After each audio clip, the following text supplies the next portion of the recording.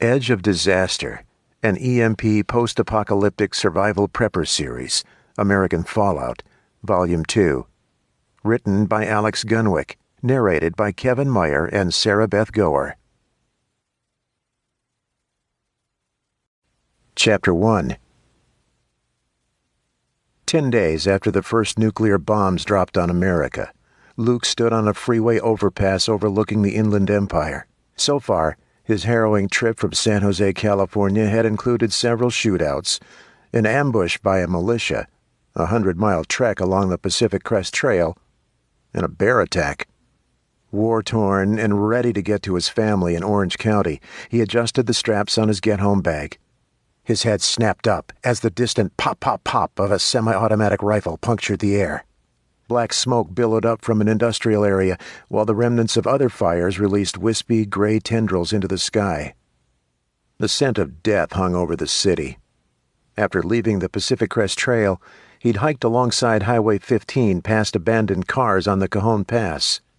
As he'd searched the bullet-ridden vehicles, he'd encountered more dead bodies than he'd ever seen during his deployment in Afghanistan. He wiped the back of his hand across his brow. A densely populated series of cities were all that stood between him and his family. He held no illusion that the rest of his trip home would be any easier than the first 10 days, but determination propelled him forward. 20 miles. He only had to walk 20 miles today. After the hell he'd been through, he could only focus on one day at a time. Today, 20 miles. Tomorrow, another 20. And God willing, he'd be home at the end of the third day. As he hiked down the overpass, he pulled a Sig Sauer P938 out of his pocket. After checking that it was cocked and locked and the safety was on, he slid it back in the front pocket of his jeans. He continued to the end of the off-ramp, carefully scanning for threats. Upon reaching the bottom, he jogged across the street and took cover behind a large electrical box. 10 yards down the street, a kid kicked a soccer ball across the shriveled remnants of a brown lawn. A dilapidated single-story house sagged under the weight of an apocalyptic orange sky. He continued down the street. As he passed the kid, the worn face of an older man appeared behind the screen door. He held a shotgun at his side. Luke focused his peripheral vision on the man. If the shotgun so much as twitched, Luke would draw on him. This wasn't the same world he'd left a week ago.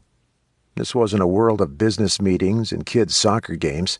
It was a world without rule of law, a world without mercy, a world without hope, and somehow he had to survive it. When he reached the end of the block, he risked a backward glance. The man stood on the front lawn. He held the shotgun in one hand and his son's hand in the other. Luke's jaw twitched. He would have given anything to be able to hold his own son's hand. He couldn't do a damn thing to keep his family safe until he reached them. The weight of protecting their children rested solely on his wife Liz's shoulders. She was more than capable of handling herself, but he still worried. Please let them be safe. Luke continued through the neighborhood. The only signs of life came from the flutter of curtains as people peeked out. Some had broken windows. Others were missing doors. As he passed the smoldering remains of another home, the stench of rotting corpses violated his lungs. He picked up his pace, jogging past more homes until he reached the intersection of a main road. 10 yards down on the right, several people carrying baseball bats entered the shattered glass doors of a 24-hour sandwich shop. Next to it, an electronics store sat empty. Several broken televisions lay scattered in pieces across the parking lot. As he continued through the city, he passed another group of people standing around a barbecue in someone's driveway. A woman in a tattered, tropical-patterned muumuu stirred a pot of pinto beans. She glared as he passed. Several men turned to track Luke's progression. He hurried on, not wanting to start trouble over a meager meal. He still had several energy bars and 2 bottles of water in his pack, so he wouldn't have to worry about food until tomorrow. On the next block, a group of elderly people lay sprawled across a front porch. Flies swarmed their bodies. He gagged and pulled his shirt up to cover his nose. He'd expected things to be bad, but this looked like Baghdad circa 1991. For a moment, He was right back in the heat of battle. Shells exploding all around him, the blast of anti-aircraft fire arcing through the sky. He staggered along the sidewalk, shaking his head to clear the images.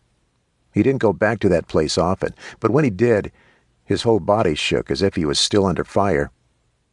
As his vision narrowed, he sucked in a breath and held it. He released it as a long, audible whoosh. His fists unclenched, his vision returned, and the spectral gunshots vanished, only to be replaced by the real thing. A burst of automatic gunfire cut through the silence. Luke whipped out his gun and jogged to the nearest house to take cover. A second blast of gunshots came from one block over. Several men sporting blue bandanas retreated onto the far end of the street. Luke sank back into the shadows. With any luck, they'd pass him by without a glance. He didn't shy away from danger, but ammo was precious, and he couldn't afford to waste a single shot. The men ran down the street. In addition to baggy jeans, they wore bright white tennis shoes, clearly brand new, probably stolen. Several men were shirtless. MS-13 tattoos in an Old English font covered their chests. Gangbangers, members of Mara Salvatrucha, an international street gang that originated in L.A. in the 1980s. The 13 meant they were aligned with the Mexican mafia, not people he wanted to fuck with. One of his old SEAL buddies had done some deep cover work with the Riverside PD gang unit. He almost didn't live to testify against them. As the men jogged past his hiding place on a porch, the youngest of the group turned and looked right at Luke. A cold fissure of fear jolted down his spine. The gangbanger lifted a finger to his neck, then sliced it across as if he were slitting his throat. Luke got the message loud and clear. After the men disappeared around the corner, he checked to make sure whoever they'd been shooting at wasn't in pursuit. He couldn't risk getting caught in the crossfire. With the road clear in both directions, he ran to the corner and peeked around it. The gang had moved on to the next block. He headed in the opposite direction toward an industrial area. It would be less populated and presumably safer. And for a while it was. The hair on the back of his neck prickled. Instead of turning to look back, he glanced at the side mirror on a car as he walked past. He instantly recognized the blue bandanas. His heart thudded as adrenaline flooded his system. If he ran, they'd chase him, and he wasn't convinced he could outrun every member of the group. He could try to take cover and shoot at them, but he only had 2 magazines with 7 rounds each. So far, he hadn't been able to locate additional ammo for his SIG. He slowly moved his hand toward the butt of his gun. If he needed to draw, he wanted to be ready. As he rounded the corner of a large warehouse, he broke into a run. He turned another corner, almost twisting his knee in the process. If he went down, it would be over before it started. His knee screamed, but he ignored it. The pain would only get worse if they put a round in him. He needed to buy time, so when he reached the next vacant car, he dashed behind it and whipped out his gun. His finger curled around the trigger. He squeezed off 2 shots, hitting one man in the gut and the other between the eyes. Both went down. The others took cover inside a doorway. Luke fired another shot, sending them cowering into the alcove. With only seconds to spare, he ran toward an alleyway. Bullets punched into the stucco exterior of the warehouse, missing him by less than a foot. At least they were terrible shots. He rushed past piles of rolled-up plastic-wrapped carpets. Several steel machines clogged the space, leaving only a narrow walkway. Metal catwalks crossed the center of the second floor. He bounded up a staircase on the right side of the building. As he moved to hide behind a pile of cardboard boxes, shouts rose up from below. They'd reached the warehouse, and he had nowhere else to go. The men stalking Luke fanned out through the warehouse. From his hiding spot behind towering cardboard boxes, Luke tracked their movements. So far they hadn't ventured up the stairs, but it was only a matter of time. He counted 8 men total. Down to only 11 rounds, he had to make every shot count. But was shooting his way out the best option? Maybe there was another way out. Careful not to make a sound, he headed deeper into the second floor. Several metal lockers lined one wall. If he'd been alone, he would have searched them for anything useful. He made a mental note of them in case he had the chance to double back. He found a long hallway just beyond the lockers. After following it for several yards, he spotted doors to a freight elevator. With the electricity out, he couldn't call it, but it offered up an unexpected escape route. He just needed something he could use to pry the doors open. The sharp clatter of metal on cement reverberated down the hall. He whipped toward the sound. He pointed the gun downrange and scanned for threats. Nothing. The sound probably came from downstairs, but he couldn't waste any more time. He quickly walked farther down the hall. Several closed doors lined the walls. He opened the first door. Inside, he found a break room with an intact vending machine. Tables and chairs crowded the floor. He grabbed one chair and flipped it over. He unscrewed the leg and inspected it. The solid metal center was perfect. Before darting back into the hall, he paused and listened. Eerie silence greeted him. He considered waiting in the room. Maybe they were gone. If they were lazy enough, maybe they'd given up after failing to locate him on the ground floor. But was waiting worth the risk? If they did breach the second floor, he'd be a sitting duck. No, it was always better to take action than wait around and hope for the best. In a world filled with lawless thugs, he had to stay on the offensive as much as possible. Maintaining a defensive position could get him killed if they trapped him. They certainly outgunned him in terms of ammo, a situation he'd have to rectify sooner than later. He exited the room. As he walked down the hall, he mentally planned his escape. Get into the elevator shaft, slide down the cables, get into the elevator, and get the hell out of the warehouse. It would all come down to timing. If he made too much noise opening the doors, he'd be dead. If he pried open the doors on the ground floor too soon, dead. When he reached the elevator, he heard the first set of steps coming up the stairs. With little time to waste, he used the metal chair leg to pry open the elevator doors. A gaping void greeted him. He kicked himself for forgetting to grab a flashlight. But before he could reach for one, footsteps sounded on the stairs. With only seconds to spare, he leapt into the elevator shaft and grabbed a thick cable. The doors slid closed.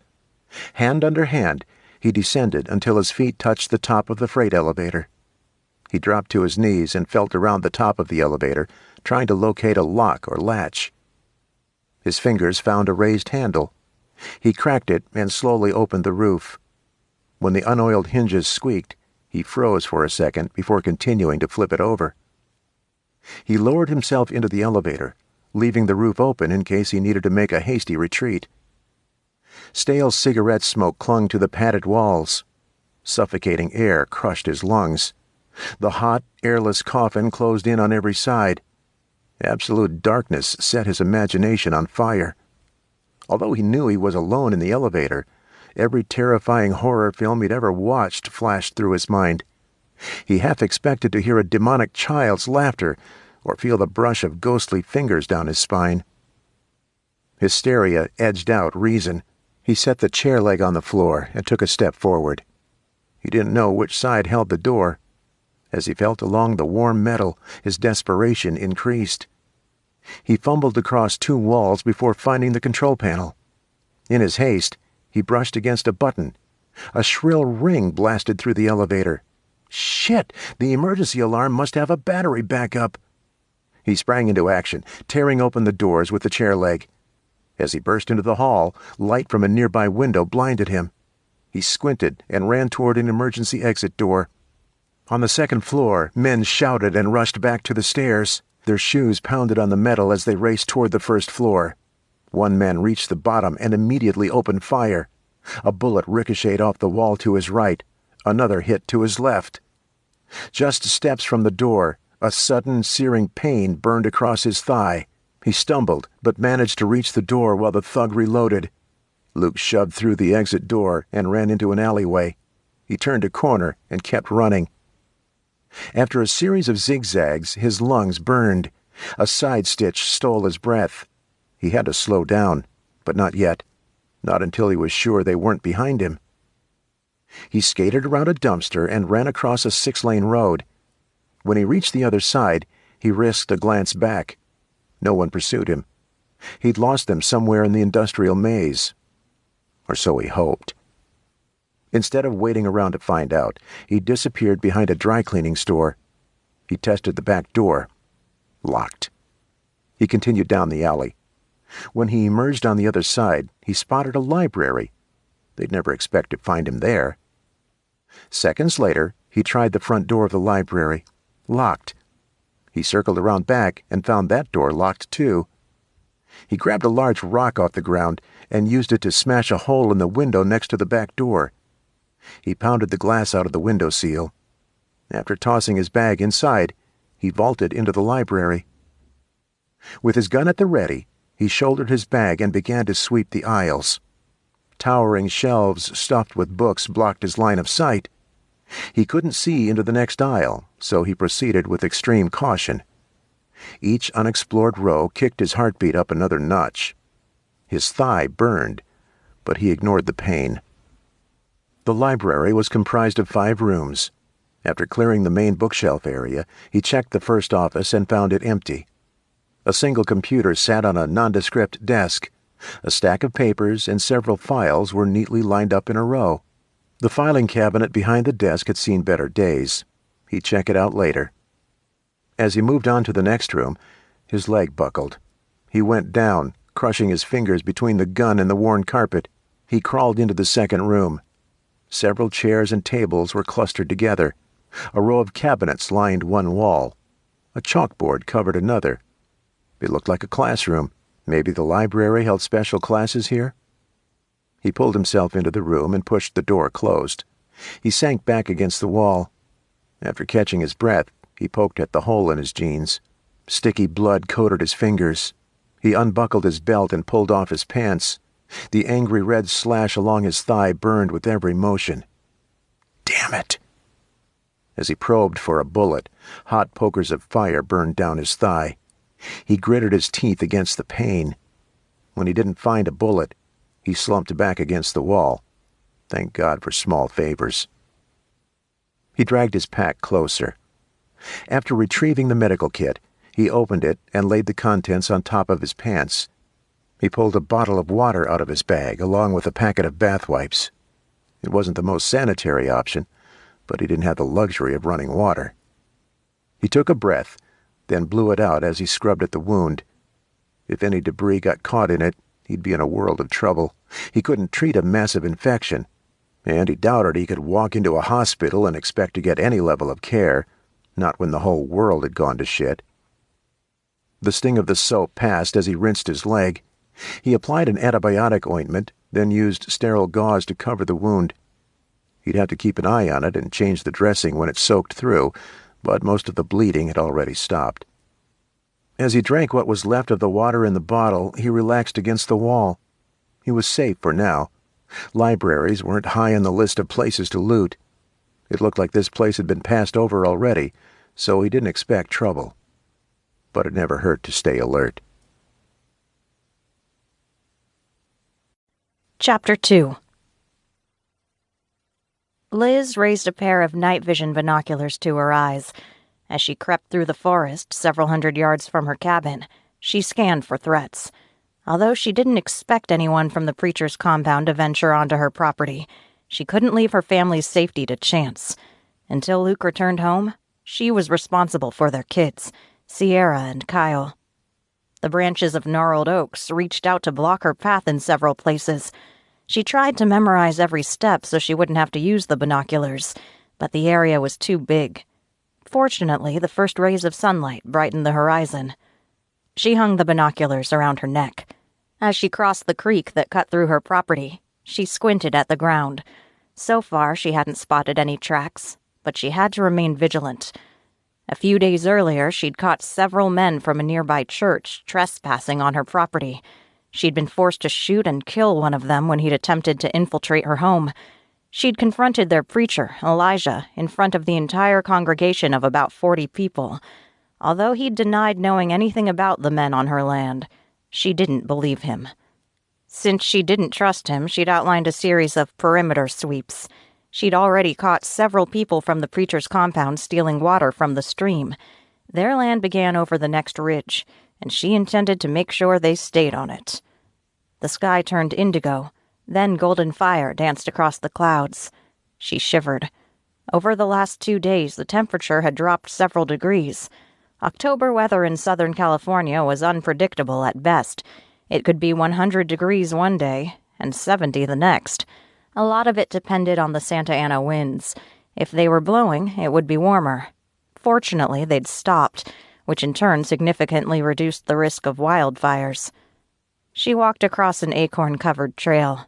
A pale shaft of sunlight spotlighted a broken twig. She stopped, bent over, and picked it up. She'd never done any kind of animal tracking, but she'd cleared the path the previous day. This had to be fresh. 3 yards away, a broken twig lay on the ground. She dropped the one in her hand and headed over to the second one. A faint shoe impression in the dirt confirmed her suspicion. They'd been on her property again. To confirm it, she followed the tracks over the hill into the next canyon. They ended at the edge of the forest, a stone's throw from the preacher's compound. She hid in the shadow of a great oak and watched the men and women of the congregation. Although they appeared to be a perfectly normal community from the outside, something wasn't right. She'd spent the last several days spying on them. Elijah seemed to control every aspect of their day. The group was too regimented, too organized, and too homogenized, like something out of a dystopian society. If only she could talk to some of them away from Elijah's watchful eyes. Maybe things weren't as perfect as they seemed. Ultimately, she couldn't have cared less what they did as long as they stayed away from her and her kids. As she turned to hike back toward the cabin, a branch snapped in the distance. She froze and scanned the trees. A shiver slithered down her spine. Someone was out there, watching. She could feel their eyes on her. Invasive. Penetrating. She stood taller and thrust back her shoulders. Her hands rested lightly on the shotgun she'd strapped across her chest in a 2-point sling. Whoever was out there wasn't going to intimidate her. She wouldn't let them. After standing her ground for several minutes, she cautiously picked a path through the woods, careful to avoid stepping on any twigs. It couldn't hurt to be extra cautious. If anything happened to her, Sierra and Kyle would be left to fend for themselves. Kyle was only 13, far too young to be on his own. And Sierra... Liz shook her head. They were in this mess with the preacher's group because of her daughter. For a 19-year-old, she didn't seem to have a lick of common sense. Maybe Liz had been too soft on her daughter. Maybe she should have taken a harder line. Maybe she shouldn't have tried to shelter her so much. She'd tried to give her kids everything she hadn't had while growing up. But at what cost? Hopefully, Sierra had learned a valuable lesson about safety. They weren't in the regular world anymore. They'd barely escaped the post-bombing chaos. Within hours of the first nuke, riots and shootings had overwhelmed the city. The cabin was supposed to be their bug-out location, their safe zone. Now it was compromised. As she crossed the stream, she spotted movement in the brush ahead. She grabbed the shotgun and pointed it at the shadow. When Edwin Wright stepped into the light, she breathed a sigh of relief. He carried a plastic bucket in each hand. He lived in the cabin up the road with his wife, Sandy. They'd both recently retired and had planned on living a simple life out in the woods. Liz didn't know them very well, but Edwin, Luke, and Kyle had gone on several weekend fishing trips together. Edwin and Sandy seemed like good people, so she let them take water from the stream. "We should set up a code word or signal or something so you don't shoot me when I come up for water," Edwin said. "Sorry about that. I was on patrol. Found some new tracks a few yards down on the other side of the stream. I followed them back to the preacher's compound." "Did you see anyone?" "Just the usual. People working on various tasks. Although some of the men must have been out on patrol because I didn't see everyone. I didn't stay too long. My watch is almost over. Kyle's up next." "It must be hard with only the 3 of you." "Luke should be home in a few days. He called us." "Well, how'd he manage that? I thought all the power was still out. I've been on the ham for days. As far as I can tell, the whole U.S. went dark a few days ago. I'm starting to believe your EMP theory." "He called from a satellite phone. I found one out in the shed, and he had the number." "Where was he?" "Just off the Pacific Crest Trail near the Cajon Pass. He ran into a trail angel." "A what?" A guy who helps hikers out. He offered to let Luke stay at his place for the night. The guy had a sat phone. She smiled at the memory of hearing his voice for the first time in over 10 days. That must have been a huge relief. It was, but I'm still worried. He's got to get through the Inland Empire on foot. What's that, 50, 60 miles away? About 60 or so, but on foot it may as well be 500. He made it from San Jose to the Cajon Pass. As long as he doesn't run into any trouble, he'll make it the rest of the way. That's what I'm afraid of. Trouble. We'll say a few extra prayers for him. If you want to come by later, Sandy's been baking biscuits. I keep telling her we need to conserve gas, but she says she's too bored to sit around and knit all day. Although, he glanced at the sky. With the way the weather's going, I might need an extra sweater or two. It seems early for it to be this cold. You can never tell when summer will be over in SoCal. I miss being able to hop online to check the Weather Channel. Sandy used to watch it all the time. I used to hate sitting through endless updates on hurricanes on the other side of the U.S. just so I could catch the local weather. Now I'd give anything to be so bored. I hear you. Anyway, come over in a few hours. If you can bring a side dish or two, Sandy's cooking up one of the roasts from the freezer. We're eating the fresh meat before we break into the canned stuff. I don't want to keep wasting gas on the generator to keep the freezer running. We're cycling it on and off, but it's still guzzling gas faster than I'd like. Sounds good. The best I can do is can green beans and corn. We don't have a separate freezer at the cabin. That works. I'll let her know. We'll be happy to have some company. Before you go, have you seen anyone wandering around your property? She asked. I haven't really been looking. You might want to check on your way back. Make sure no one's been poking around. I'll take a look. See you later. As he bent down to scoop water into the buckets, she turned towards her cabin. When she reached the grassy clearing in front of the cabin, Justice, her 1-year-old golden retriever, came barreling down the front steps. Kyle raced behind him. Hey, Mom. Are you ready for patrol? Yep, I've got my rifle and Justice is coming with me. He turned to the dog and ruffled his fur. Aren't you? Woof. Be careful. Remember, don't engage anyone. Don't shoot. You're only out there to observe. If you see anything suspicious, make note of the area and come tell me. Okay? Got it. I'm counting on you to stay safe. We will. As Kyle and Justice headed into the forest, she rubbed her temples. She hated sending him out on patrol, but with only her and Sierra, they couldn't possibly take 12-hour shifts. As soon as Luke got home, things would change. Until then, she'd have to make do. Unless, what if she could pull Edwin and Sandy into the group? They lived close enough that they wouldn't have to expand their perimeter walk by very much. Everyone would enjoy shorter shifts, too. Having 2 more adults to help shoulder the duty would take a huge weight off her shoulders. But would they be willing to do it?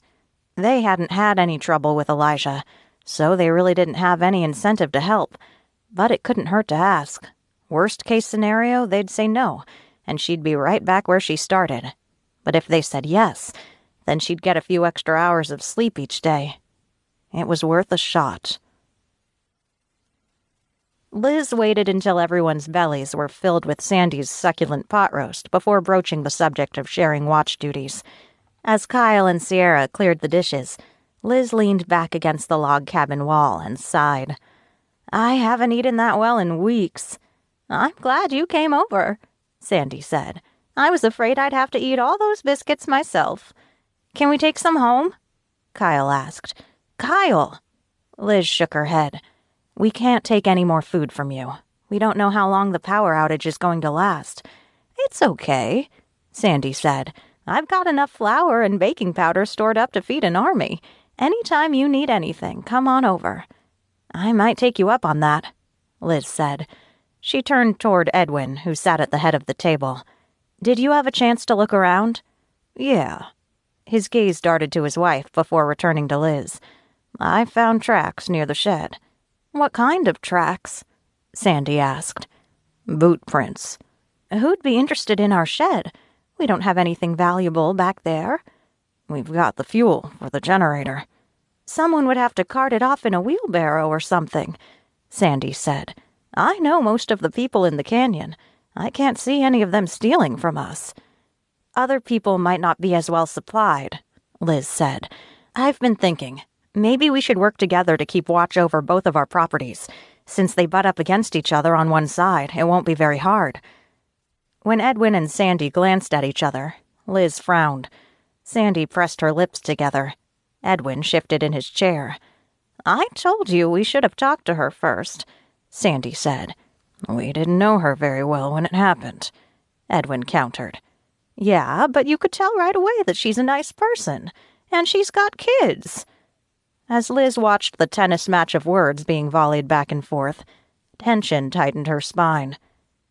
Well, Edwin dropped his gaze to the table. He toyed with the edge of a paper napkin.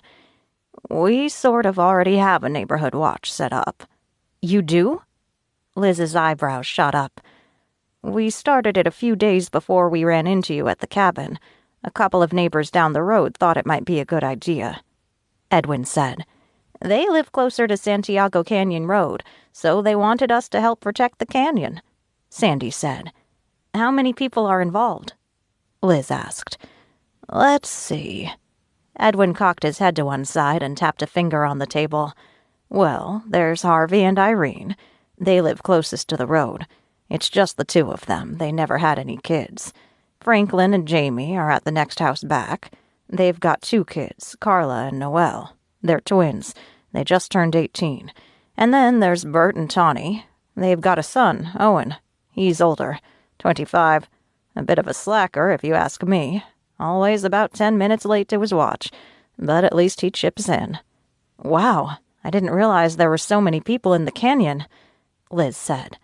There are others living in the canyon, but Harvey and Irene created the group. They only invited people they know, Edwin said. Makes sense. I could take you over there, see if they'd let you into the group. They might want to hear about the trouble you've been having with the church people. Well, I wasn't planning on broadcasting where we live to a bunch of people, Liz said. You'd only meet Harvey and Irene. I hate to make it sound like a cult or something, but they're very particular about who they invite into the group. If they met you and didn't like you for some reason, they wouldn't run around telling everyone else. They'd keep it to themselves. Liz hated the idea of being exposed to more people, especially another group. It hadn't worked out well the first time, so why would it work out this time? Even if Edwin thought she and the kids would be a good fit for the group, it didn't mean Harvey and Irene would agree. It was a risk she wasn't sure she was ready to take. I appreciate the offer, Liz said, but I need to think about it. I doubt you'll have any problem with them, Sandy said. They've always been really nice to us. We even swap flour for sugar sometimes. They're probably very nice, Liz said, but given the trouble we had recently, I don't know if I'm ready to meet another group. Understandable, Sandy said. Let us know what you decide. In the meantime, we won't mention anything to them. We wouldn't want them showing up unannounced. Thank you. Is there anything for dessert? Kyle asked. Dishes are done, Sierra said. Of course I have dessert. You two are the best helpers I've ever seen, Sandy said. Sierra smiled for the first time in days. Maybe Liz shouldn't have come down on her so hard after the incident with the preacher. At least Sierra seemed to be over the pouting phase. After finding out about her rendezvous with a boy from the church, Liz had grounded her. She wasn't allowed to leave the house other than for chores and patrol. Maybe she could finally let up a bit, give her more freedom. I hope you like apple pie, Sandy said. I had to use canned apples, but I made up for it with brown sugar. It smells amazing, Sierra said. Liz felt a twinge of guilt. She'd been feeding the kids rice and beans every day, hoping to preserve the canned food until they absolutely couldn't stand rice and beans anymore. Then she'd planned on incorporating a can here and there to add variety. 2 weeks ago, they'd been able to have almost any kind of food imaginable. The proliferation of grocery stores in their neighborhood covered every type of cuisine from Mexican to Asian to Indian. They even had an authentic New York-style deli. What she wouldn't give for a pastrami on rye. Before the bombs, she'd taken her food options for granted. Now she would have given anything for a slice of pepperoni pizza.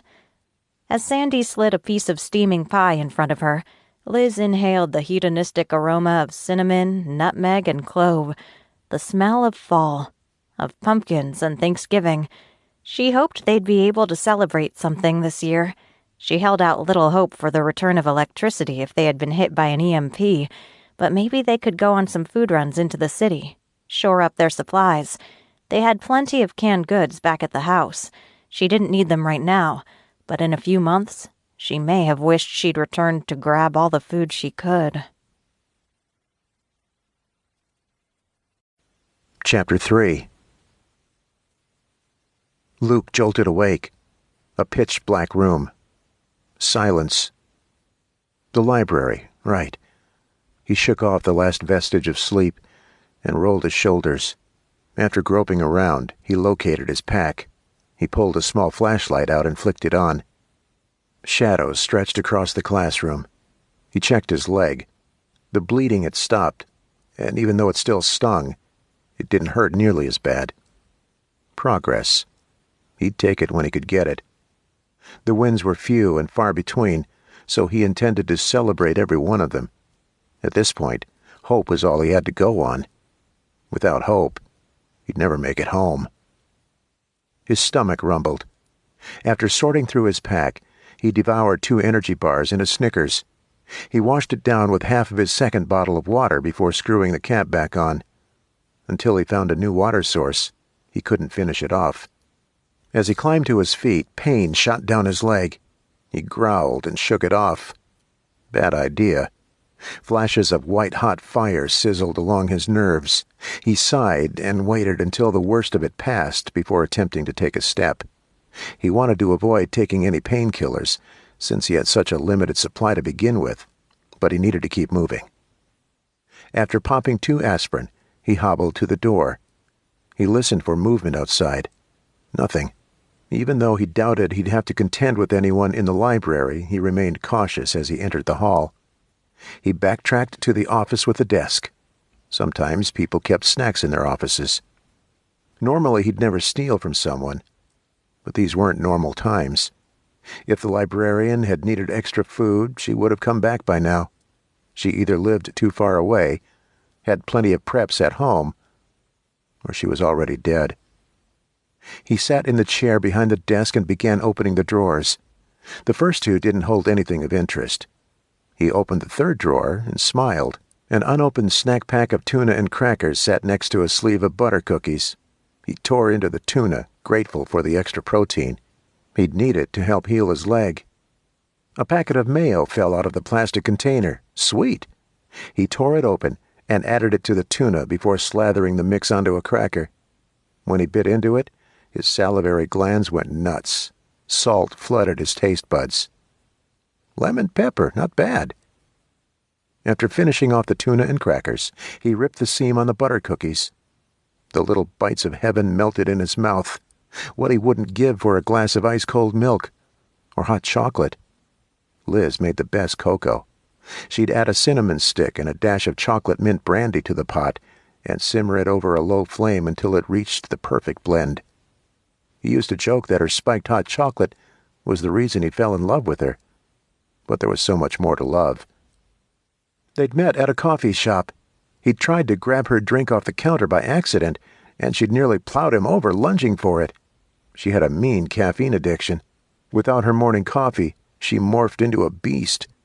He'd never forget the first time she'd spent the night. The next morning, she'd woken up bleary-eyed and mumbling about needing her fix. He didn't have any coffee in the house, so they'd walked across the street to a coffee shop in their pajamas. He smiled. God help the kids if she'd run out of coffee already. As soon as he assessed the situation at home, he'd head into town on a supply mission to find more coffee. He had some stored in the cellar under the shed, but he hadn't gotten around to showing her the extra cash yet. He should have taken the time.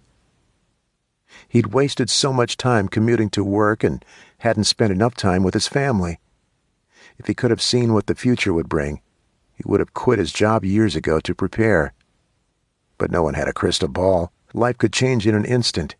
From here on out, He'd make sure they were as prepared as possible, and to do that, he needed to get home. After searching the file cabinet, he found another tuna snack pack and a bag of peppered beef jerky. He shuffled back to the classroom and loaded the extra food in his bag. He headed back into the main part of the library to look for anything else useful. As he passed the fiction section, he spotted a wooded magazine rack near the back wall. He headed over and hit the jackpot: maps. The top row held world maps. The second contained maps of various countries. The third row housed road maps of the surrounding area. He pulled out a map of the Inland Empire. With all the running he'd been doing, he had no idea where he was. He headed to the front of the building and checked the concrete sign: Rialto Public Library. He whipped open a map and laid it out on the checkout desk. Of course, the map didn't list libraries, so he needed the address. He found it on a business card. As he ran his finger across the map, he searched for First Street. He found it and followed the line to the 200 block. Damn, he'd gotten way off course. He was 5 miles west of Highway 215. He'd been using it as a guide until the gang had chased him. He began to draw various routes through the city. South Riverside Street crossed the Santa Ana River about 5 miles to the south. That could work. Then he could use the trees around the river as cover. Although it was hard to tell from the map whether or not the river would flow above ground. Some rivers were piped through cities underground. In that case, it wouldn't help him. But he wouldn't know until he reached it. As he looked for alternative routes, he noticed hash marks near downtown Rialto. Train tracks? He leaned down and squinted at the map. The Rialto train station was 2 blocks away. Finally, a break. Talk about getting lucky. He almost couldn't believe it. The train tracks would be a much better option. It wasn't without risks, but train tracks usually ran behind buildings. Unless someone else had the same idea, he could end up with the tracks all to himself.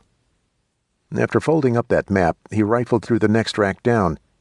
Utility maps. These could come in handy. He set aside all of the electrical grid maps. They were useless now. But the storm drain lines, those could be beneficial if he needed to plot a route underground.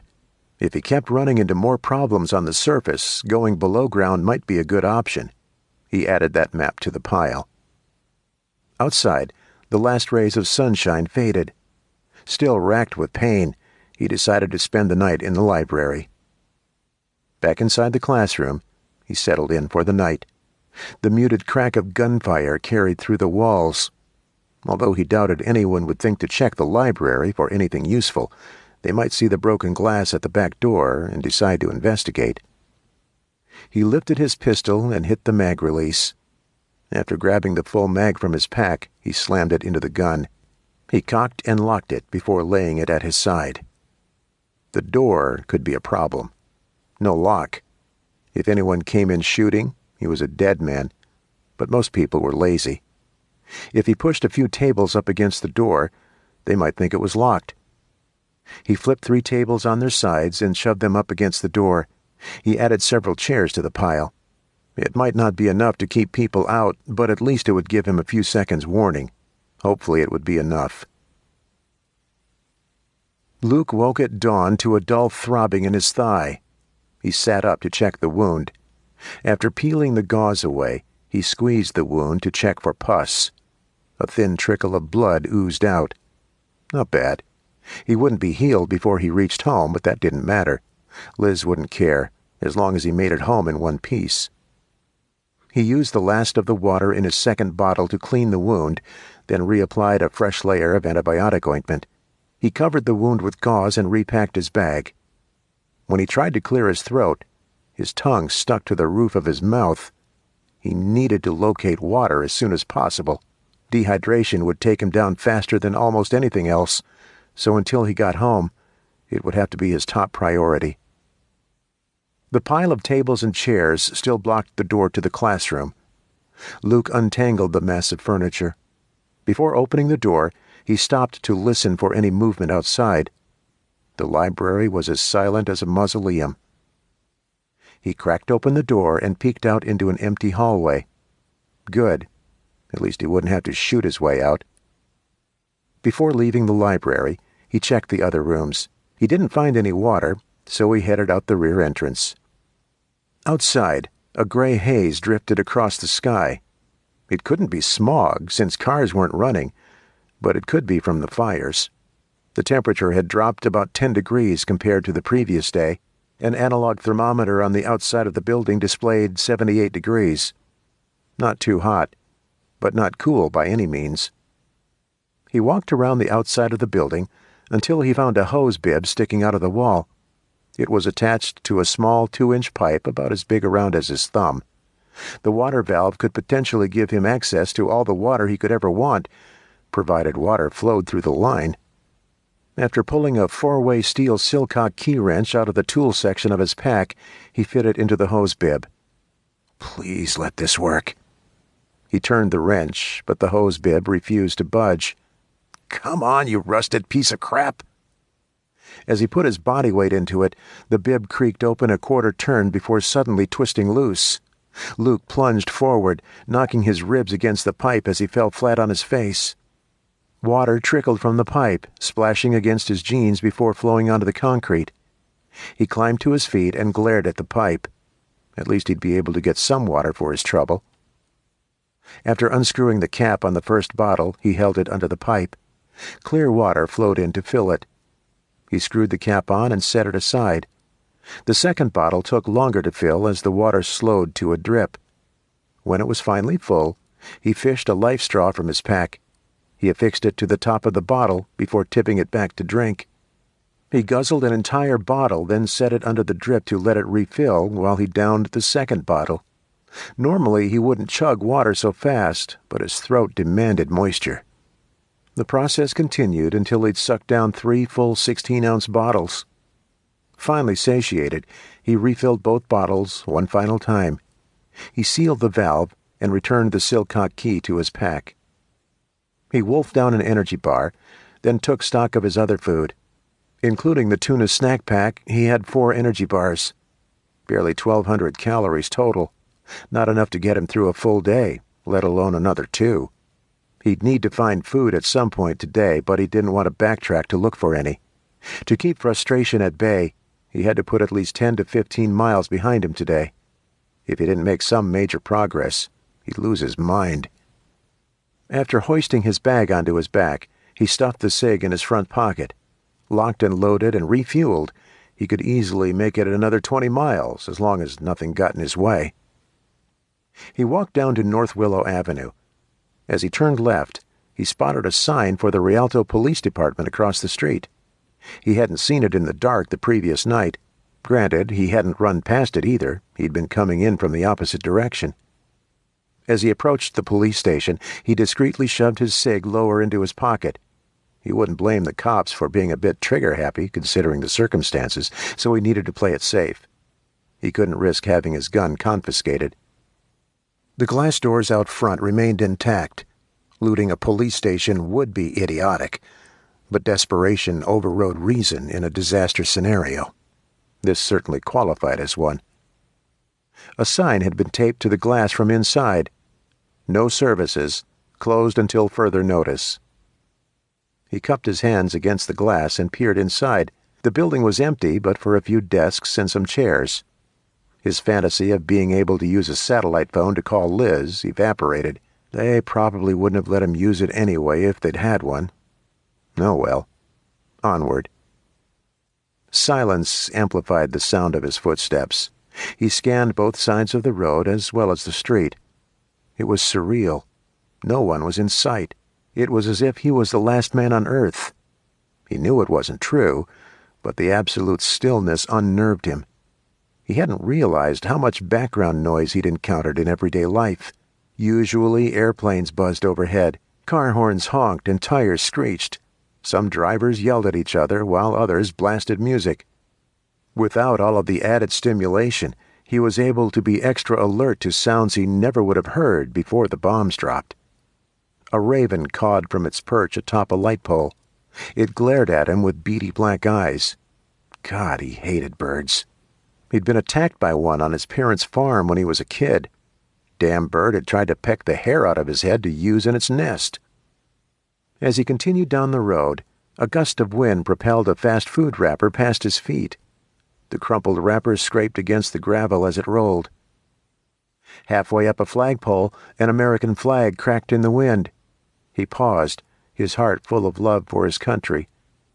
Until now, he'd been completely obsessed with the fate of his family, but there were so many families out there just like his. Families who hadn't prepared for war. Families who were starving, defenseless, and headed towards certain death. All the warning signs had been in the news for months. Political instability, trade wars, and posturing between various countries had finally reached a flashpoint. It didn't matter who had struck first. Maybe the whole world was at war. Maybe the president had authorized the launch of nuclear weapons, and other countries had retaliated. As he turned onto the train tracks, he sighed and ran a hand through his hair. He'd spent the last few years trying to prepare his family, not just for war, but for anything that might come up. If he'd lost his job, they would have been okay. He had several months' worth of food stocked up between the house and the cabin. If the San Andreas Fault had ruptured, causing the big one, he would have been ready. A few years ago, nuclear war hadn't even been within the realm of possibility, at least in his mind. But now, he was damn glad he'd prepared. Now they'd have a fighting chance. Lost in his thoughts, he almost didn't hear the second set of footsteps on the track. 30 yards behind, the person kept pace with Luke. A chain-link fence with razor wire lined the right side of the tracks. He wouldn't even attempt to climb over it. One wrong move, and he'd get tangled up and sliced and diced by the razors. To his left, several warehouses lined the tracks. A razorless chain-link fence separated him from the protection of the buildings, but he could be up and over them in seconds. As he debated what to do, he kept walking. Same pace, same level of relaxation in his posture. If he tensed up, the other person would know he'd been spotted. Whoever it was hadn't made a move to either draw closer or draw down on him. With the element of surprise on his side, he took several long, slow breaths to fully oxygenate his blood. He counted to 3 before sprinting toward the fence. Up and over in seconds, he dashed across a weed-choked path before hiding behind the edge of the warehouse. The fence rattled as the other man climbed it. Luke peered around the corner. The other guy was about 5'10". A baseball hat partially obscured his face, but based on the way he lumbered across the path, he had to be in his 40s. A classic beer belly rose up from underneath a sweat-stained gray T-shirt. He wore black cotton shorts crusted with dirt. Luke eased back into the shadows. He didn't make his move until the man turned the corner. He grabbed the man by the throat, spun his back to the wall, and pointed his gun at the man's forehead. "Who the fuck are you? And why are you following me?" Chapter 4. Liz waited until the next morning to make a decision about meeting the other group. She'd been on watch all night, returning to the cabin at dawn, bleary-eyed and ready to fall face first into bed. Having a whole team to support her effort became more appealing over the course of several hours. The final deciding factor involved waking up after falling into a tree branch. She'd been asleep on her feet, utterly useless if someone had been watching the cabin. Her inability to maintain 12-hour shifts would eventually put her family in danger. Joining up with another group was inherently risky, but if Sandy and Edwin thought it might work, then Liz would at least go meet them. When she returned to the cabin, she found Sierra sitting at the kitchen table. "I need to talk to you, Mom." "Okay, let me make some coffee. I already made a pot. Here." Sierra shoved a steaming cup across the table. "I poured it when I saw you outside." "Thank you." Liz took a long sip before setting the mug down. "What's up?" "I think I've been punished enough." "Keeping you near the house wasn't meant to be punishment," Liz said. "Right. Anyway, I learned my lesson. Don't talk to strangers. Be cautious with strangers." "You said I wasn't allowed to talk to anyone outside of the family ever again," Sierra said with a huff. "I meant the church people." "Oh. I'm going over to the Wrights' house. I've decided to meet the others. Are you going to form an alliance with them?" "I don't know." "Why is it okay for you to go meet new people, but I can't?" Sierra asked. "Because I have more experience with people. I can sense if something's not right. I can sense that too. I knew something wasn't right with Elijah. And yet you continued to go over there, Liz said. They had cookies with real sugar. Not a valid excuse. Fine, but I'm not an idiot. People from the preacher's group shot at us, Liz said through clenched teeth. Your continued interaction with them was not a case of good judgment. Sierra huffed and folded her arms over her chest. Until you learn to read people for who they really are, you need to stay away from them. How can I learn to read people if I never talk to anyone but you and Kyle? Sierra asked. You can learn later. Right now I need you to take watch. I'm going over to the Wrights. I should be back in a few hours. If anything happens, I'll be at the house closest to Santiago Canyon Road. Whatever. Sierra stood and dumped her coffee in the sink. Don't waste food, Liz said. We've got plenty of coffee. Besides, I ran a second pot of water through it like you told me to. It's weak as hell and nasty, but I guess it's still coffee. In a few months, we might not have any coffee left. We need to stretch it out as much as we can. I wish the world would either end or not end. Being in limbo sucks, Sierra said. Liz silently agreed. Take care of your brother. I'll be back soon. You're not going to take a nap first? No. If this group is worth joining, then I'll be able to sleep a lot more. That would be nice, Sierra said, as if she didn't already sleep more than her fair share. I found footprints out by the stream. When you head out there, be extra vigilant. I will. Remember, don't talk to anyone. Run home and lock the door if you see anyone. Can't I just shoot them instead? They'd be on our property. No. I'm getting sick of your attitude. This isn't a big joke. Someone died already. I know. Sierra averted her gaze. We're in the middle of a disaster worse than anything in human history. We don't know when it will end. We don't know if it will end. It's time you start taking this seriously. Every choice we make has long-term consequences now. Something that might seem inconsequential today could have horrible repercussions down the line. I know. I don't think you do, Liz said. If you're not careful, you could be killed. Your brother could be killed. You can't take risks. Not now. Fine. I won't. Okay. Liz softened her tone. I'm not mad at you. I'm trying to protect you. Your dad will be home in a few days, and if I can make a deal with the other people living in the canyon, then things will get better for us. Hang in there. I should get going. Sierra grabbed a rifle from its resting place near the door. She pushed back the corner of the curtains to check outside, just like Liz had taught her to do. After removing the 2x4 barricade, she pushed open the door and stepped onto the porch. Liz stood and crossed to the window. As she watched her daughter disappear into the woods, she couldn't shake the ever-present cloak of dread. Although she hadn't encountered the preacher directly, he was out there. She could feel it. After feeding Justice and making breakfast for Kyle, she headed up to the Wrights' house. Edwin sat on a rocking chair on their front porch. Sandy waved from the kitchen window. "You're up early," Edwin said. "Just finished my shift. Any new tracks?" "Nothing since yesterday. If the offer's still good, I'd like to meet the other people in your watch group." "Great. We can walk over there after breakfast. Did you already eat?" "Yes." "Any biscuits?" "No flour. I really wish I had packed as much flour as I did rice and beans," she said. "We'll stuff you full of biscuits, then be on our way." "Sounds good. Pull up a chair. Sandy will be out in a minute. How are things with the kids?" She sighed. Although she didn't want to burden anyone with her problems, it would be nice to talk to another adult about Sierra. "My daughter and I have been at each other's throats since running into the preacher. I don't understand how she ended up so naive. I hate to say it, but yes, she's still a kid. She's 19. Doesn't matter. Kids are different these days. They're not like we were. They don't have the same struggles. Think about it. Up until the bombings, her biggest worry was probably boy-related. It was far from life and death. These kids didn't grow up in a time when nuclear attack drills were part of the school curriculum. Nuclear war was an abstraction, not something that would ever happen in their lifetime. True, but that doesn't excuse a basic level of common sense. Edwin chuckled. "It's not funny." "Sorry."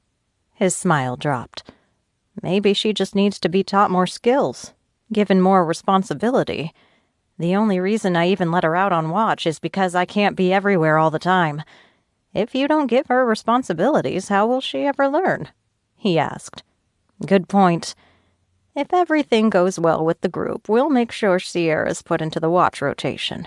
If she gets out of line, you'll have several other people who can step in and make sure she gets her head on right. Thank you. Any time. I'm going to run in and get those biscuits. Be right back. As Edwin strolled into the house, Liz sat back in the chair. Maybe hooking up with the watch group would be good for more than just basic security. Maybe it would help her teach the kids how to be responsible. She was embarrassed to think that she'd failed to do so thus far, but at least she had a chance now. What better time than in the midst of the apocalypse? She shook her head and laughed. What's so funny? Edwin asked as he pushed open the door with his foot. He balanced a plate of biscuits in one hand and a pot of coffee in the other. Nothing. Let me help you with that. As she reached for the plate, the tension in her body relaxed. Edwin and Sandy would be great sounding boards. Although she hadn't known them very long, they were already starting to feel like family. She couldn't wait to meet the rest of the group. With any luck, she'd be able to unwind a bit. A constantly high level of stress would wear her down eventually. She could only stay strong for so long. Eventually, she'd crack under the pressure. And if that happened, how could she keep her family safe? Sierra picked up a rock and chucked it into the stream. Still pissed from the conversation she'd had with her mom, she needed a way to blow off steam. Tossing rocks seemed like the only option. Part of her wished she'd stayed in her dorm room at UC Irvine. Ever since she'd arrived at the cabin, her mom had been on her. Do the dishes, sweep the cabin, wash the laundry. Nothing was ever good enough for her. After walking the perimeter twice, Sierra stopped at the stream to wash the dust off her legs. She hiked up her shorts and splashed water on her knees. As it trickled down her skin, goosebumps formed. A cloudless gray sky covered the forest. Within an hour or two of sunrise, the sun disappeared behind a blanket of haze. She'd never seen anything so strange. Normally, the marine layer would have burned off hours ago. It was almost as if there was smoke in the sky. She sniffed the air. It didn't smell smoky. A branch snapped across the stream. Her head snapped up. She peered into the forest. In the distance, a figure walked along the trail. She stepped behind an oak and shouldered her rifle, keeping it trained on the person. Her mom had told her to run home if she spotted anyone, but maybe it was Adam. No one would ever know if she only stayed a few extra seconds to check. She'd been dying to see him. She hadn't had a chance to talk to him since her mother had confronted the preachers several days earlier. Hopefully he wasn't in trouble, too. When Adam stepped into the clearing near the stream, she dropped the gun to her side. Her heart thumped as he drew closer. With shaggy brown surfer hair, a deep tan, and bright blue eyes, he was the epitome of a hot. They were the same age, which made things so much easier. He understood her in a way her mom never could. "Hey!" she called. "You scared the crap out of me," Adam said. "I didn't see you standing over there." "Sorry, I wasn't sure if it was you or someone else." "Were you waiting for someone else?" "No." "What are you doing out here with a gun?" he asked. She hesitated. She wasn't supposed to tell anyone about their security measures, but it was Adam, not some weird stranger. Although she didn't know him very well, he seemed cool. "I was out on patrol." "Patrol? Why?" "Mom's worried about Elijah. She thinks he's going to come back and try to take the cabin from us." "She might be right," he said. "What?" "That's why I'm out here. I was looking for you so I could warn you." "Did Elijah say something?" "I was behind the church by this shed they keep locked all the time. I was trying to look inside to see what's in there. No one's supposed to go behind the church." "But you were curious anyway?" "Yep. Can you blame me?" "No, I'd try to check it out too." "Exactly. Did you see anything?" "No, but while I was back there, I overheard Elijah and Turner talking about your mom." "What did they say?" "They've been watching your house." "That's creepy." "Seriously. Why are they watching us?" "Elijah told Turner he's worried about your mom's influence over his flock. It's so strange that he keeps calling us his flock, like we're sheep or something. You guys follow him around a lot, only because he was in the most obvious leadership position. What about your dad? She asked. I don't have one. Everyone has a dad. Mine died. I'm sorry. It was a long time ago. Have you heard any more news about the bombs? She asked. No, I just assume whoever is bombing us is trying to wipe democracy off the face of the planet or something. There are so many crazy-ass dictators out there. It could be any of them. Russia, China, North Korea. We'll find out eventually, she said with conviction. Anyway, what else did Elijah say about us? He said that for now he just wants Turner to keep an eye on the house. They're trying to figure out who lives there. They know about you, your mom, and your brother, but they haven't spotted your dad yet. That's because... She stopped short. How much did she really trust Adam? What if Elijah had sent him to spy on her, to get information about her family? Until she knew for sure, she wouldn't reveal the truth about her dad. He's been on patrol a lot, too. Where does he patrol? Her eyebrows crinkled together. Why was he asking so many questions? Was he actually spying on her, too? Or was he just curious? Maybe he was just trying to get to know her. Either way, she decided to listen to her gut. She could always tell him the truth later. All over the place, she said. He really likes walking. Maybe I'll run into him. He's usually pretty hard to spot. Good thing I have tracking skills. You do? My mom had this total loser boyfriend for a few years. Dale the Dick. Man, I hated that guy. He drank too much and liked to beat on my mom. That's terrible. She reached for his hand. When he took it, a spark of awareness shimmied up her arm. Eventually, Mom's best friend came over and threw Dale out of the house. It was total chaos. The cops had to come and arrest him. He came back a few times and tried to get her to let him move back in, but she was going to counseling, so I guess it was enough to fix her. How old were you when this was going on? She asked. 14. I can't imagine going through something like that. My dad is super chill, way more chill than my mom. She's so uptight. I can't stand being at home sometimes. I miss freedom. I know what you mean. Elijah started this work duties list. We all have to sign up for dinner assignments and complete our tasks if we want to eat dinner. I don't understand why everyone's going along with it. We're the ones supplying the food for the nightly potluck, not Elijah. As far as I can tell, he's never contributed anything. In fact, I think he's hoarding stuff. No way!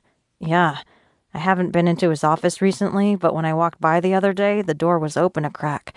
I peeked in and there were several bottles of booze lined up across the front of his desk. They were all full, as if someone had just given them to him, like a tribute or something. Weird. Do preachers drink? He does. We never went to church very much, Easter and Christmas mostly, she said. We went every Sunday. Mom prays a lot. Sometimes I hear her at night praying for the world to go back to how it was. I hope God's listening. I hope so too. I need to head back before they send a search party out to look for me. I wanted to let you know what Elijah's up to. Be careful. I'll try to find out more and warn you if they're planning something. Do you come to the stream a lot? I've got the morning shift. I'm usually here an hour after sunrise. Can I come see you again? He asked. As long as you keep it a secret. My mom would kick my ass if she knew we were meeting.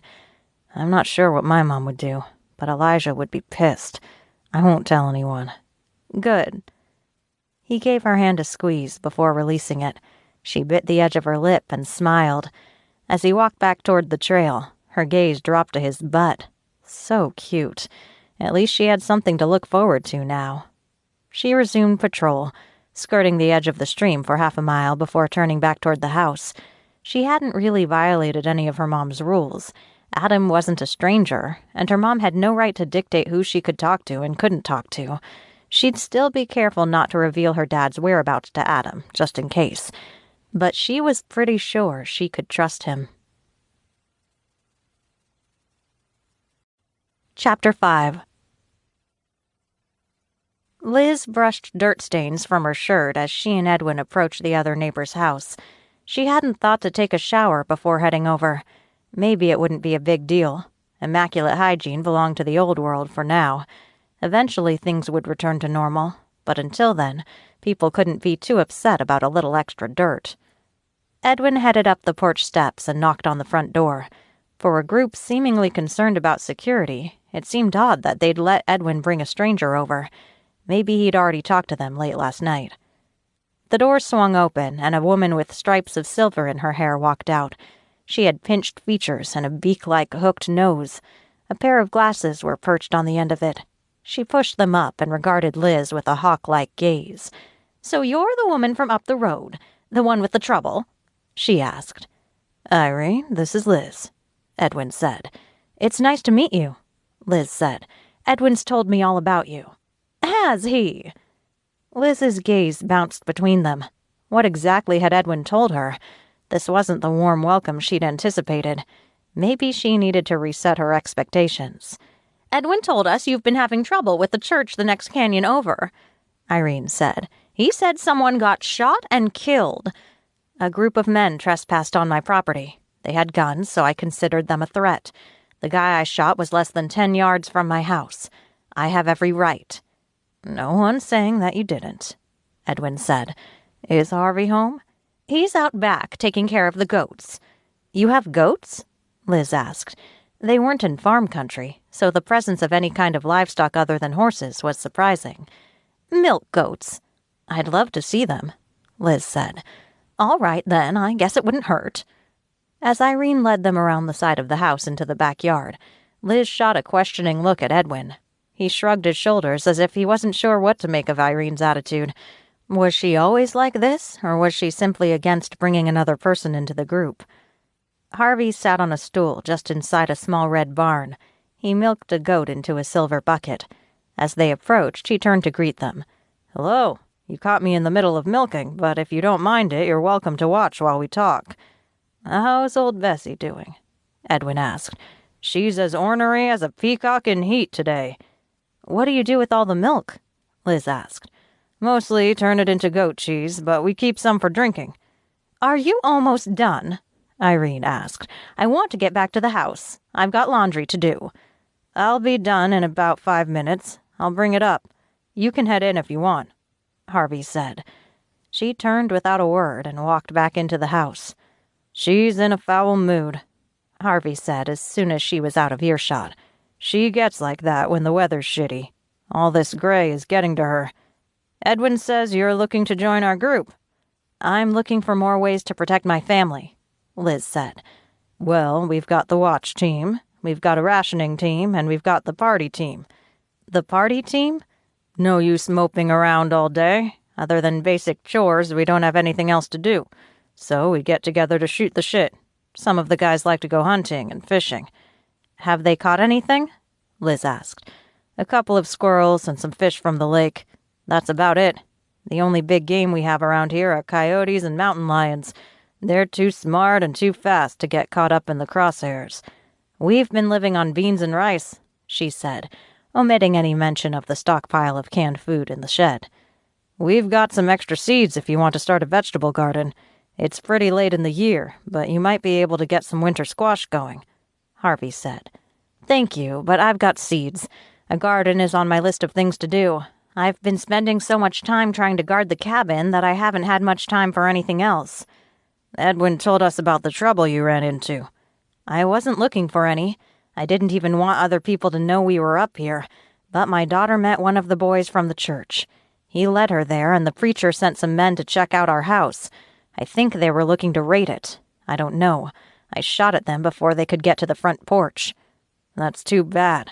People should be coming together to share the burden, not trying to steal from each other." "I don't want anything they have," Liz said. "I was minding my own business." "Well, here's the deal," Harvey said. "I mentioned your situation to Irene, and she blew her lid. She doesn't want trouble. I can't say I blame her. We're living a nice, quiet existence right now.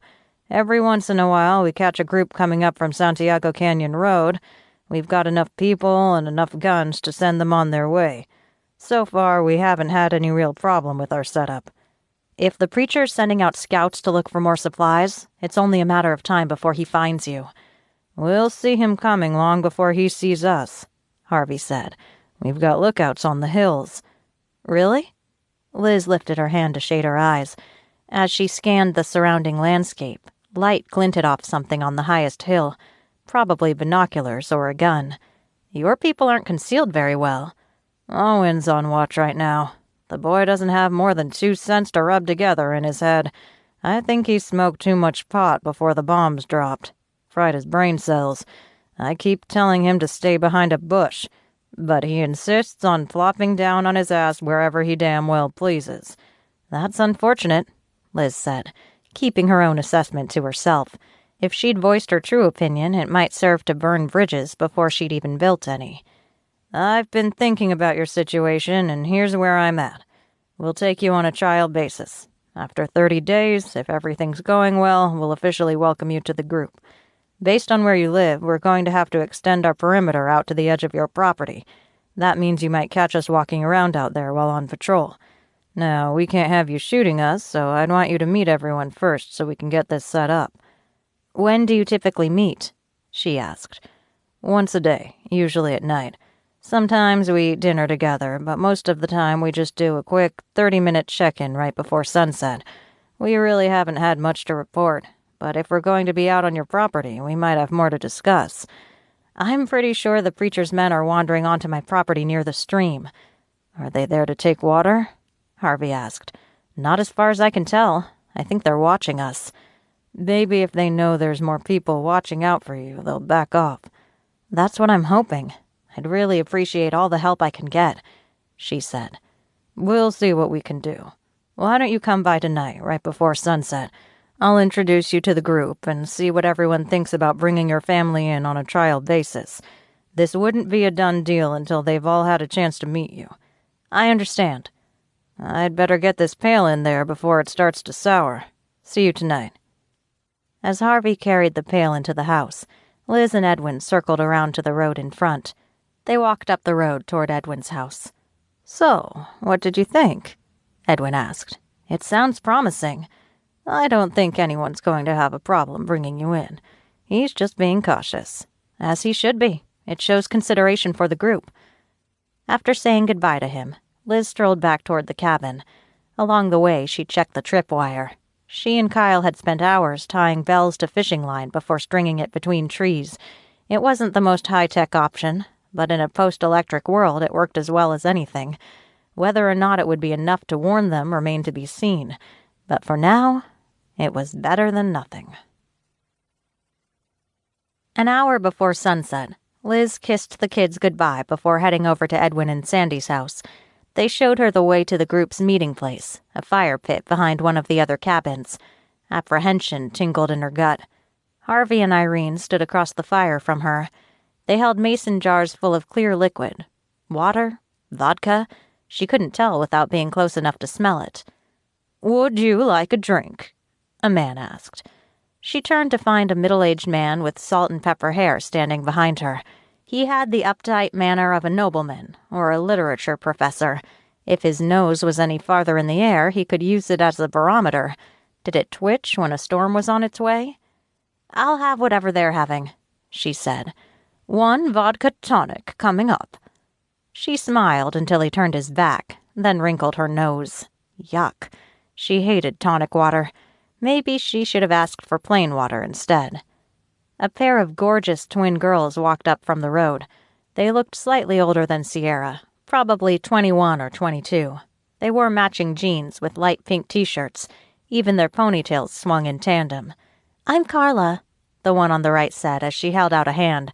After Liz shook it, Carla gestured toward her sister. "This is Noelle. We're twins." "Obviously," Noelle said with a laugh. "She does that." "What?" Carla asked. "Likes to state the obvious." Noelle snorted hard enough to whip her ponytail to one side. "It's nice to meet you," Liz said, noting the faint mole on Carla's cheek. She tried to memorize which twin had the mole and which didn't, but would probably forget as soon as all the introductions were over. She'd never been good with names. "We're their parents," a man said. "I'm Franklin, and this is my wife, Jamie." Rosy cheeks, frizzy hair, and a trim waist made him look like a cross between a fit Santa Claus and a mad scientist. Dark roots supported his wife's platinum blonde hair. Without access to hair dye, Liz suspected she was showing her true color for the first time in decades. Jamie held out a delicate but limp hand. Liz took it, careful not to squeeze too hard. God forbid she broke one of the neighbors. "It's nice to meet you," Liz said. "I hear you've been having some trouble," Jamie said. "Some, but I think it's been resolved for now." "That's interesting, because Irene told me that you told Edwin that the church people were coming onto your property again. Have you resolved something in the last 24 hours? Jamie cocked her head to one side, a smug expression on her face. She was probably one of those perfect soccer moms who managed to do everything without letting a single hair fall out of place. "I haven't spoken to the preacher."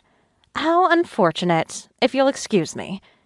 Jamie joined Irene on the other side of the fire, leaving her husband standing alone with a sheepish half-smile. "She's very protective of the girls," Franklin said. "I'm sure. Bert, Tawny, and Owen are coming up the road. Late, of course. That son of theirs has no sense of time, or he's just lazy. Let's find a seat before they get here." As Liz followed him to a folding chair, she sighed softly. Even in the midst of a total disaster, some things never changed. Jamie and Irene had already made up their minds about her. But how much weight did they hold with the others? After everyone had settled into their seats in a circle, Harvey stood and addressed the group. "Tonight's going to be a bit different from our other meetings. I've already talked with you about the possibility of adding a new member to the group. She has 2 kids, Sierra and Kyle. They're old enough to help patrol the perimeter of our community. I, for one, would be happy to share the burden with more people. It will make our community stronger, and will give each of us more time to spend with our families." "I have something to say before we vote," Jamie said.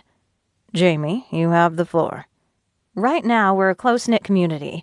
We haven't had any problems so far. We all work well together, don't we?"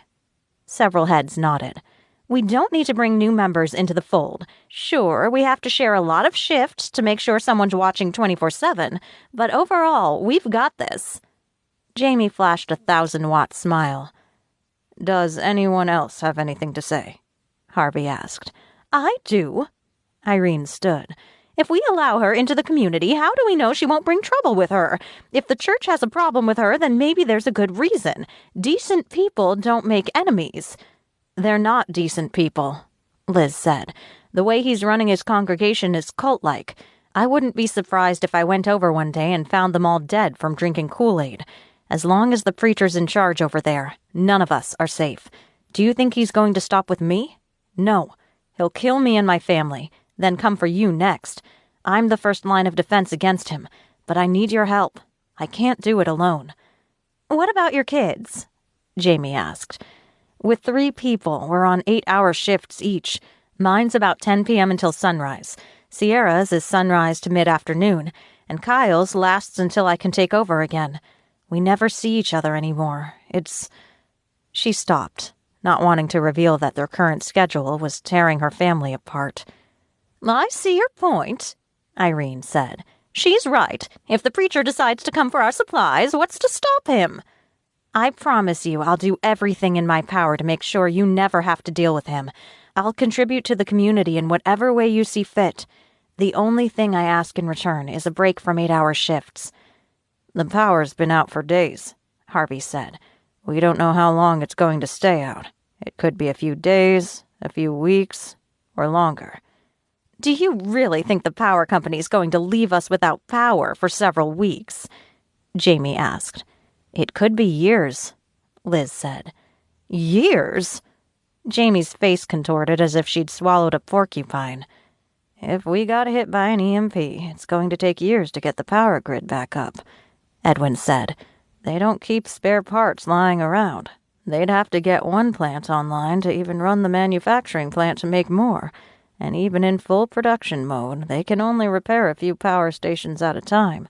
If they start on the East Coast, we could be dead last. That's why we need to band together. We could be in this for a long time." A mixture of horrified looks and resolute silence filtered through the group. "Does anyone else want to speak before we vote?" Harvey asked. Everyone murmured no. "We don't hide our votes, so if you're in favor of letting Liz and her kids into the group, say aye." Everyone except Jamie raised their hand. Her shoulders slumped as she glanced around at the others. After several seconds, she finally raised her hand. "Great. Then it's settled," Harvey said. "Let's spend the rest of the night celebrating." Drinks flowed. Animated conversations ensued. It was as if someone had flipped a switch. Any latent hostility evaporated on the chilly night air. Liz stepped closer to the fire. A canopy of twinkling stars hung over the group.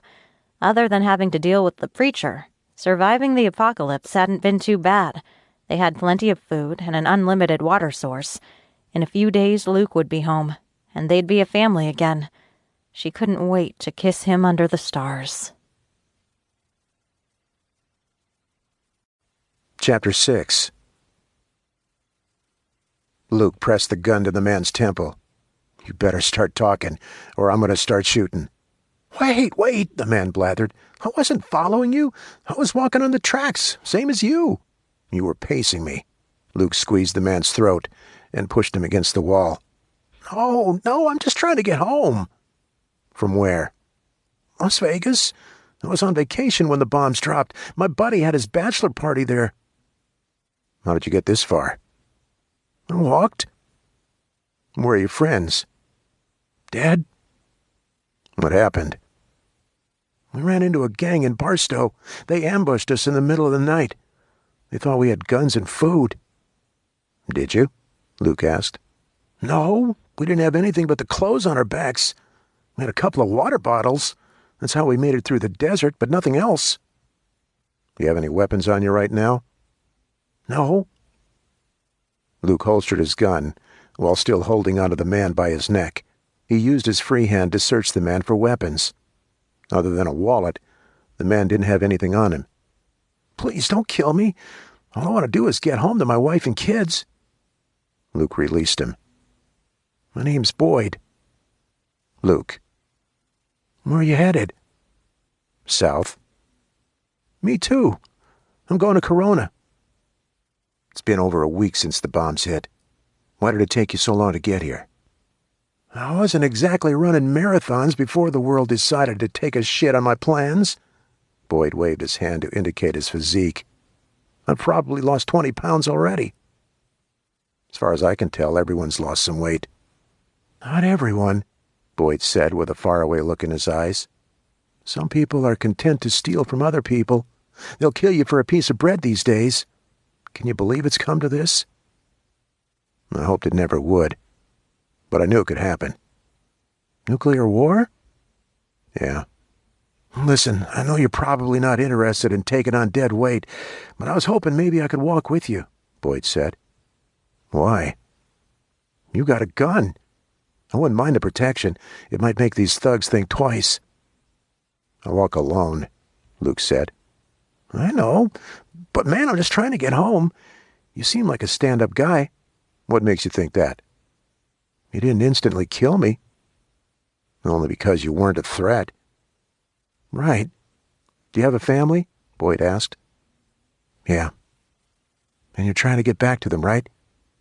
"Yeah." "Why not work together?" "What would you bring to this partnership?" Luke asked. "Other than my good looks?" Boyd chuckled. "Well, I may as well be a water diviner." "Please don't tell me you walk around with a stick searching for water." No mumbo-jumbo stuff. I don't know why or how, but I seem to be able to find water in the strangest places. Let me give you an example. I was walking through the desert with my buddies.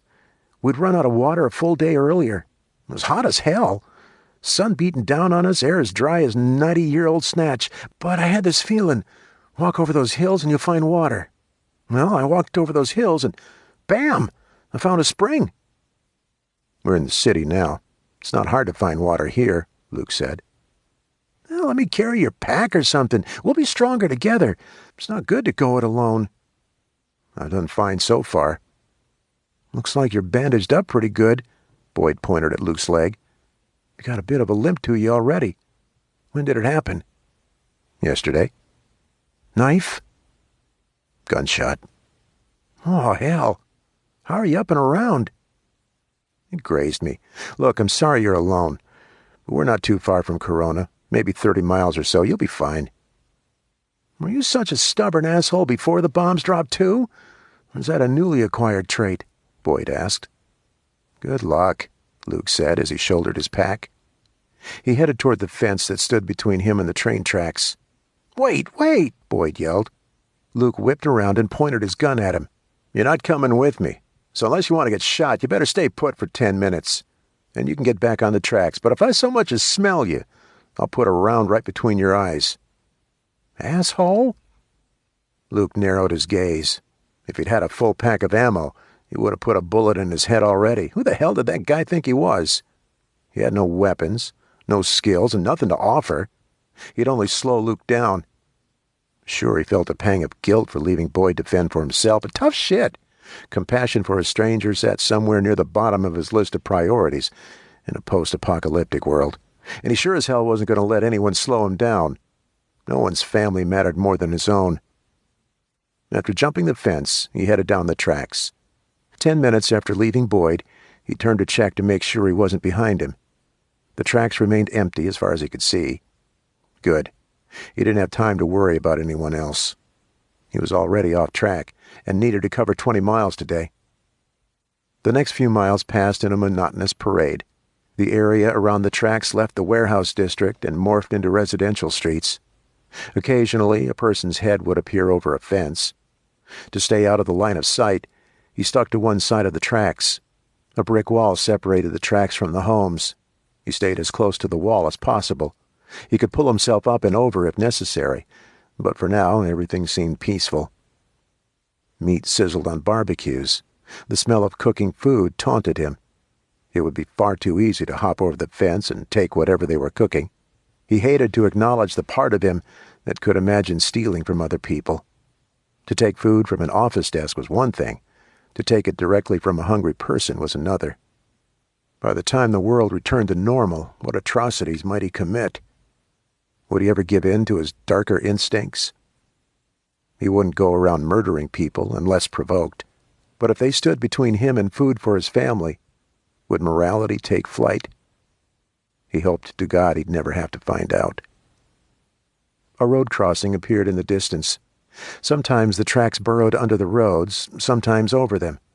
This time the tracks disappeared into a long tunnel. He palmed his cig. As he approached the tunnel, he passed a pile of 2x4 boards. Rusting nails poked up. Some were covered with a glossy, reddish-brown substance. He moved closer. Blood. The hair on the back of his neck stood on end. He glanced at both sides of the embankment as he continued walking. Both appeared clear, but something didn't feel right. The whole setup would make the perfect choke point. He considered backtracking. Going through the houses would be risky, but at least he'd have places to run and hide. Before he could make up his mind, the screech of metal against metal sent chills down his spine. He spun toward the sound. 3 men wearing red bandanas strolled out of the tunnel. One carried a metal fence post, another held a brick. The third hoisted a baseball bat wrapped in barbed wire over his shoulder. Luke raised his cig, but before he could get off a single shot, a bullet whizzed by his head. He dropped to a squat before turning and running. Taking fire from both sides, he didn't see the raised wooden plank until it was too late. The toe of his boot caught on it, pitching him face first onto the tracks. He rolled up and ran right into the solid wall of a sweaty body. Luke's belly imploded with gut-wrenching pain. Propelled back by the force of the thug's punch, Luke flew through the air, landing with a sickening crunch. He gasped for breath, rolling onto his knees while attempting to dodge more blows. The assailant's boot struck his ribs with a glancing blow. Taking advantage of the thug's momentary loss of balance, Luke swung his leg out, kicking the man in the front of his kneecap and sending him hurling forward. The thug couldn't reposition himself in time to avoid landing on his elbow. A satisfying crack, followed by a blood-curdling scream, sliced through the relative silence. As Luke struggled to his feet, a second thug raised the metal fence post over his head. He rushed Luke. Everything slowed, as if time itself were too afraid to continue at a normal rate. Luke stumbled over the train tracks, narrowly missing the blow. Sparks flew when the metal post slammed into a railroad track. Luke crouched low and reached for his gun. It was gone. Shit! He spotted it lying in the center of the tracks. The second he laid eyes on it, his assailant followed his gaze. For a split second, no one moved. Then they both lunged for it. Luke's fingers brushed the edge of the grip, but before he could grab it, the thug landed on top of him. Luke grunted under the pressure. An elbow to the thug's face solved that problem. The man fell away with a yell. As Luke crawled to grab the gun, a second man joined the fight. Armed with a brick, the guy swung it toward Luke's hand. Luke pulled back just in time. The brick crashed against the magazine release, forcing the magazine to eject. Luke reached for the magazine. With only one round in the chamber, even if the other guys got the gun, they'd only be able to take a single shot. Not ideal odds, but better than nothing. He grabbed the magazine and rolled to one side. The thug stomped on Luke's right calf. He snarled with rage and jumped up onto his good leg. The muscle in his calf convulsed, nearly bringing him down. He roared and charged. The thug grabbed the gun and pointed it at Luke. He squeezed the trigger. Out of the corner of his eye, something flashed by with a monstrous scream. A man swung a 2x4 through the air. It smashed into the thug's face, delivering a lethal blow. Blood spewed out of his mouth to spray everything within a 3-foot radius. The thug crumbled to the ground. The light went from his eyes, as if someone had flicked a kill switch to end his life. Luke sat up and wiped sweat and blood from his eyes. "You good?" Boyd asked as he offered him a hand. "Yeah. There's 3 more. I hope you're a good shot." Behind him, rapid footsteps crashed through gravel. Luke grabbed the gun. He slammed the magazine home, turned, cocked the hammer, and then fired at the remaining men. He put a bullet between the first attacker's eyes. The thug crumbled forward, face planting against the outer edge of one railroad track. The guy with the metal fence post gripped it like a javelin and hurled it through the air. Luke easily dodged it. He hit him slightly low and wide, taking his eye out with a kill shot. "Where are the shooters?" Luke asked. "Running away." "Fucking cowards." Luke hit the magazine release and slammed a new magazine in. "How much ammo do you have?" 7, plus 1 left in the first mag. Luke pulled back the slide to load a round. "Where the hell did you come from?" "I was following you." "I didn't see you on the tracks." "Up there." Boyd pointed up at the wall separating the tracks from the houses. "Figured I could keep an eye on you." "I could have handled it." 4-1 with more coming?" Boyd laughed. "Let me guess. You're one of those badasses who never needs help from anyone. Am I right?" Luke glared, but didn't respond. "You could at least thank me," Boyd said. "Thanks." "So seeing as I saved your life and all, can I come with you now?" "You're like a dog with a bone." "Damn right. Did I mention I'm determined as shit to get home?" Boyd asked in a joking tone. "You didn't have to. I get it. Look, I'm not slowing my pace for you. I've been able to keep up so far." "Right. But don't expect me to slow down or take care of you." "Okay, Dad." "You're kind of a dick," Luke said. "Gotta stir the pot once in a while. I like to keep people on their toes. So what's the plan?" "Less talking, more walking." "Works for me. But I'm thinking we should avoid the tunnel. The housing tract isn't too bad. I haven't run into many people. Saw a lot of burned-out houses out there." "Lead the way," Luke said. As much as he wanted to stay on his own, he couldn't ignore Boyd. The man had saved his life. He was annoying as shit, but not a bad guy. 2 hours later, Luke wanted to gag him. Boyd talked non-stop about anything and everything. And so, then I look at the blackjack dealer and I'm like, hit me. You know what she does? "No," Luke said dryly. "She says to me, 'Baby, I'd love to slap you right across that filthy mouth of yours, but the eye in the sky's watching and I need my job.' Hottest damn thing I ever heard." "You're married." "And I love my wife. Now don't get me wrong. I like to check out the merchandise, but it doesn't mean I'm buying. Speaking of buying stuff, I could go for some food. I finished off my last bag of chips this morning. My stomach's growling like a grizzly bear mama in spring." "What?" Luke stopped walking. "You know, bear moms get all protective of their cubs. Like to claw your face off if you're not careful." "I actually know what you mean," Luke said. "No shit. Bear get you good one time?" "Yeah. After the bombs dropped, I had to hike part of the Pacific Crest Trail. Ran into a grizzly somewhere between L.A. and the Cajon Pass." "She take a swipe at you?" "Clawed me." Luke lifted his shirt to show Boyd the still healing marks on his back. "But I got away." "Sounds like a hell of a story. Why don't we find some food and cop a squat for a bit?" "Okay." Although Luke wanted to keep walking nonstop, they needed to rest. His water was running low, and Boyd had run out over an hour ago. They'd made it through several neighborhoods unharmed. The afternoon heat wasn't nearly as high as he'd expected it to be, but people seemed to have retreated into their homes anyway. "Where should we look?" Boyd asked. "All the obvious places will have been picked over by now. Grocery stores, convenience stores, dollar stores, all of those places would be wiped clean already. See that office building up there?" He pointed in the distance. "That's probably packed with food people forgot about." "Good idea. I used to stash food in my desk, usually non-perishable stuff, too." "Most people keep a little stash on hand. We'll probably find a lot of junk food." "Hell, any food at this point works for me. I've had a headache for the last 3 hours," Boyd said. "You're probably dehydrated, too.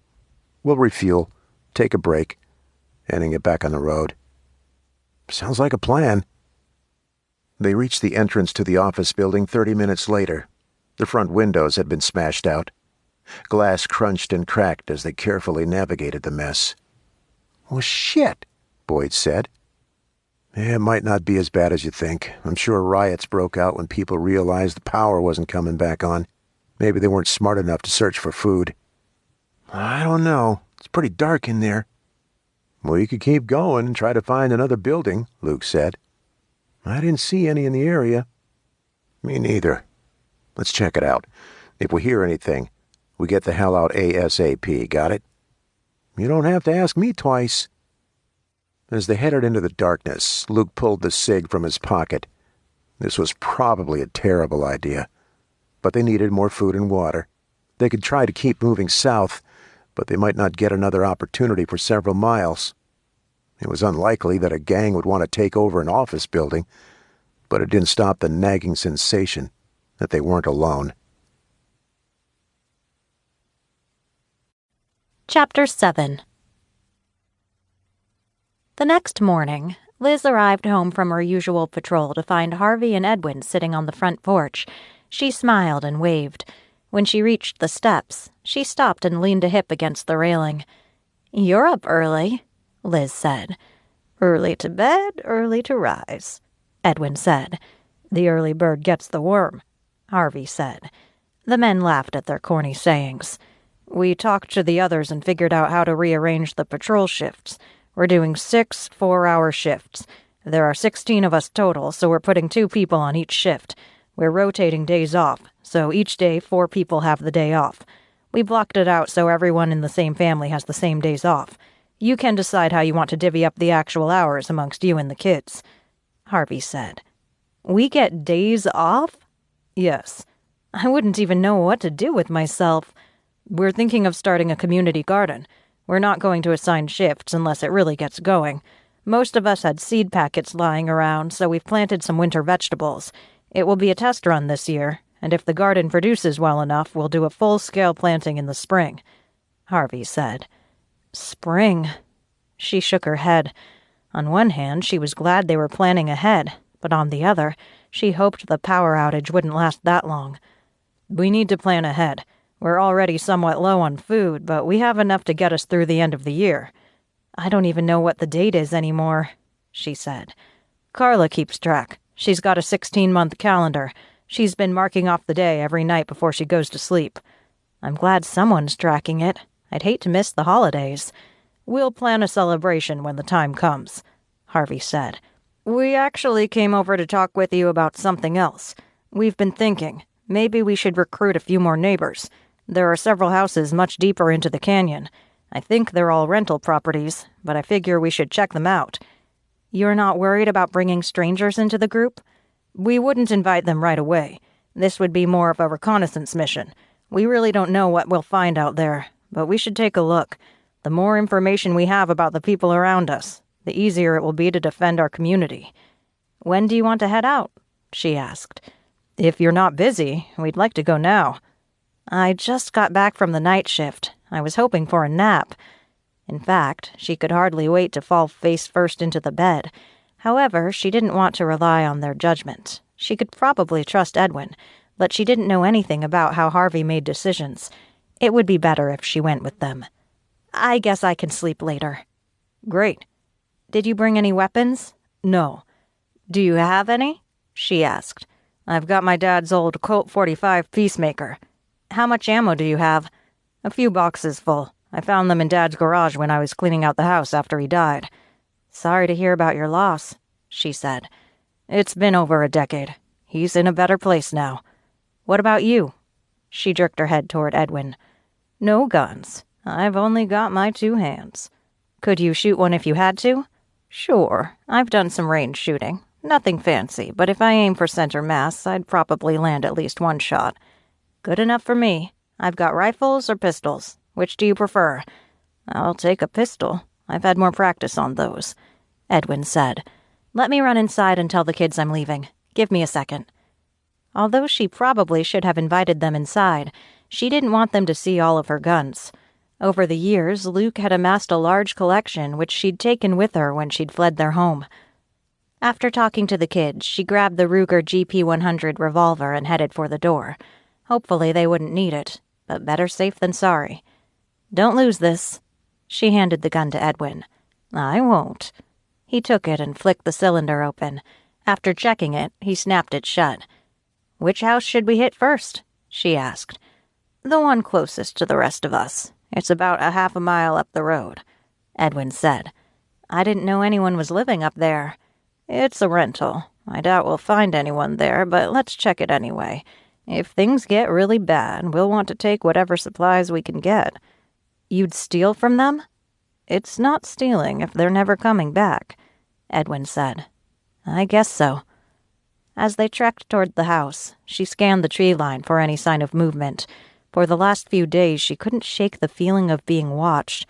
Although she hadn't spotted fresh tracks, it didn't mean the preacher's men weren't out there. The anticipation of another attack kept her awake well into the day. Sometimes she wanted to strangle Sierra for bringing the preacher into their lives. She should have known better.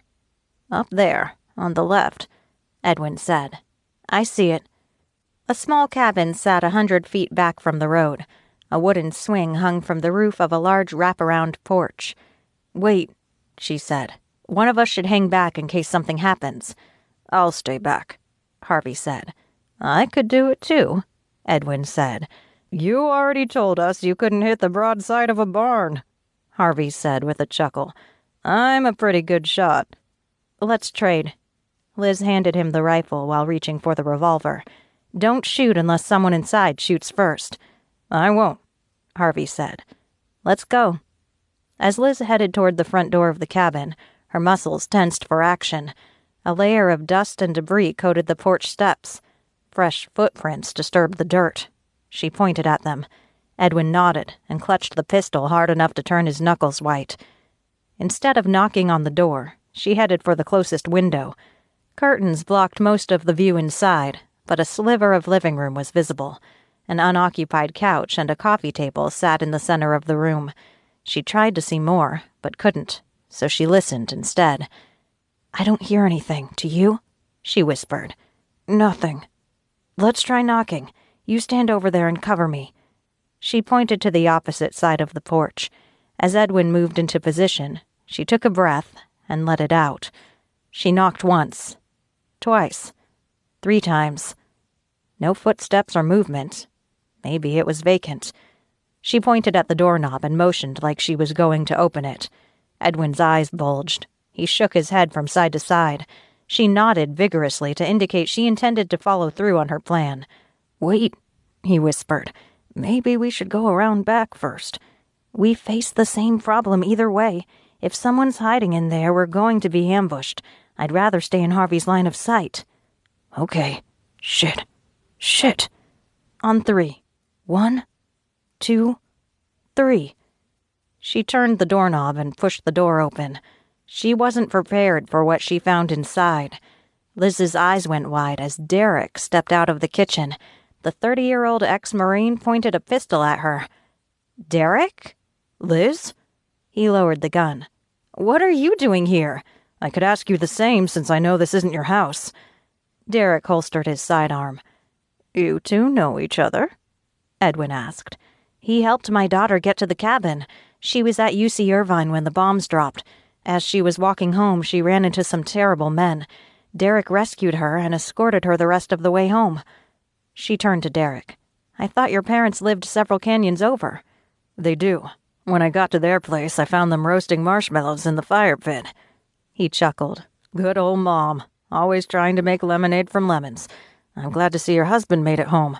"Oh, no, this is Edwin, one of my neighbors." "It's nice to meet you," Derek said. "Likewise." "Are you doing okay?" she asked Derek. "Mostly, but my dad's had a terrible headache for the last few days. I've been searching for aspirin. I don't suppose you have any on you?" "No, but I have some back at the house. I can spare some. We were planning on searching the rest of the houses, but we can do that later." She glanced at Edwin, who gave a slight nod. "Thank you," Derek said. "My father's not one to complain, so I'm worried about him. His blood pressure hasn't been great the last few years." "Is he on any medication for it?" Liz asked. "He's been on a low-dose aspirin for the last year. The doctor wanted to put him on something stronger, but Dad hates taking medication." "I don't think I have low dose. Anything will do at this point. He's getting migraines more often than not. He only had a week's worth of aspirin left when the bombs dropped. They didn't make it into town before all the stores were ransacked. We ran out 5 days ago." "When did the headaches start?" 2 days later." "Hopefully what I have will help." Liz headed toward the front door. "Let me go out first. We have someone outside ready to shoot at the first sign of trouble." "Go right ahead," Derek said. After walking out onto the front porch, Liz waved both arms overhead until Harvey came out from behind an oak. "We've got someone with us," she said. "Don't shoot." Harvey lowered the rifle as they approached. After a brief introduction, the group walked through the woods back to Liz's house. "How's Sierra doing?" Derek asked. "I'd like to strangle her with my bare hands some days." After telling him about the trouble they'd been having with the preacher, she added, "If I catch her sneaking around again, I'll probably lock her in the house until Luke gets back." "Have you heard from him?" Derek asked. "Yes, he called a few days ago. He should be home within the next 5 days or so." "As long as he stays alive," she silently added. "He'll make it." "Thanks for saying that." "Watch your step," Liz said as they cut a path through the woods toward her house. "I've got caltrops and tripwires spread out." "Remind me never to try to come over at night," Derek said. "Why would you come here at night?" Liz stopped walking and turned to face him. Sure, he'd saved Sierra, but she still didn't know him. She was only giving him some aspirin as a gesture of thanks for helping her daughter. "I don't plan on it." Derek frowned. "You've got nothing to worry about. If I wanted to steal from you or attack your home, I would have done it already." "We caught you searching another house," Harvey said. "Only because I knew it was vacant," Derek said. "I've been staking it out the last 24 hours. I wasn't about to break into an occupied house. I'm not a thief." "Did you happen to check any of the other houses further up the canyon?" Harvey said. "Yeah, I almost lost a toe outside one. Whoever's hiding out inside has a hell of a name. I tried to talk to them, but they were only interested in shooting." "We were planning on checking the other houses to see if we can round up more people for our group," Liz said. "We figure we'll be stronger once we have better numbers." "Definitely skip 4th house up on the right. The green one with white trim." "What about the others?" Liz asked. "There are 3 other houses. 2 were vacant." "What about the 3rd?" "I couldn't tell. I spread dirt all over the front and back porch, then went back a few days later to see if there were any footsteps. It looked as if someone may have walked up the back steps, but I couldn't tell for sure. I need to check that one again." "Why didn't you break in?" Liz asked. "Like I said, I'm not a thief. If anyone's living there, I'll leave them alone. I only broke into the vacant ones." "Did you find anything useful in the other houses?" "Not really." She noted his vague answer and decided to ask him again later when they were alone. He didn't know Harvey or Edwin, so he probably didn't trust them enough to share info about what he'd found. She didn't blame him. If she'd found a cache of food or weapons, she wouldn't tell anyone either. When they reached the cabin, Justice came barreling down the steps. After a sharp woof at the strangers, he looked at Liz. "Come here, boy." He scrambled toward her and ran 2 circles around her legs before flopping onto his back in front of Edwin. "You want belly rubs?" he asked. "That's one vicious guard dog you got there," Derek said. Justice knows Edwin. Luke used to go camping and fishing with him.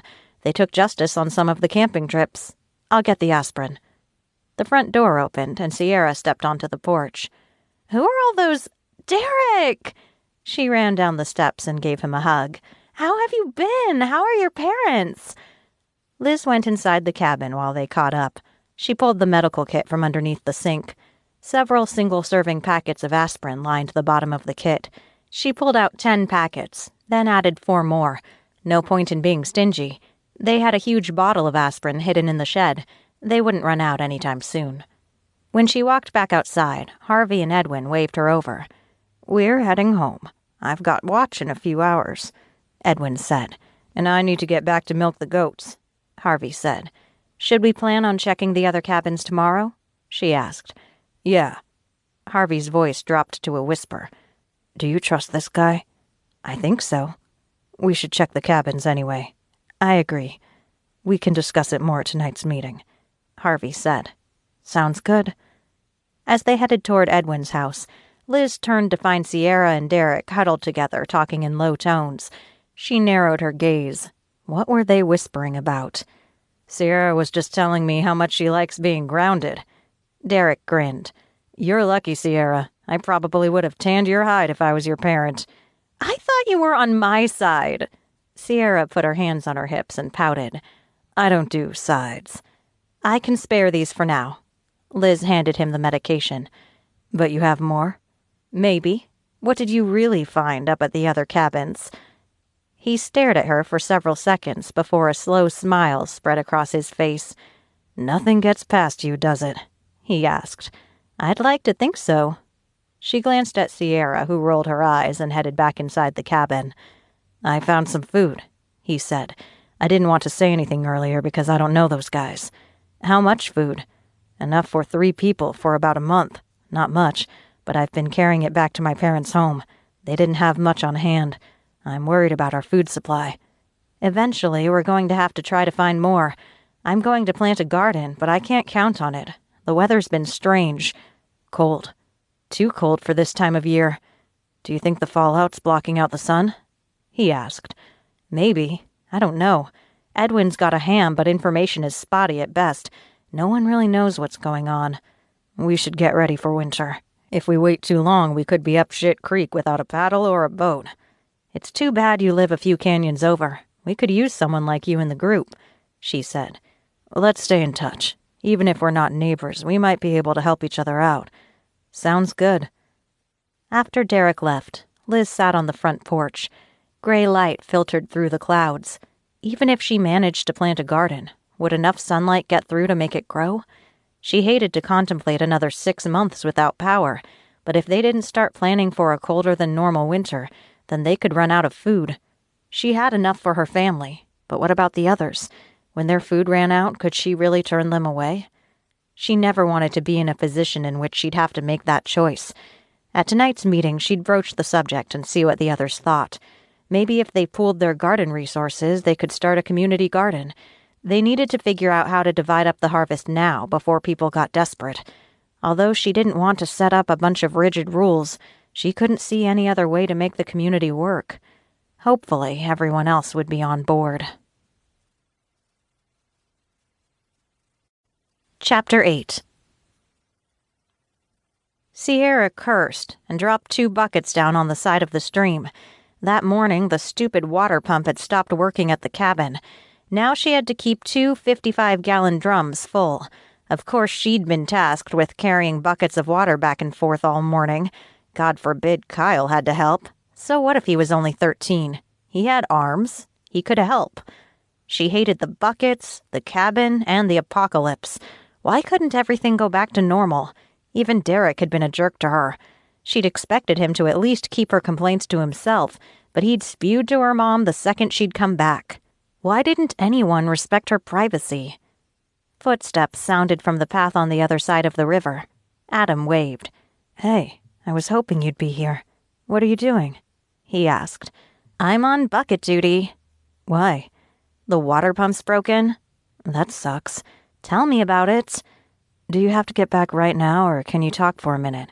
"I can talk," she said.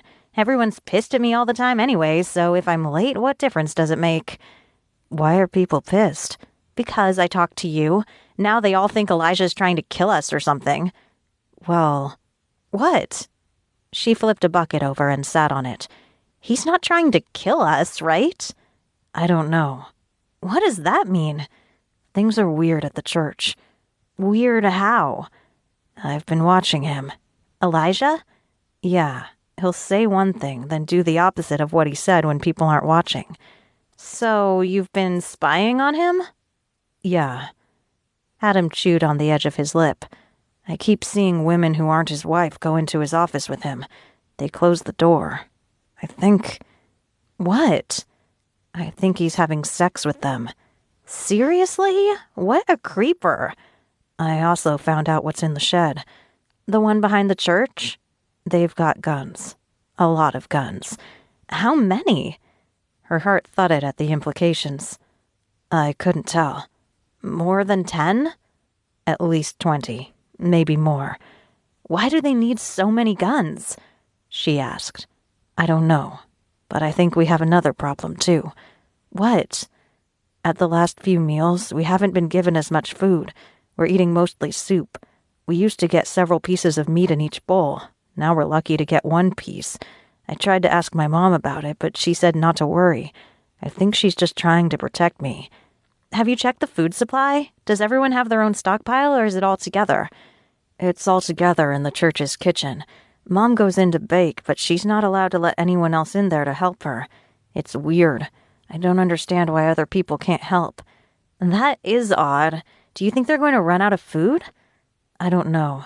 I'm going to follow Turner for a while. He's head of security, and Elijah talks to him the most. If anything's going on, he'll know."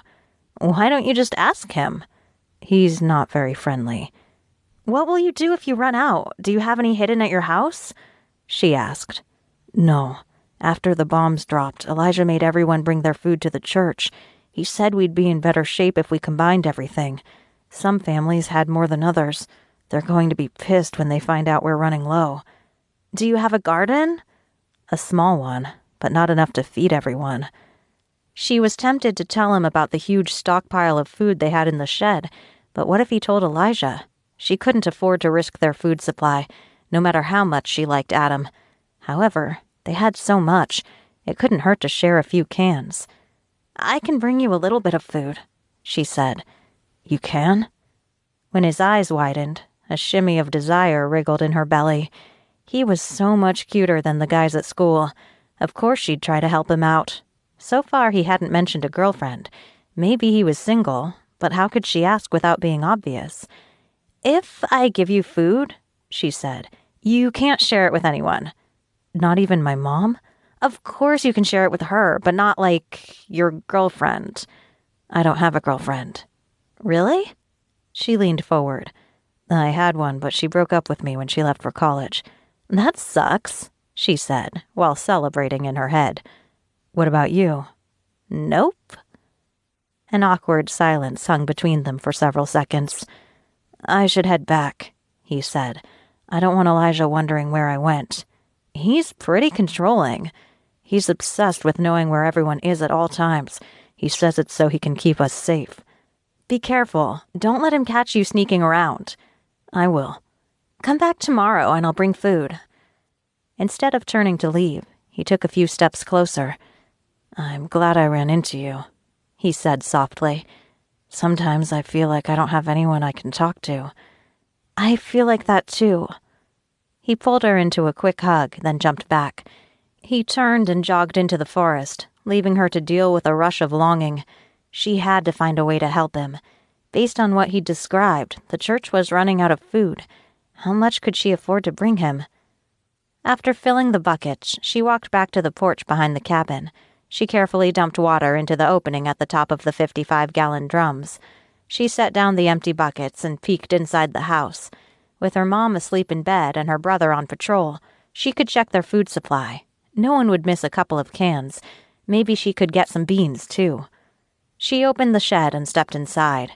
Pale slices of light cut through the space between the boards in one wall. She stepped in front of the canned food shelf and searched until she found peas, carrots, and spinach. She hated spinach. Screw Popeye. She grabbed an extra can and set it on a workbench. After finding a plastic bag, she put all 4 cans inside. It wasn't much, but it was better than nothing. If he still didn't have any food in a few days, she might be able to sneak some beans and rice. There were several unopened bags sitting in buckets, but she couldn't get to them without her mom knowing. She'd have to take the beans and rice from the jars inside the house, or wait until her mom opened a fresh bag. If her mom caught her, she'd be in big trouble. But how could she let Adam starve? It wasn't right. Maybe she could talk to her mom and see if Adam and his mom could move in with them. They didn't have a lot of space at the cabin, but they'd figure out a way to make it work. They could sleep in the living room. She immediately shook off the idea. Her mom would freak. For now, she'd have to be satisfied with sneaking them some food. Later, she could find a permanent solution. Elijah strolled through the picnic benches in the church parking lot. 42 souls depended on him to provide both spiritual and physical sustenance. Tonight, however, the lack of food on their dinner plates indicated a problem. He walked to where his wife, Patrice, stood next to a cooking fire. "Why are the plates so lean?" he asked in a hushed tone. "The flock is used to at least twice that much." "I'm trying to stretch out what we have left." "What do you mean? We should have plenty of food." "It's been almost 2 weeks since the bombings. We've been eating the food from everyone's pantries. We're running out." "Why didn't you tell me this before?" he asked. "Well, I thought you knew." "How would I have known? I don't pay attention to our food supply." "That was woman's work. He shouldn't have to micromanage her." "I thought you knew everything," she said sarcastically. His eyebrows drew together as he narrowed his gaze. He grabbed her upper arm and led her around the corner behind the shed. As soon as they were out of sight, he threw her against the wall. He grabbed her jaw and squeezed. Fear flooded her eyes. "Don't you ever talk to me that way," he growled, "especially in front of my people." "You're hurting me." He released her and wiped his hands on the back of his slacks. "How much food do we have left?" "You'd know if you'd bothered to look every once in a while," she said. When he backhanded her, the sharp edge of her teeth cut into the back of his knuckles. He pulled his hand back and inspected it. He shook it out. "Don't make me ask twice." "We'll be out within a week," she whispered. She held her cheek and averted her gaze, finally subservient, as any good wife should be. "Get Turner." She scurried off, leaving him to pace back and forth behind the shed. He and his chief of security had searched all of the members' homes to make sure they weren't holding anything back. All of the food had been carefully cataloged and stockpiled in the church's kitchen. Anyone with half a brain would have warned him they were running low, but not Patrice. After 15 years of marriage, he couldn't remember what had attracted him to her in the first place. He should have divorced her years ago. What a waste of life. He could have married someone else, someone sweeter, sexier, and more capable of the tasks assigned to godly women. Someone like Nadine. If only he could put aside his wife and replace her with his mistress. Sure, the congregation might question his choice initially, but in the long run, they'd see he'd made a good decision. Turner walked up to him. "Patrice sent me over. She had a handprint on her face." Turner frowned. "What happened?" "I punished her for putting our community in jeopardy." "What do you mean?" "We're running out of food." "How bad is it?" "She says we only have a week's worth of food left." "A week?"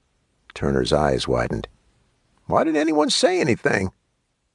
"I don't know, but I plan on talking to Melinda later. She does all the baking. She should have noticed the dwindling supplies." "What are we going to do about it?" "We indeed."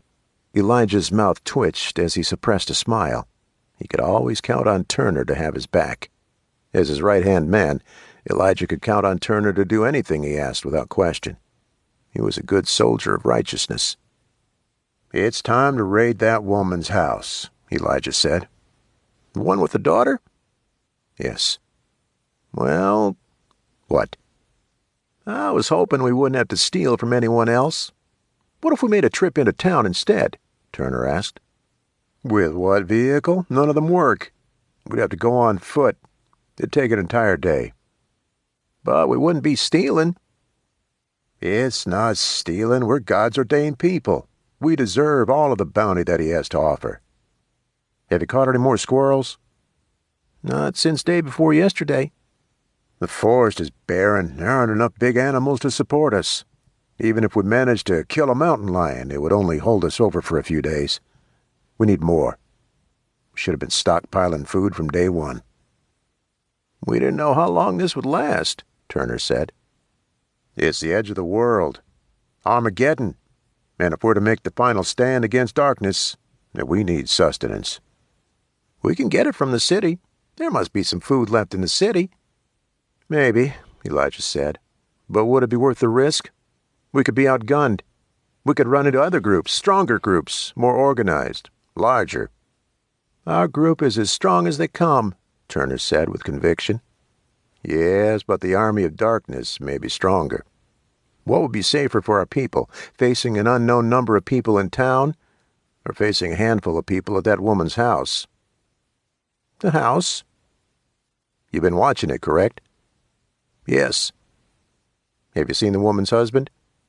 "Not yet," Turner said. "She's probably divorced. A woman as bull-headed and cocky as she would drive any man away." "Or he's been inside every time we've been there." "If he's hiding, then he's a coward, easily defeated." "They keep their food in a shed behind the house," Turner said. "Excellent. If you went in at night, could you get in and out without being seen? We don't want a repeat incident of the time your team tried to breach the main house. We lost a good man that day. We can't afford to lose any more." "We could go tonight. I'll take a couple of the guys with me. From what I can tell, she's got a stockpile of rice and beans along with some canned food." "Take as much as you can. Take everything if possible. We'll only have one shot at this. Once she discovers an empty shed, she'll probably realize we were there. I want a perimeter maintained while you're gone. Tell your men to pay special attention to the forest. She's a good shot. With a rifle, she could get us from within the tree line." "Will do. Anything else?" "Let's keep this to ourselves. I don't want anyone else to worry about food. It's my job to provide for them, so I'll provide." After Turner left, Elijah pulled the shed key out from underneath his shirt. He used it to open the door. Inside, a multitude of weapons glinted at the ready. When an army of true believers had God on their side, they were unstoppable. Nothing would go wrong tonight. And tomorrow, they'd celebrate with a feast. Chapter 9. Luke held a flashlight in an ice pick-like grip with his left hand, while he pointed the gun with his right hand. Using this technique made it easy to operate the pressure switch at the end of the flashlight, and it also gave him the ability to strike downward with the hand holding it. After scanning each of the rooms on the first floor for threats, he nodded at Boyd. They headed toward the stairs. They'd agreed to remain silent until they could clear the entire building. They could have tried to go floor by floor, hunting for threats as well as food at the same time, but Luke didn't want their attention split between safety and sustenance. 5 floors needed to be cleared. As Luke approached each doorway, he swept the room in a wide arc before entering it to check for hiding places. Everything seemed undisturbed. If he hadn't known that the world was ending, he would have expected to see employees hard at work. Computers, phones, and knickknacks covered desks. Photos of families, pets, and vacation spots hung from cubicle walls. He'd already spotted multiple food items in plain view, but until they cleared the last closet, they wouldn't relax. 40 minutes later, Luke was satisfied that they were completely alone. "Let's start here and work our way back down," Luke said.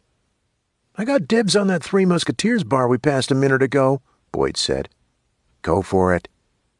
As Boyd trotted off to grab the candy bar, Luke headed toward a desk with a neon green sports drink.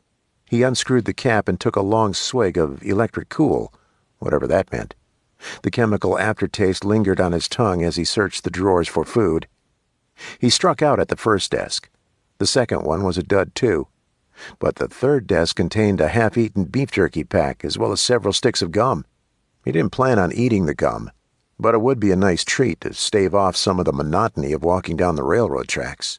Although, after everything he'd been through, he could go for a little monotony. He chuckled. "What's so funny?" Boyd asked as he returned from the other side of the room. "I was thinking about our situation.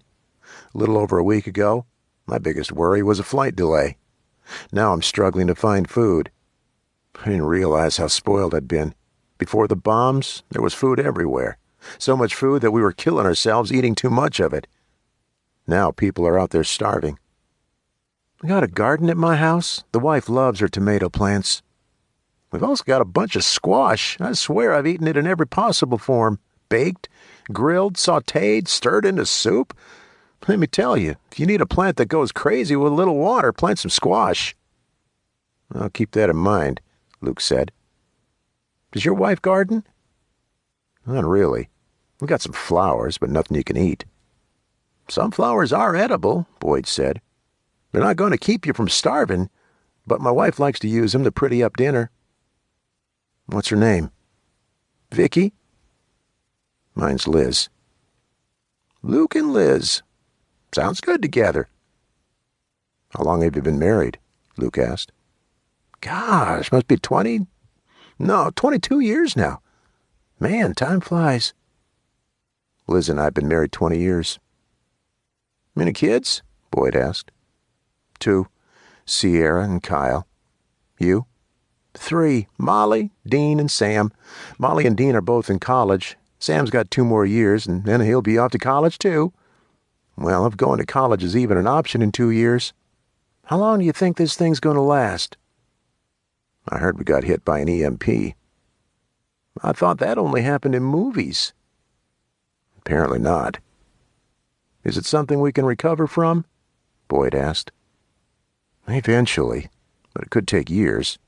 It depends on how widespread the EMP was. If it only covered part of the continental U.S., and we could be back online in a year or 2, if we can get new transformers from overseas." "And if not?" "If not? God, I hate to even think about it," Luke said. "Do you think other countries got hit too?"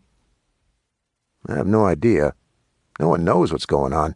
I met a couple of people with ham radios, but information is spotty and unreliable. Even when we had the internet, it was hard to figure out what was real and what was pure speculation or an all-out lie. I knew things were getting bad when the politicians started lying about everything," Boyd said. "All the signs were there." "I wish I'd stocked up on canned food. I read a bunch of articles about how things could go bad. There are all these shows on TV about how to garden, hunt, and fish, but I never went out and tried any of it. If I can't find enough canned food for my family, we're not going to make it." Luke listened without comment. Boyd was starting to grow on him, but they weren't friends, and they certainly weren't family, so there was no way he was going to tell Boyd about his stockpile of food. For security reasons, he hadn't even mentioned the city he was headed toward. He told Boyd he was heading south, but didn't give any specifics. "Let's clear this floor and move down one," Luke said. "If you can find a bag or backpack, grab it. Load up as much as you can carry, and let's get going. I want to make some more progress before nightfall." "Okay." They worked to clean out the 5th floor before moving down one. On the 4th, Boyd spotted a backpack. After emptying it, he filled it with several pop-top cans of tuna and more energy bars. The 3rd floor netted a huge water supply. Someone had a pack of 24 8-ounce bottles. They guzzled as much water as they could stand before loading the rest of the bottles into their packs. On the 2nd floor, they added some peanut butter pretzels to their supply. Boyd munched on a handful as they headed toward the stairs. "How full is your bag?" Luke asked. "About half full," Boyd said between bites. "I saw a gym across the way. Should we hit that up next?" "A gym? They don't have any food." "They might. Usually they have a couple of vending machines or a juice bar with snacks." "I guess it's worth a shot," Boyd said. Downstairs, they carefully picked a path through the glass. After checking to make sure the street was clear, they jogged across to the gym. A barbell hung halfway out of the front door. The windows had also been smashed out. Back on high alert, Luke climbed through the door and swept the room with his flashlight and gun. Unlike the office building, the gym was trashed inside. Shattered shards of mirrors reflected a kaleidoscope of destruction. Weight benches had been tossed across the room. Dumbbells poked holes through the drywall. The only equipment that hadn't been disturbed was bolted to the floor. "What a mess," Boyd said. "What a waste. Let's check the locker rooms before we start looking for food." "Okay." The locker rooms were silent. No one hid behind any of the doors, and the closets were either locked or clear. "Try to stay away from the front windows," Luke said. "We don't want anyone walking by to spot us." "Be a ghost. Got it." Luke smiled. At least Boyd had turned out to be a good travel buddy.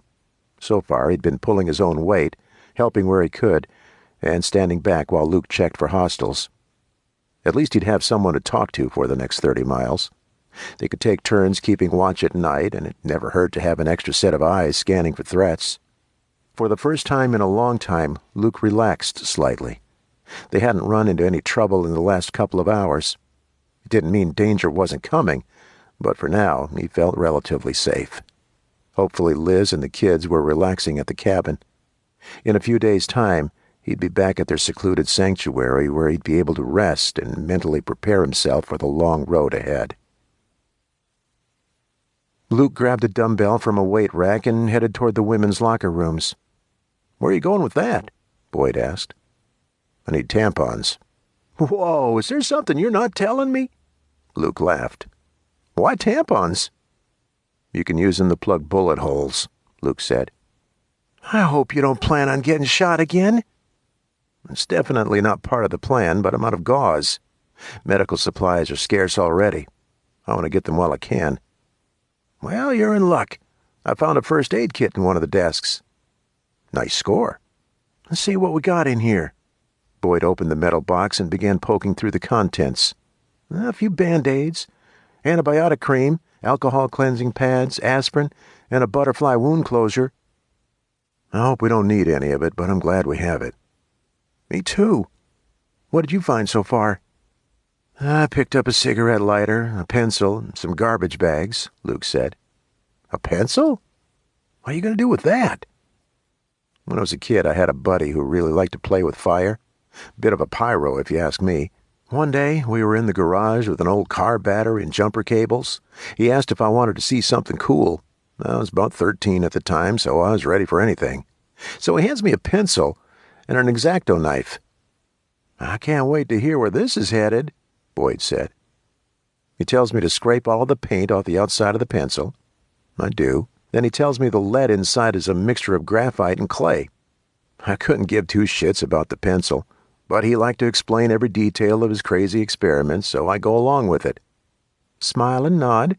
"Yeah, anyway, he tells me the lead will catch on fire if you hit it with an electrical current." "I see where this is headed," Boyd said. So he clips the red cable to one end of the pencil and the black cable to the other. Then he hooks him up to the battery, red to the positive, black to the negative. "Or switch him up for a real fireworks display," Boyd grinned. "Not if you value your life." "It's not like the thing's going to explode." "No, but it will spark like crazy." "Another way to get a fire started." "Remind me never to put you in charge of starting the fire," Luke grumbled. "So what happened?" "So he hooks up the jumper cables to the battery, and boom, the whole pencil bursts into flames." "I want to try that right now," Boyd said. "If you have a pair of jumper cables and a battery stashed somewhere, we could do it." "I'm fresh out." "Same here, but I figured it wouldn't hurt to hang on to the pencil just in case." "Let's hit up an auto supply place next. I gotta see this pencil exploding thing," Boyd said. "I want to keep moving south. You can try it once you get home." "Buzzkill?"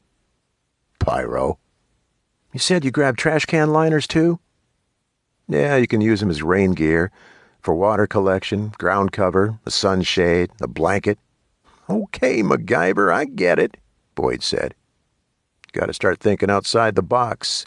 We're used to having specialized tools and equipment for every possible scenario, but those days will be over soon. When you can't go to the store to get a lighter, how'll you start a fire?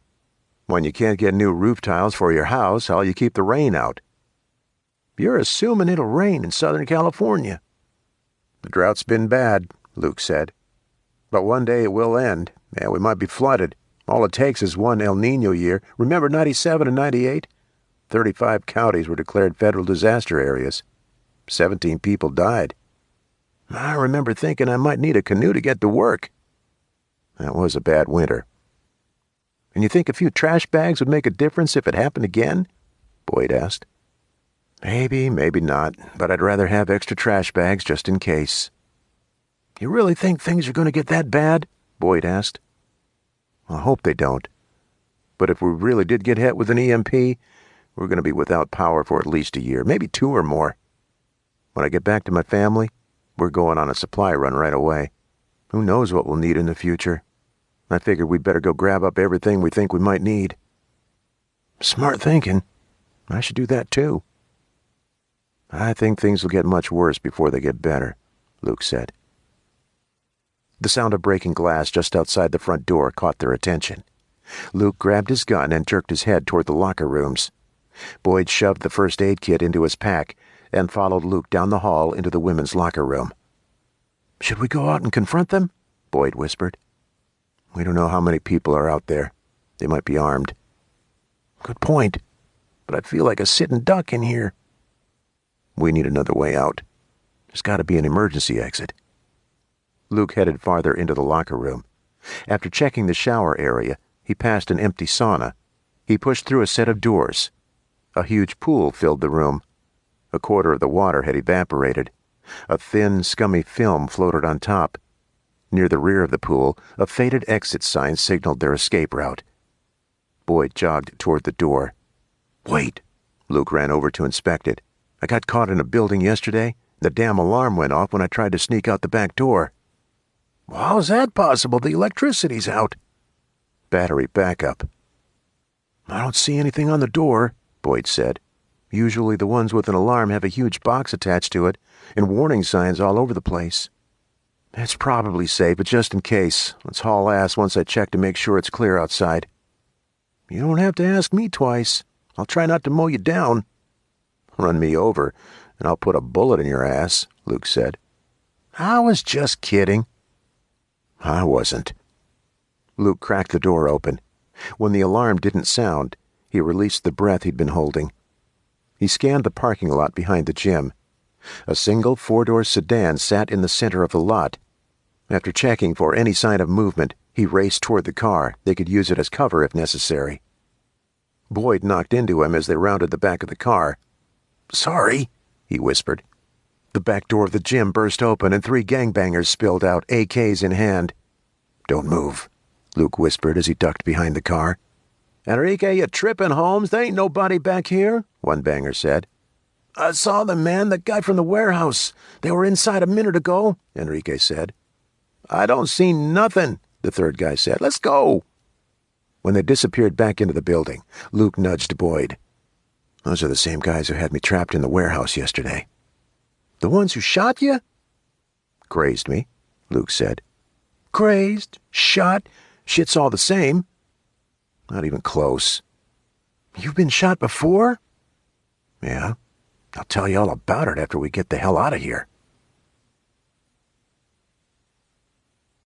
Chapter 10. The campfire snapped and hissed as Harvey set another log on the fire. Liz leaned back in the plastic lawn chair and fought against the need to continue to argue her point. So far, no one was interested in pooling resources. She'd tried approaching the issue from every possible angle, to no avail.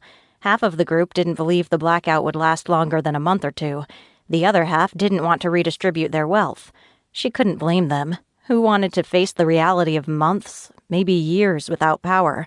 Still, if they waited too long to come up with a plan, it could be too late. Does anyone else have anything they want to say before we end the meeting? Harvey asked. I want to address Liz's point about pooling resources, Edwin said. I do think she has a point. Now, I know we can't come to an agreement right now, but I'd like you to consider what she said. We're stronger together than if we keep everything separate. Why should we have to share our food? Irene asked. I worked hard for months canning everything from my garden. But do you have enough soap? Edwin asked. What does soap have to do with anything? You can't eat soap. No, but what if you run out of soap and Liz has some? Then we can trade, Irene said. That would require negotiation, and the more we have to negotiate with each other, the more issues we're going to stir up. Wouldn't it be better if we had a common pool of resources to choose from? Edwin asked. What would keep Liz from taking all of my tomatoes? Irene flashed her a perturbed look. She could get up one day and decide she needs every last jar of strawberry jam. I don't like strawberries. Liz couldn't keep the sarcasm from her voice. Irene never listened to reason. She seemed determined to fight Liz at every turn. Liz couldn't understand the other woman's hostility. Fine, then my blueberry jam. You know what I mean, Irene said. Why don't we table this discussion for tomorrow? We'll give everyone a chance to really consider the long-term impact this decision might have on the group, Edwin said. Sounds good to me, Franklin said. Is the meeting over? I want to get home. We're adjourned, Harvey said. Liz stood and waited as the other neighbors filtered out of the circle. Sorry about my wife, Harvey said softly. I don't know what's gotten into her. Your solution sounds perfectly reasonable. We need to think about the future.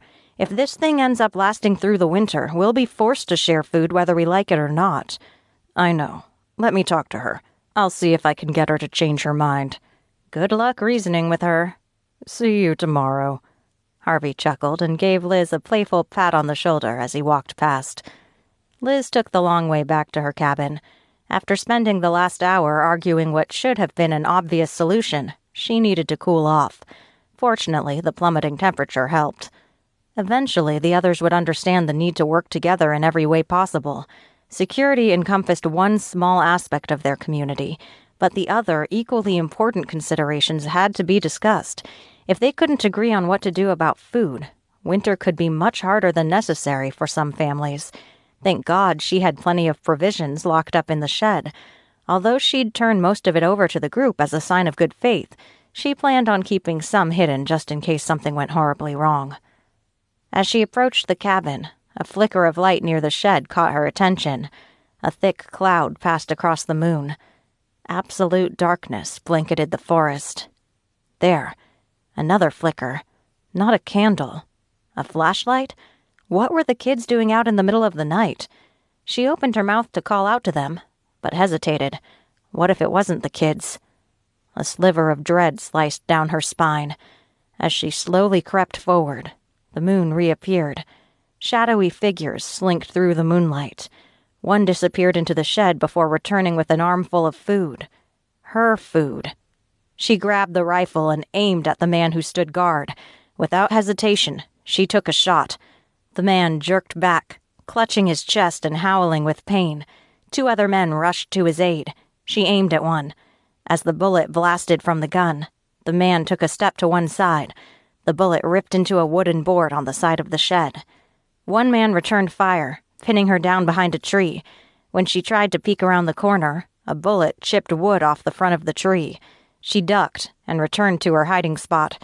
Several additional shots cut into the oak to her right. Unable to move out of position, she waited helplessly while the men dragged a wagon full of food into the woods. Every time she tried to get a shot off in their direction, they fired back. She managed to rush forward 2 trees before they returned fire. One bullet hissed past her ear. An inch closer and it would have taken off the side of her head. She froze behind the tree. Her heart pounded and her chest heaved. A hush settled over the forest. Nothing moved, as if the earth itself was afraid to alert the men to her presence. She strained to hear anything that would indicate their present location. Were they moving in? Retreating? Did she dare risk another look around the corner? And where were the kids? Torn between wanting to check on the kids and wanting to rescue their food supply, Liz hesitated too long. If she didn't chase the thieves immediately, she'd never get the cans back. Pooling resources with the neighbors would be a moot point. If she didn't have anything to offer, why should they entertain her idea for a second longer than it took to reject it? She stepped out from behind the tree and glanced at the cabin. The windows remained covered, the lights out. As long as they stayed barricaded in the cabin, they'd be safe. She trekked through the woods, searching for the thieves. Although she had a damn good idea of where they were headed, she needed to be sure they hadn't taken a side route. After combing through the woods for several minutes, she crossed the stream. Fresh boot prints disturbed the mud. Of course, the preacher's men. They were headed directly toward the compound. Without backup, she couldn't confront them without catastrophic risk. Nevertheless, she followed their trail until it terminated at the compound. 2 men dragged a third man between them.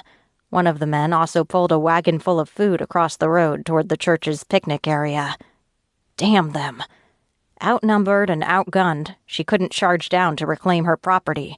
She'd have to wait for reinforcements. Hopefully, once she told the group about the robbery, they'd offer to help get the food back. She couldn't do it alone. It would be a suicide mission. As she backed into the shadows, her spine went rigid.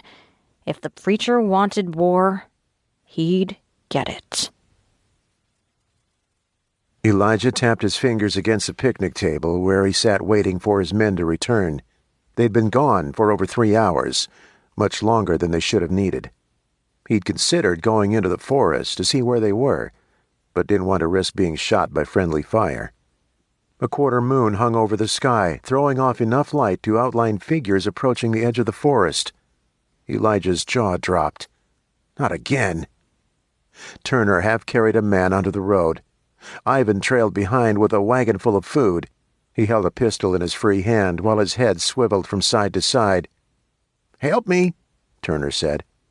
Elijah ran over and hooked Rory's arm over his shoulder. Rory, one of the younger men in the group, had insisted on helping on this mission. Initially, Elijah had been against it.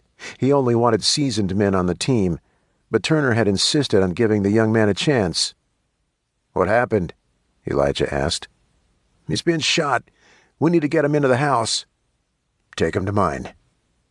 As they approached his house, several yards behind the church, Melinda stepped out of the shadows.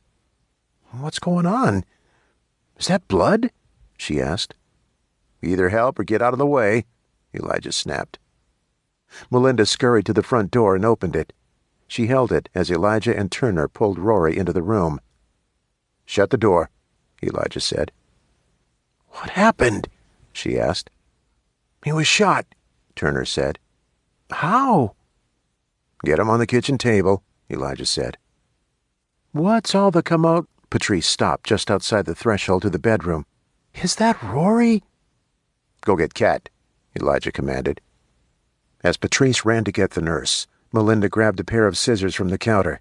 She quickly cut away his shirt to reveal a gaping wound in the upper left quadrant of his chest. Adrenaline spiked through Elijah's stomach. He pressed his hands against the flow of blood. "Get a towel." Melinda grabbed a towel and handed it to him. The door opened and Kat rushed into the room. "Again?" she said. Melinda's gaze snapped to Kat. "What do you mean, again?" Elijah shot Kat and Turner a death glare. If they opened their mouths, he'd be forced to get rid of everyone in the room. He couldn't allow the congregation to find out 2 members had died while they were attempting to infiltrate that woman's property. Patrice stood in silent condemnation, judgment smeared across her face. When he glared, she scurried into the bedroom like a field mouse. "Get a bowl of hot, clean water," Kat said, breaking the uncomfortable silence. As Melinda headed into the kitchen, Elijah glanced at Turner, who mumbled a prayer under his breath. "He's not going to make it," Elijah said. "He's lost too much blood." "I need more light," Kat said. "I found a flashlight on the counter," Melinda said. "Here's the water." She set a bowl of steaming water on the table. After clicking on the flashlight, she directed the light into the bullet hole. A dark mass of pulsing flesh spewed blood from its depths. "I need to see if the bullet hit an artery," Kat said, as she gently probed the wound. "Shit! Right there." Elijah's stomach turned. A rush of acid churned up his throat. He quashed it through sheer will. "Can you save him?" he asked. "Maybe.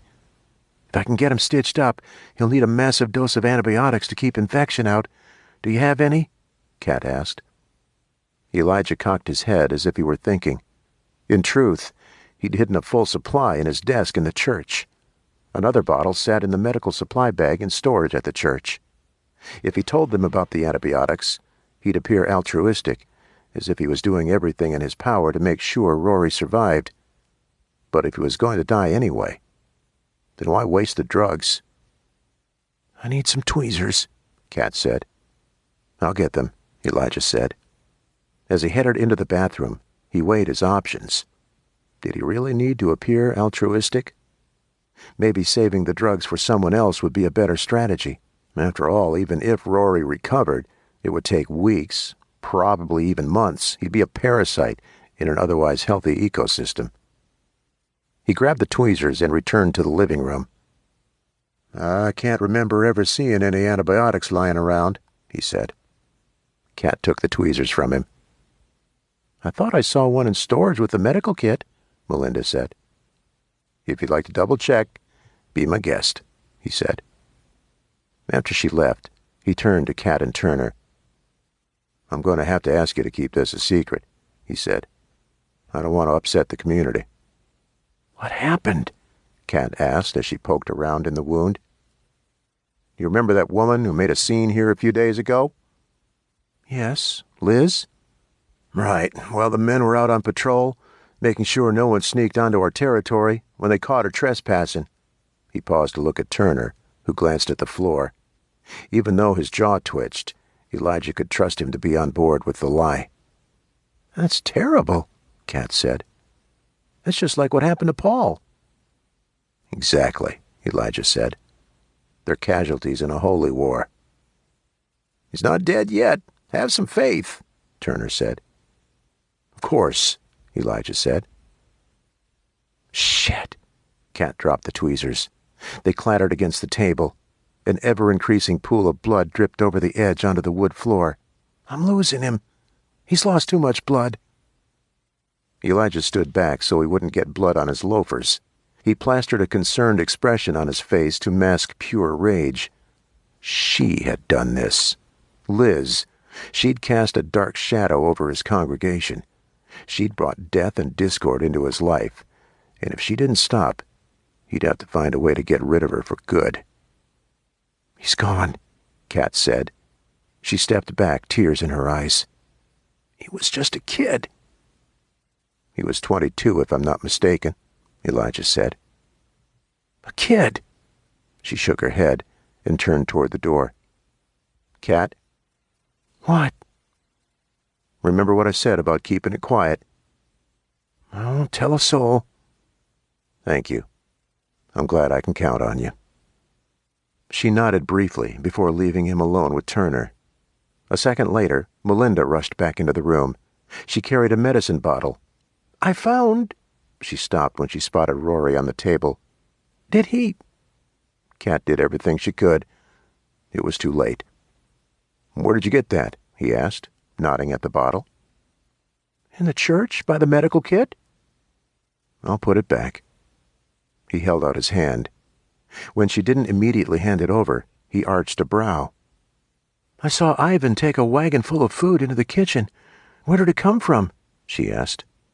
"That's none of your concern." "Did it come from Liz's house?" "Yes." "I'm guessing she didn't give it to you." "She's an instrument of the devil trying to break our group apart. We deserve the food more than her. We're doing God's work." "Are we?" she asked. "Of course. Besides, where else do you expect us to find food? Do you want to starve?" "Why don't you go into town?" "The stores have been looted. There's nothing left." "How do you know that? You haven't left this place since the bombs dropped." "My scouts have checked," he lied. Sending his team out on a dangerous mission just to confirm what he already knew was pointless. There's nothing left. "What'll we do when that food runs out? There wasn't enough for more than a month or two." We've got over 40 mouths to feed." "God always provides." "I think you stole it. That's why Rory got killed. You were trespassing." "Maybe you'll feel differently about this after you've felt the true pain of hunger. If I hear you spread rumors about what happened tonight, if you complain to anyone, you'll miss tomorrow night's food. Adam will too." "You can't do that to my son." "The sins of the mother pass down to the son." "Since when?" Blood rushed into Scaldus' cheeks. He clenched his fists by his sides. "No food tomorrow." "But—" "Keep talking, and you won't eat for 2 days. I suggest you shut your mouth and leave. If you tell anyone about tonight, there will be consequences." She glared at him defiantly for a second before her shoulders dropped. As she left, she slammed the door behind her. He smirked. She needed him far more than he needed her. Eventually, he'd weed the weak sheep from his flock. For now, he needed numbers to maintain the family-like atmosphere. But with war coming, he needed to build an army. Turner would know where to find capable men, and he'd know where to hide a body. Chapter 11. Liz panted as she banged on the cabin door. She'd run back from the preacher's place as quickly as possible. The scrape of the 2x4 moving out of place helped calm her. At least the kids were barricaded inside. "Are they gone?" Kyle asked as he opened the door. "Yes. Where's Sierra?" "Right here," she called from the kitchen. "I wanted to go out and shoot them, but Kyle wouldn't let me. I told her it would be safer if we stayed quiet," Kyle said. "What did they take?" Sierra asked. "The food," Liz said. "All of it?" Kyle asked. "I don't know. I came straight back to make sure you were safe." "Was it the preacher's men?" Sierra asked. "Yes." "Damn it!" Liz didn't bother correcting her language. She hoped the seriousness of the situation would finally sink in. Fortunately, they hadn't tried to defend the shed. She couldn't imagine what could have happened. "How much food do we have left?" Kyle asked. "I don't know. We need to inventory it. They had to be watching the cabin to know I wouldn't be here," Liz said. "Everyone in the group wants to be present for the nightly meeting, but it leaves us too vulnerable. I told them something like this would happen." "Should I go get Edwin?" Kyle asked. "Not yet. I want to check on the food supply first. I need to know how much they got before I talk to the others. You two stay inside. Don't come out, even if you hear gunshots." "Be careful," Sierra said. After peeking through the curtains to make sure it was clear, Liz gripped her rifle and opened the door. She stepped onto the porch and lifted the scope. As she scanned the perimeter around the house, her breath caught under her ribcage, as if a fully inflated balloon had been jammed up against it. She forced herself to take deeper breaths. Lack of oxygen wouldn't do any good. She stepped off the porch and slowly circled around toward the shed. The door hung open. Inside, a mess of tangled gardening equipment and broken jars of food littered the floor. She bent down to retrieve a can of peaches from under the workbench. A second can filled with green beans lay on its side, dented, but otherwise intact. As she opened the storage area, her heart sank. Bare shelves. They'd taken everything, even the rice and beans. Unable to accept the level of devastation, she continued to search through the shed, hoping against hope they'd moved the beans and rice. They couldn't have taken everything in one trip. They had to have made multiple trips. Either way, they'd taken everything except for the 2 discarded cans. She leaned against the wall. Tears brimmed in her eyes. The bags of rice and beans inside the house wouldn't last longer than a few days. A week, tops. She'd been prepared, but it hadn't mattered. In less than an hour, she'd lost everything. How was she going to tell the kids? As she wiped at the dampness on her cheeks, the weight of being in charge of her family crushed down like a 1,000-pound boulder. She needed Luke. If he'd been home, none of this would have happened. She should have brought all of the food inside. She should have forced the group to keep guards on patrol at all times. Determined not to fall into a pit of despair, she pushed off the wall. Eventually, they would have run out of food anyway, and they would have needed to come up with a solution. This had simply moved up the timeline. Instead of waiting months to figure out how to get more food, the group would have to figure it out now. She locked the shed and headed back into the cabin. Once inside, she went into the kitchen and set the can of peaches and green beans on the counter. The kids watched in silence as she pulled a can of ravioli out of the cupboard. "How bad is it?" Sierra asked softly. "We're having ravioli for dinner." "You didn't answer the question." Liz sighed as she dumped the gelatinous goo into a pot. She carried it out onto the back porch and fired up the barbecue. The kids joined her. "We're low on food," Liz said. "I'm going to talk to the others and see what we can do about it. I know there's more food in the community." "Do you think they'll give it to us?" Kyle asked. "Yes," she said, with more conviction than she felt. After the squabble they'd had about sharing food earlier that night, she wasn't convinced anyone would be willing to give up their stash. She'd have to find a way to convince them that it would somehow benefit the whole community. She finished heating the ravioli and dished it into 3 bowls. Normally she fed them twice as much food, but until she could rebuild their supply, she'd have to ration what they had. As she handed Sierra a bowl, her daughter eyed it and cast a questioning look at Liz as if to say, "Where's the rest of it?" Kyle mumbled a thank you before heading inside with his bowl. They ate at the dining table in somber silence. Although she hadn't spelled out the dire nature of the situation, they had to know. They were smart enough to see how much food they had in the cabinets. Instead of shoveling food into her mouth, Liz savored each bite of ravioli. The tinny, processed quality of the food didn't bother her the way it normally would have. For now, she was grateful to have anything to eat. Before the bombs dropped, she hadn't given her ability to get food at will a second thought. The grocery store by her house never closed. If she wanted pizza and beer at 2 a.m., she could have it. Craving a bag of tortilla chips? Done. Jonesing for a full sugar Coke? Why not? Now, none of that was possible. And even worse, it could be years before grocery stores were fully operational again. Years. Was anything left out there? Or had it all been ransacked already? Should she have gone into town sooner to try to get whatever she could for her family? If she went to the store now, what would she find? "I'm going to Edwin's," she said. "I need to talk to him about our next move." "Are you going to take everything back from the preacher?" Sierra asked. "They have too many men and too many guns," Liz said. "We don't have enough people to run a raid." "How are you going to find more food?" Kyle asked. "The others might have some at their houses, or we might have to take a trip into town." "Is that safe?" Sierra asked. "I don't know. If we did go into town, I'd bring other men from the group. We'd be able to carry more out if we did it together." "Do you think they'll agree?" Kyle asked. "I hope so." Although she wanted to assure them everything would be okay, it might not be. If she didn't find a way to get more food, they'd be forced to return to their home in the city. After leaving that war zone, she wasn't ready to return, but it might end up being her only option. She wouldn't know anything until she talked to Edwin and Harvey. Liz held up a hand to stop multiple heated conversations. As she paced around the fire pit, she launched back into her idea. "Look, I know you're not happy about heading into town to get more supplies, but what choice do we have at this point?"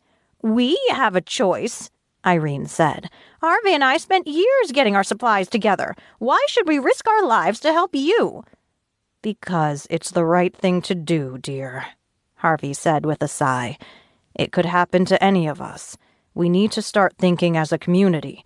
Continuing to live as individual families will only get us so far. Sure, we didn't get hit by the preacher, but it could have been us. It could have been any of us." "If you're so willing to go, then go." As Irene stomped off, Liz shook her head. She hadn't done a damn thing to get on that woman's bad side, and yet Irene still had it out for her. She couldn't worry about why right now. Figuring out the food situation took precedence over everything else. "Harvey's with me," she said. "Anyone else? We're going to split whatever we find." "I'll go too," Franklin said. "I don't like the way the sky's been looking. If we try to rely on a garden to replenish our food, we could be in serious trouble. It's getting darker every day. If this thing keeps up, we might not be able to grow anything. I think we should go see what we can find." "So Harvey, Franklin, anyone else?" she asked. "I'd love to come with you," Edwin said, "but I twisted my ankle earlier. I'd slow you down." "Did you wrap it?" "Yeah. Give me a couple of days and I'll be ready to roll." "Okay, so Harvey and Franklin." She glanced at the remaining members of the group who'd stayed silent during the earlier debate. "I'll go," Bert said. He'd been the quietest of all the neighbors. He seemed to be taking everything in before finally making a decision. She wasn't sure what was going on in his mind, but it didn't matter. The more manpower she could take with her, the better. "So the men will go with me while the women keep guard?" "Sounds fair," Bert's wife, Tawny, said. "Are you going on foot, or do you want to try to take the truck?" "You have a running truck?" Liz's eyebrows shot up. Bert flashed a frustrated look at his wife before responding. "We've got an old Chevy in the garage. We tried starting it up the other day, and it worked." "Why didn't we hear it?" Harvey asked. "The garage is soundproof. The wife didn't want to hear me banging around in there, so I soundproofed it 2 years ago," Bert said. "How much gas do you have?" Liz asked. "I'd hate to get to town, then not have enough to get back." "I've got a full tank and a 5-gallon container's worth. That should be plenty." "Should we leave now?" Harvey asked. "I think it might be safer than trying to go during the day," she said. "We'll drive with the lights out as much as possible. If we cut through Portola Hills, we can check Foothill Ranch first." "Walmart, Target, Ralph's, lots of options," Harvey said. "I like it." "We can be there and back in a couple of hours, depending on what we find," she said. "Provided we don't run into any trouble," Franklin said. "Right." She ignored the flutter of nerves in her belly. "We should bring guns, at least 2 each. Extra ammo, too, just in case." The 3 men nodded. "We'll meet at Bert's place in, let's say, an hour?" "Sounds good," Harvey said. An hour later, they piled into the truck. Liz rode shotgun, literally, while Harvey and Franklin sat in the truck bed. Bert drove. They kept the lights off and drove slowly. After turning onto Santiago Canyon Road, they headed for Portola Hills. The occasional pop of a gun splintered the night. When they reached the community's clubhouse area, the hair on the back of her neck stood on end. A bonfire blazed in the clubhouse parking lot. Flickering light illuminated groups of men who sat around the fire. Several held beer bottles. Others sat with shotguns resting on their thighs. Not good. "Speed up," Liz whispered. They couldn't go around the clubhouse without having to backtrack for several miles.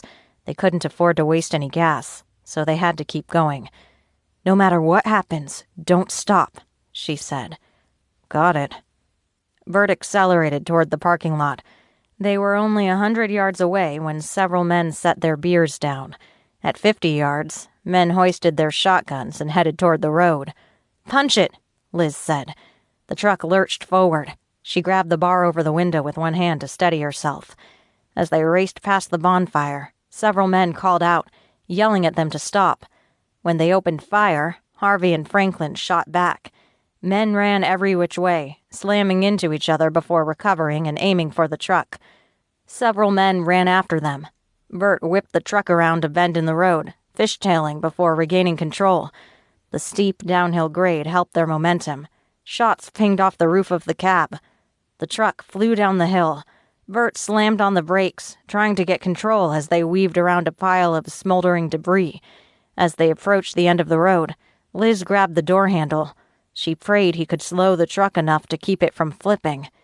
Screeching tires and groaning metal accompanied their partially airborne flight around the intersection.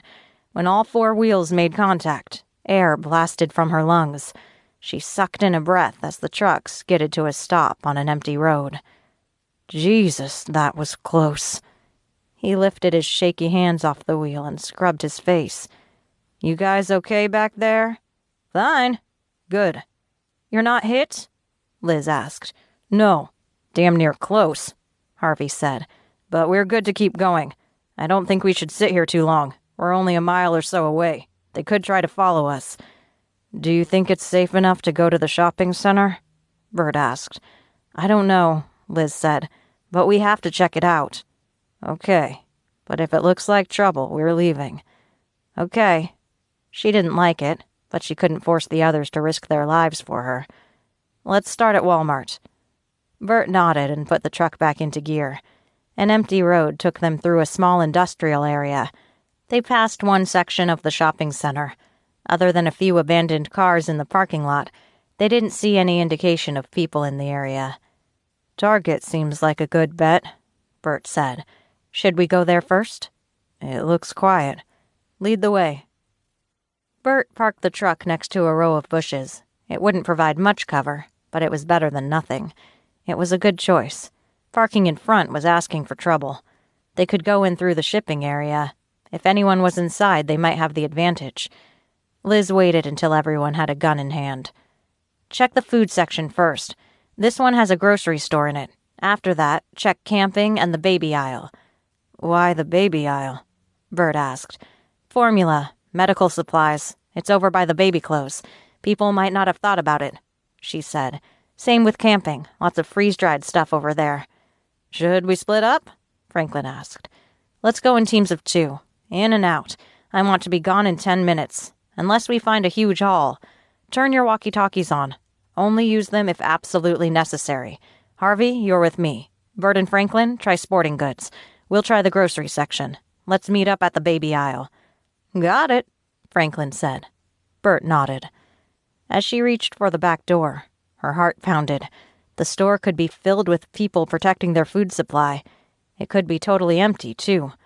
Other than a glimpse of broken glass doors at the front of the store, she had no idea what they were walking into.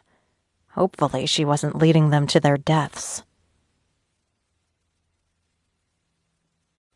Chapter 12. Luke peeked into the rear window of a nondescript house. The window whipped open, and he stared down the barrel of a shotgun. "You boys best move on now," the homeowner said. "The wife hates cleaning guts off his damn window." "Shit!" Luke grabbed Boyd's sleeve and took off running. After crossing the yard, he used a crate propped up against the back fence to vault over. Boyd followed on his heels. "That went well," Boyd said as they ran across a backyard. "I thought so." "Now what?" "We need a plan." "You think?" Luke raced up to a wooden gate. Fortunately, it wasn't locked. He unlatched it and pulled it open. After Boyd cleared the gate, Luke closed it. They hurried across the front lawn and onto the sidewalk. Luke slowed his pace so they wouldn't draw undue attention. "Where should we go?" Boyd asked. "We need to get away from the populated areas." "We're in the middle of Riverside.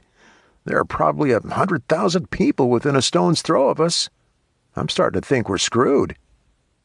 "That's ridiculous. No matter how bad things get, there's always a way out." "I have an idea, but it's going to sound crazy," Luke said. "What?" "We should go underground." "What?" Boyd's eyebrows shot up. "Last night I slept in a library. I found a map of the storm drain system for Riverside County." "Storm drains? You gotta be kidding me. They're full of nasty-ass water and rats and shit." "You're thinking of the sewer system. It's not the same." "Are you sure?" Boyd asked. "Pretty sure." "I'm not crawling down into a hole unless absolutely necessary. I'll take my chances above ground. It's not like those guys shot at us. We got away." "The guy at the house almost shot me," Luke said. "I got lucky. If someone was trying to break into my house, I'd shoot him." "That's cold." "It's realistic. Before shit hit the fan, I wouldn't have considered it.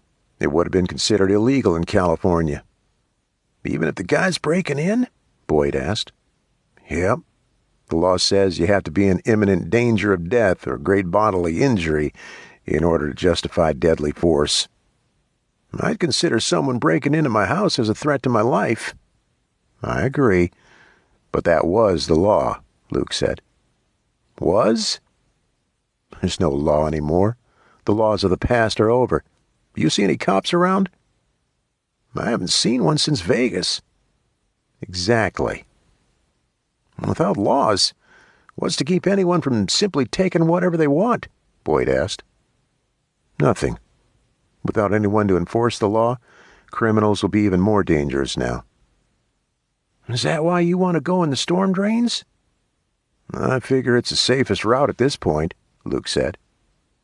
Well, shouldn't we take advantage of daylight to get as far away from here as possible?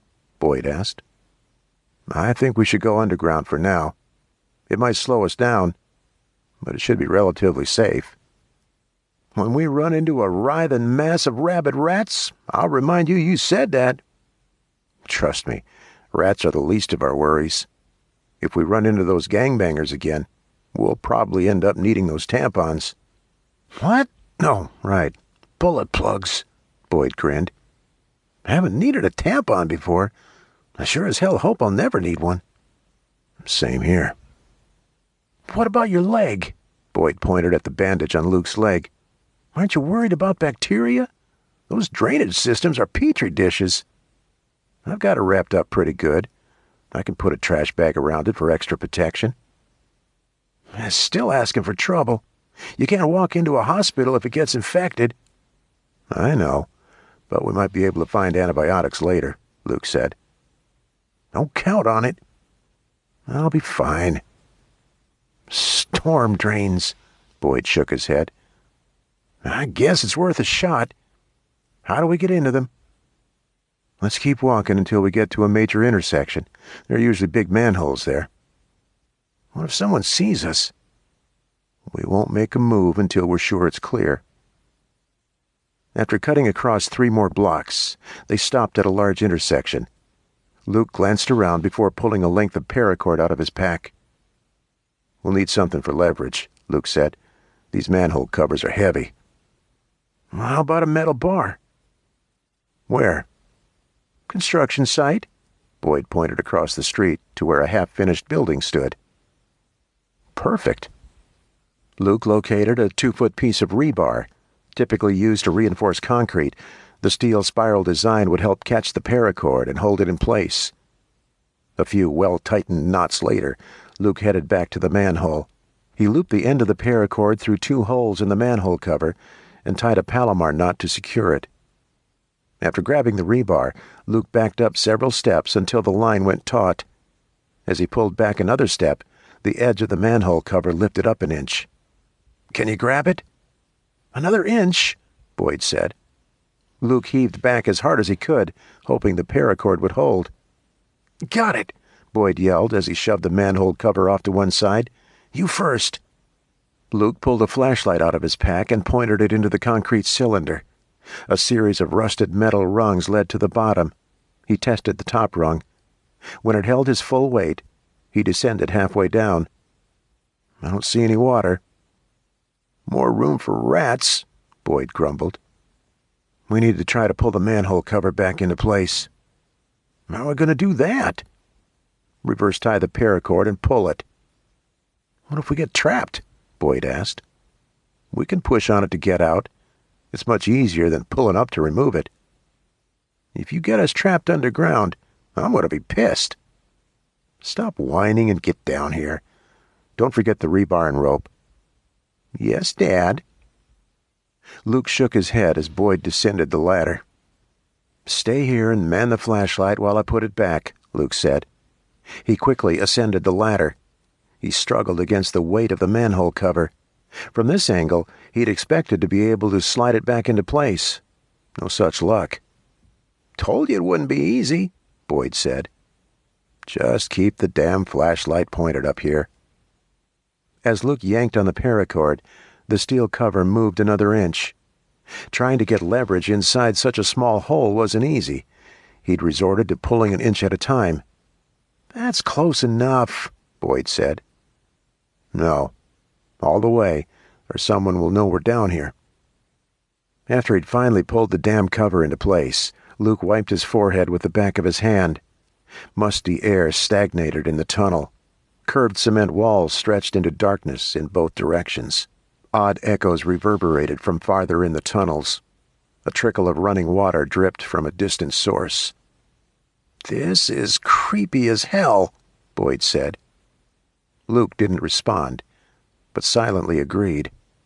Maybe this wasn't the best idea, but it beat running around topside. "Let's get this over with," Luke said. As they headed into the tunnel, the yellow glow of the flashlight illuminated discolored brick walls. The gray remnants of an old water line marked a place 3/4 of the way up the walls. Unless there was a flash flood, they would be okay. "Please don't let it rain," Luke prayed. After 2 uneventful miles, Luke relaxed his guard.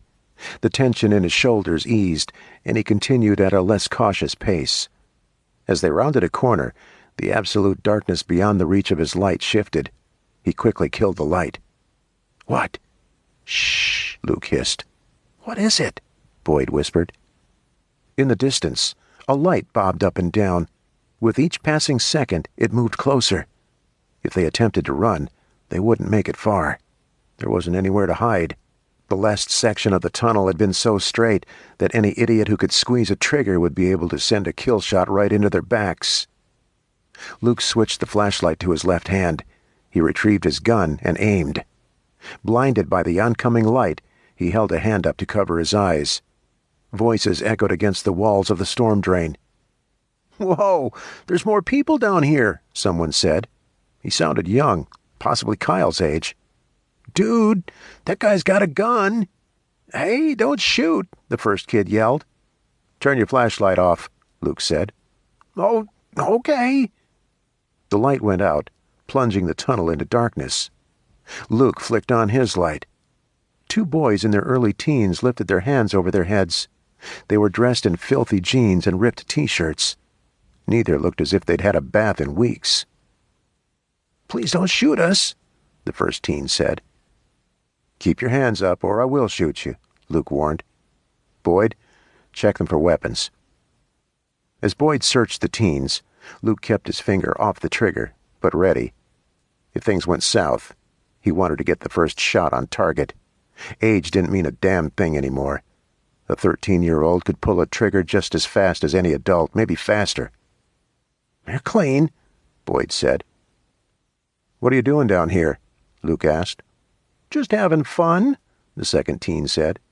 "I'm Mason, and this is Noah." "Are you brothers?" Boyd asked. "No, friends." "How about you guys?" Mason asked. "Friends." Boyd cast a quick glance at Luke. "Can we put our hands down yet?" Noah asked. "Sure," Luke said. "What are you guys doing down here?" Mason asked. "We're on our way home," Luke said. "Why aren't you walking on the street?" Noah asked. "It's not safe," Boyd said. "It's not," Noah said softly, a shadow passing across his face. Luke had seen that haunted look before on the battlefield. This kid had seen something go terribly wrong. "What happened?" Luke asked. Noah shot him a wary gaze before dropping his chin to his chest. He shook his head slowly. Mason took a protective step in his direction. "His parents got killed," Mason said. Luke inhaled a breath and blew it out slowly while he waited for the kid to continue. "It happened 4 days ago." 5, Noah corrected. 5. He was home with his parents. It was before all the lights went out. They were watching a movie since none of the TV channels were working. Luke glanced at Boyd, who stood ramrod straight. "The movie was almost over when they heard a noise outside. His dad went to check it out. Got shot in the head. The guys rushed in and killed his mom. They were going to kill him too, but he ran. I should have stayed. I should have tried to help him," Noah said, pain strangling his voice. "I already told you there was nothing you could do about it," Mason said. "Nobody lives after taking a headshot. They died instantly." "You don't know that for sure," Noah said. "Yeah, I do." "How do you know?" Noah asked in an angry tone. "In Call of Duty, everyone dies when you shoot them in the head. Everybody knows that." "I should have gone back." Boyd stepped forward and put his hand on the kid's shoulder. "You did what you had to do to stay alive. Mason's probably right. Those guys probably would have killed you too if you'd stayed." "Fine, whatever," Noah grumbled. "Where are you staying now?" Luke asked. "With Mason and his mom." "No dad?" Boyd asked. "Nope. He took off when I was 5 and never came back. My mom hates his guts," Mason said. "She really does," Noah said. "But she's cool. She doesn't care where we go as long as we get home before dark. She gets pissed if we're out after sunset." "You should listen to her," Luke said. "What are you two doing in the tunnels? You could get trapped down here. If it rains, it's going to flood the pipes. You'll drown." "It's cool down here. We won't get lost or anything because we always bring chalk with us to mark the path. See?" Mason pulled a large chunk of orange chalk out of his back pocket. "Even if you mark the path, it's not safe," Boyd said. "At least no one's shooting at us down here," Noah said. "True that," Mason said. "Well, just be careful. Your mom's counting on you to get home safely," Luke said. "We'll be careful," the boys said in unison. "Jinx! I said it first." "No, you didn't." "Hey, knock it off," Luke said in the tone he reserved for disciplining his kids. After several seconds of heavy silence, he cleared his throat. As much as he wanted to help the kids in some way, they weren't his responsibility. "We've been walking for a while. What are the cross streets here?" Luke asked. I think Magnolia and Jackson," Mason said. "By the hospital?" Boyd asked. "Yeah, there's a ton of cops up there," Mason said. "Why?" Luke asked. "One of the gangs took over the hospital. It was crazy. There are old people wandering around in the streets. Dead people, too," Noah interjected. "Not like wandering around. Not zombies. They're still alive. Yeah, they're all over." "All over where?" Boyd asked. "The dead people are piled up on the lawn and shit," Mason said. "It smells like ass." "Worse than ass," Noah said while wrinkling his nose. "Where did the bodies come from?" Luke asked. "From everywhere. People are bringing dead bodies to the hospital when they die. The cops aren't helping. They're trying to get control of the hospital again," Mason said. "Yeah, they're shooting the place up. I heard someone say they're going to blow it up because there's a bunch of oxygen in there," Noah said. "Is the backup generator still on?" Luke asked. "What?" Noah asked. "Are the lights still on?" "Yeah, at night. They're the only ones with lights anymore. The power's out all over the place." "What time is it right now?" Maybe 5 p.m.? "By now it's probably 6, Mason said. "We need to head back home." "You guys take care of each other and take care of your mom. The world's only going to get more dangerous as people run out of food." "We've still got a ton of macaroni and cheese," Mason said. "We stole it from Costco." "Shh," Mason slapped Noah's arm. "They're not going to bust us. They're not cops." "Be careful out there," Luke said. "Stockpile as much food as you can, and don't tell anyone else about what you have. If people find out about your mountain of macaroni and cheese, they'll come and take it from you." "That would suck," Mason said. "Exactly, so be safe. Find as much food as you can, and pray." "Mom says she's been praying to the great spaghetti monster in the sky." "The what?" Boyd asked. "She said it's like God, but not God. I don't get it," Noah said. "Keep praying," Luke said. "But don't wait around for God to save you. He's probably got another 1,000,000 people in line ahead of you." "We can take care of ourselves," Mason said. "Come on, let's go. See you around." As the kids took off down the tunnel, Mason switched on his flashlight to illuminate the streak of orange chalk on the wall. At least they seemed to be somewhat resourceful. Hopefully they'd find a way to survive. Chapter 13. Elijah puffed up his chest as yet another member of his flock knocked on the door to his office. He lost count of the number of people who'd come by to thank him for the feast. Losing a member of the family seemed less important this morning. He now had the complete respect of his flock, which is what he'd always wanted. He waved in the elderly married couple who waited patiently at the door. As he half-listened to their praises, he ran through a roster of everyone in the church. Since the bombing, he'd lost 2 strong younger men to that woman. He needed more people, but how could he find more? It's not like he could put an ad online. He'd have to talk to Turner about it. After he shuffled the couple out of his office, he called Turner in. Always the loyal soldier, he wasn't ever far away, unless he was running the flock through their daily exercise routine. Elijah never participated. Why should he? He was already perfect. "Come in and close the door," Elijah said. Turner did as he was told before taking a seat across from Elijah. "Now that we have a healthier food supply, we need to consider the future," Elijah said. "We'll need to gather more supplies before winter." "Winter? It's only a month or so away." "Do you think the grid will still be down by then?" "I don't know, but we have to prepare for it. We don't know God's will. The final battle between good and evil might not happen for several months. But we need to prepare. We've already seen what the agents of evil can do to us. That woman, Jezebel incarnate, she killed 2 of our men. We need to replace them with better men, stronger men." "Those were good men," Turner frowned. "Of course," Elijah said quickly. "They were good, honorable men. But we need stronger men, men who are capable of dealing with the coming darkness. We must prepare for any and all attempts to destroy our community." "What do you propose?" "We need men between the ages of 25 and 35. "That's awfully specific." "Only bring back men in their prime." "Bring them back from where?" "Town. And they should be single, no families." "Why not?" Turner asked. "Family's a dead weight." "That's rather harsh." "That's the truth. Think about it. What can kids contribute to the group? Nothing. They're just additional mouths to feed. And the women, it's nice to have them around, I suppose, but they do nothing to strengthen us." "I see."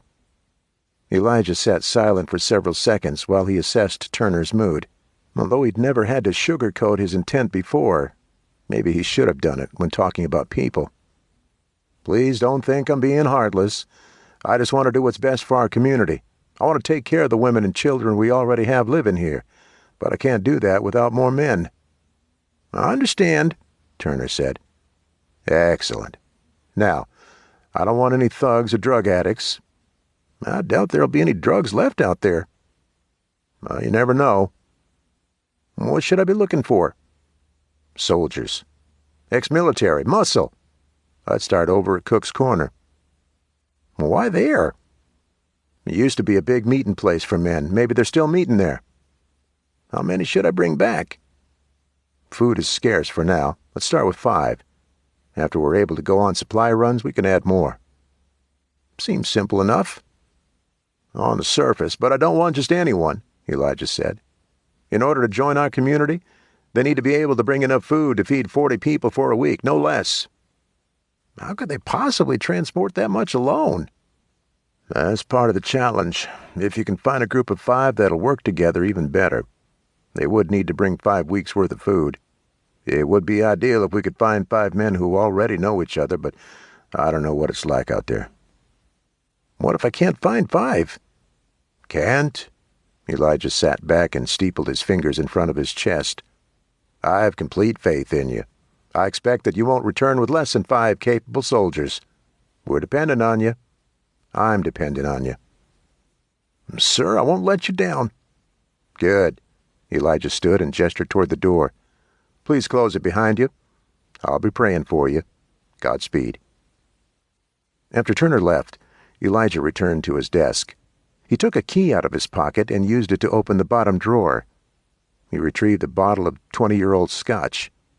He poured 2 fingers' worth into a glass and kicked it back. As he refilled the glass, a knock sounded on the door. He quickly placed the glass in the top drawer and hid the bottle. "Come in." When Melinda walked into the room, he suppressed a groan. She'd been a thorn in his side ever since her son had started cavorting with that girl, Sierra. If he could find a reason to get rid of them, he would. But the family was too small, and he couldn't afford to lose any more members. Not yet, anyway. "How can I help you?" You can starve me all you want, but you can't starve my son." "I didn't starve him, you did. I warned you not to disobey me, but you did anyway. For that, you had to be punished." "Sooner or later, people are going to see what you're doing." "Really?" He leaned forward. "Please, enlighten me. What am I doing?" "You're trying to turn this place into a cult." "A cult? Never," he snapped. "I know what a cult looks like, and this isn't it."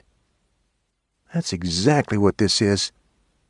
"You're free to go any time you want to leave. If this was a cult, I'd force you to stay. Have I forced you to do anything?" "You starved us." Let's just agree to disagree. Anything else? I'm very busy right now." "Adam and I are going to eat dinner tonight." "Of course you are. Your penance will be over. I hope you learned your lesson." "What's wrong with you?" she asked so softly he almost didn't hear her. "Excuse me?" "Nothing." "Good. I'll see you at dinner." He walked around the desk to the door and held it open. As soon as she crossed the threshold, he slammed it shut. Bitch. How dare she talk to him like that? She was the kind of person he wanted to weed out as soon as possible. He didn't need her. Or her lazy son. He headed back to the desk and pulled out the glass as well as a notepad. As he sipped his drink, he drew a line down the center of the page. He made a list of everyone in the church.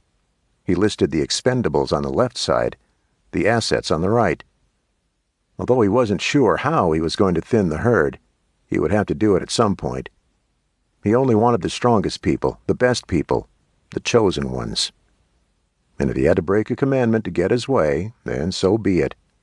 God would forgive him. Elijah stood next to the smoldering barbecue while everyone else threw away their plastic dinner plates. He held a piece of paper covered with new work assignments by his side. After watching the way several women had been whispering behind the men's backs, he'd decided to change things up. He didn't want any factions to start to develop. Maintaining order was hard enough without active dissent. "Everyone, please take a seat," he said. As people returned to their seats, he forced a smile. He was doing everything in his power to make the community stronger, but he wasn't getting the credit he deserved.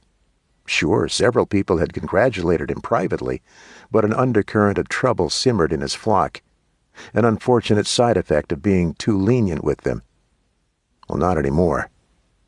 "We're going to make a few changes tonight," he began.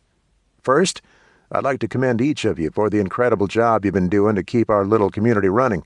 It's not easy to do laundry without electricity, or be stuck collecting water for the barrels. I understand how hard you've been working, which is why it's time to change roles." When several people groaned, he held up his hand. "Now, hold on. I realize everyone is enjoying their routine. It's nice to be able to count on something being the same from day to day. But there's also a tendency to get bored, complacent. Not that any of you are doing that, but before we get to that point, I thought it might be good to change a few things." "What are you planning on changing?" Melinda asked. "Assignments." He plastered a smile on his face. "Starting with kitchen duties. You've been doing a great job baking, but it's time we have someone else take over. So, Melinda, you'll be moving to laundry duty, and Gertrude will take over as baker." "What?" Melinda stood up from the picnic table. "You can't do that." "I'm only doing what's best for everyone." "How so? If we already have jobs we love to do, why change them? It doesn't make any sense." "Yeah," someone else said. "I don't know about you," Gertrude said, "but I wouldn't mind having a crack at baking. Back before the bombs dropped, I could make a mean biscuit. I'm sure I can work some magic with acorn flour, too." "You can come and help me whenever you like," Melinda said, "but I'm not giving up my position." Elijah sighed in frustration. She was always a troublemaker. Well, not always. She'd been meek until that woman and her brat daughter started poisoning her mind. "I also think we should form a council," Melinda said. "What? Why?" he asked. "We're all equals in this community, right?" "Right," he said through gritted teeth. "So we should make decisions as a group." Seething, he shoved his clenched fists into his pockets. If they'd been alone, He would have slapped the smirk off of her face. "It does make sense to create some kind of council," Ivan said. "Up until now, you haven't really asked what everyone wants to do. You just told us." "Because I'm guided by God," Elijah said. "Even so, I doubt he's interested in the day-to-day operations at one of his many churches," Melinda said. "Maybe we should discuss this privately," Elijah said. "Matters involving the community should be discussed as a group. I realize we can't have 40 people trying to agree on everything, which is why we should vote for council members. We could choose 5 people to represent the community." "And I suppose you'll be one of the 5? "Only if elected." "I'll need to pray about it," he said. "In the meantime, everyone please try to have a good evening. Melinda, come walk with me so we can discuss details of your council idea." He stalked toward his office and waited until Melinda was inside before closing the door. "How dare you question me in front of everyone," he said. "You're here because I allow you to stay. But maybe you're ready to leave. Maybe you should go back to your house and fend for yourself there." "How dare I? How dare you?" Her face flushed. "You treat us like slaves and run this place like a dictatorship." "What's happening to you? You were never this belligerent." "Nothing's wrong with me, but something's not right with this community. Everyone's too afraid to speak up. Several people have gone missing, and when we ask where they went, you tell us they left the community." "Because they have. Not everyone chooses to stay. If you're not happy here, no one will stop you from leaving. I can't understand what your problem is. You've been here since the bombs dropped. Why the sudden change?" "I felt this way since you assigned everyone jobs." "Yet you did nothing to stop me then."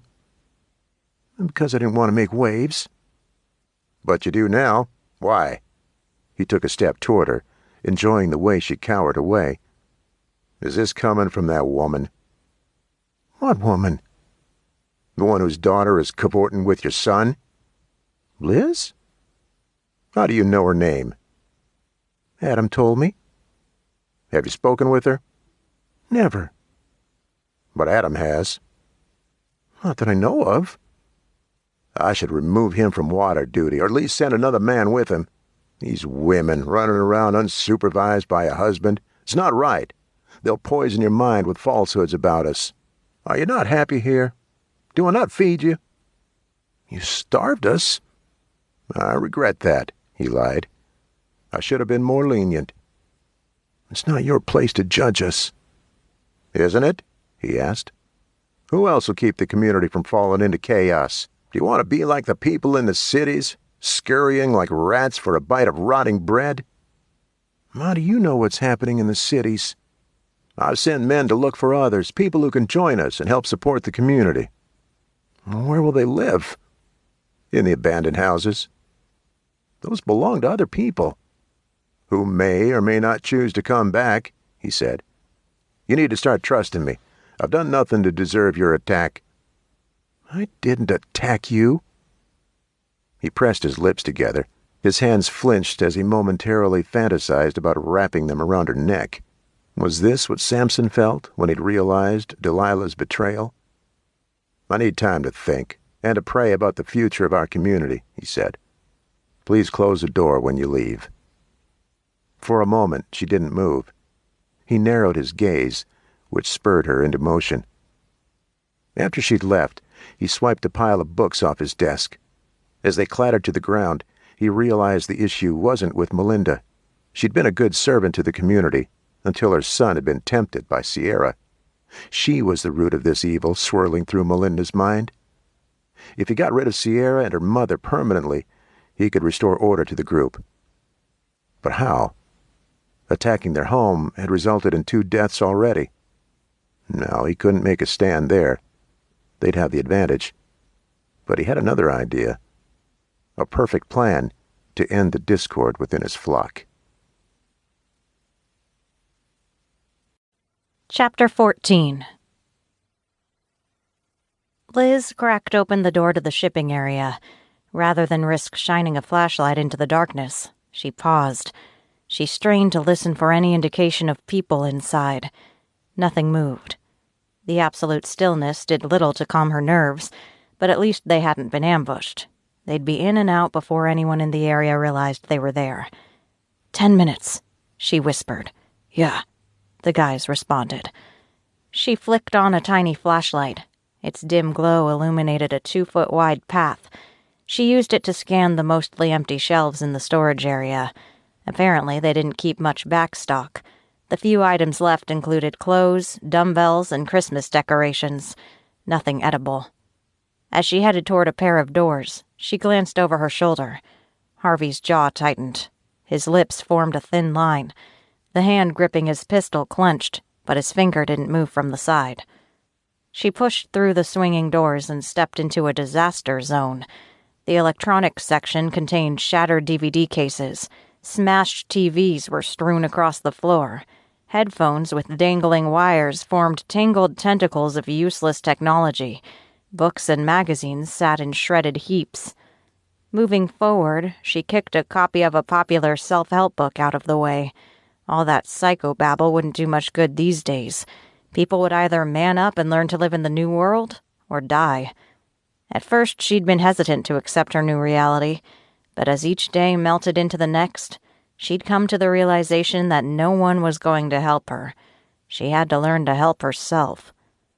Across the aisle, Franklin and Bert disappeared into a section of toppled furniture.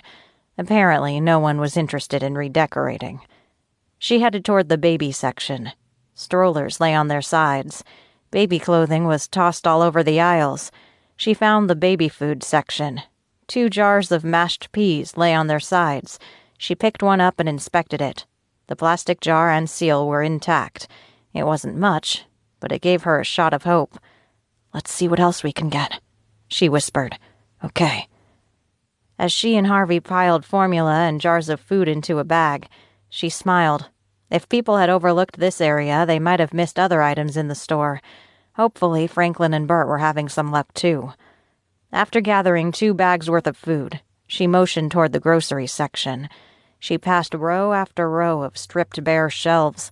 6 rows back, she finally found a lone can of olives. It lay on its side underneath the bottom shelf. If she hadn't been paying close attention, she would have missed it. She stuffed it into a bag before walking to the next aisle. She meticulously searched every shelf, adding several cans of Spam, a jar of pickled pig's feet, and a half-torn open bag of black-eyed peas. It wasn't the biggest grocery haul, but it was better than nothing. "It's been 10 minutes, Harvey whispered. "Let's head back. You lead." He nodded and took point. As they made their way back toward the loading docks, she strained to pick up Franklin and Bert's location. She didn't hear their footsteps. Maybe they were already outside? When they reached the set of double doors, she grabbed the back of Harvey's shirt and turned off the flashlight. "Something feels off." "I feel it too," he murmured. "Maybe we should go out the front and circle around. If we change the plan, the others might not know it's us and they'll shoot." "Good point," she said. "What about going in through a different door? If someone else is on the other side, we'll at least have a surprise advantage." A loud, metallic bang reverberated from the loading docks. Harvey's eyes went wide. He pointed down the wall toward another set of doors they had spotted on the way in. She took the lead and headed for the other exit. When she pushed on the door, it didn't budge. She glanced at Harvey, who shrugged. Without light, she couldn't figure out why it wasn't opening. She felt along the door and found a large bolt at the top. As she pulled down, nothing happened, but when she pushed up, the door popped free and swung open. Flashlights blinded her. She held up an arm to block the light. With her gun hand, she pointed toward the dark shadows behind the light. "Don't shoot," Franklin said. He directed his flashlight at the ground. Bert flicked his off. "What the hell are you guys doing over here?" "We heard a bang, so we decided to come this way instead," Harvey said. "If you were trying for a tactical advantage, you failed," Franklin said. "What was that noise?" she asked. "Bert didn't want to use the lights and ran into a trash can. The lid fell off," Franklin said. "Did you guys find anything useful?" "A couple of bags of beef jerky, some astronaut ice cream, and a couple of cases of freeze-dried camping food," Bert said. "What about survival kits?" she asked. "Sometimes they have those 3-day or even 30-day kits." We found a 3-day, but it only had enough calories to keep one person barely alive. I don't know why they keep the calorie count so low," Bert said. "No 30-day kits?" "No. We found some baby food and some canned stuff. Not much," she said. "Should we check Walmart next?" "Yeah." After stowing the new food supply, they drove toward Walmart. Situated between both entrances to the store, a huge bonfire lit up the night. Trucks formed a large circle around the fire. Men and women stood around the fire with guns in one hand, beer in the other. At a quick glance, she guessed there were at least 50 people. "Turn around," she said. "Yep." Bert made a U-turn in the middle of the road and headed back toward the movie theater. "What about that office building?" Harvey asked. "Good call," she said. "Go around back. I don't think those guys saw us, but just in case, we should hide the truck again." "What are we looking for?" Franklin asked. "Vending machines, a break room, people's desks. Look for anything edible. We didn't get nearly enough food from Target. We need more. A lot more," she said. 10-minute time limit? Harvey asked.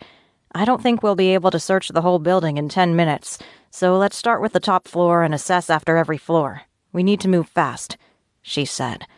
"Are you sure this is a good idea?" Harvey asked. "I think we should head back. We don't have enough food yet." "I know, but we're also still alive. We could get trapped up there if other people show up. We might not have another chance to get back here," she said. "Those guys at Walmart are going to run out eventually, if they haven't already. We didn't get close enough to see what they had. They'll ransack this building next if they have any sense." "Okay, but I think we should post a guard," Harvey said. "Someone needs to stay outside with a whistle. At the first sign of trouble, we get out." "Agreed." "Remember, look for anything edible," she said. "Even gum. You never know when we might need it for something." "I'll take watch," Harvey said. "We won't be long," she said. "Remember, guys, top floor first. We meet up before we go down another floor." "Got it," Franklin said. Inside the office building, everything appeared normal. A set of stairs next to the reception desk led up 2 floors. On the top floor, they quickly searched the desks, coming up with several packets of flavored tuna, cans of soda, crackers, and other shelf-stable items. Elated by the haul, Liz met Bert at the top of the stairs. "Are your bags too full? Should we unload into the truck?" "I'd rather hit the second floor first. Then we dump and come back for the first floor," he said. "Sounds good." The entire second floor consisted of a call center. Apparently, the employees loved their snacks because she found more than she could carry. Cans of chili, potato chips, pork rinds, seaweed crackers, and roasted chickpeas. She scrunched her nose at the seaweed, but it still counted as food. If nothing else, it would be a good source of sodium. "My bags are full," Bert said. "I can't believe how much those people keep in their desks. When I worked in customer service, we kept a convenience store-level supply of food in our desks. We were hopped up on sugar and caffeine just to get through the day," she said. "I'm glad I never had to work in a call center," Bert said. "What kind of work did you do?" "I was a mortician." "No kidding." "I preferred working with people who couldn't talk back." He flashed a crooked smile.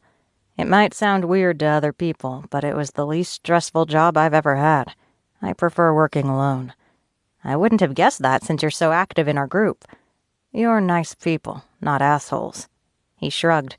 "I guess I got lucky in that regard." "I can't carry anything else." Franklin walked up. "Let's drop everything off and finish off the building."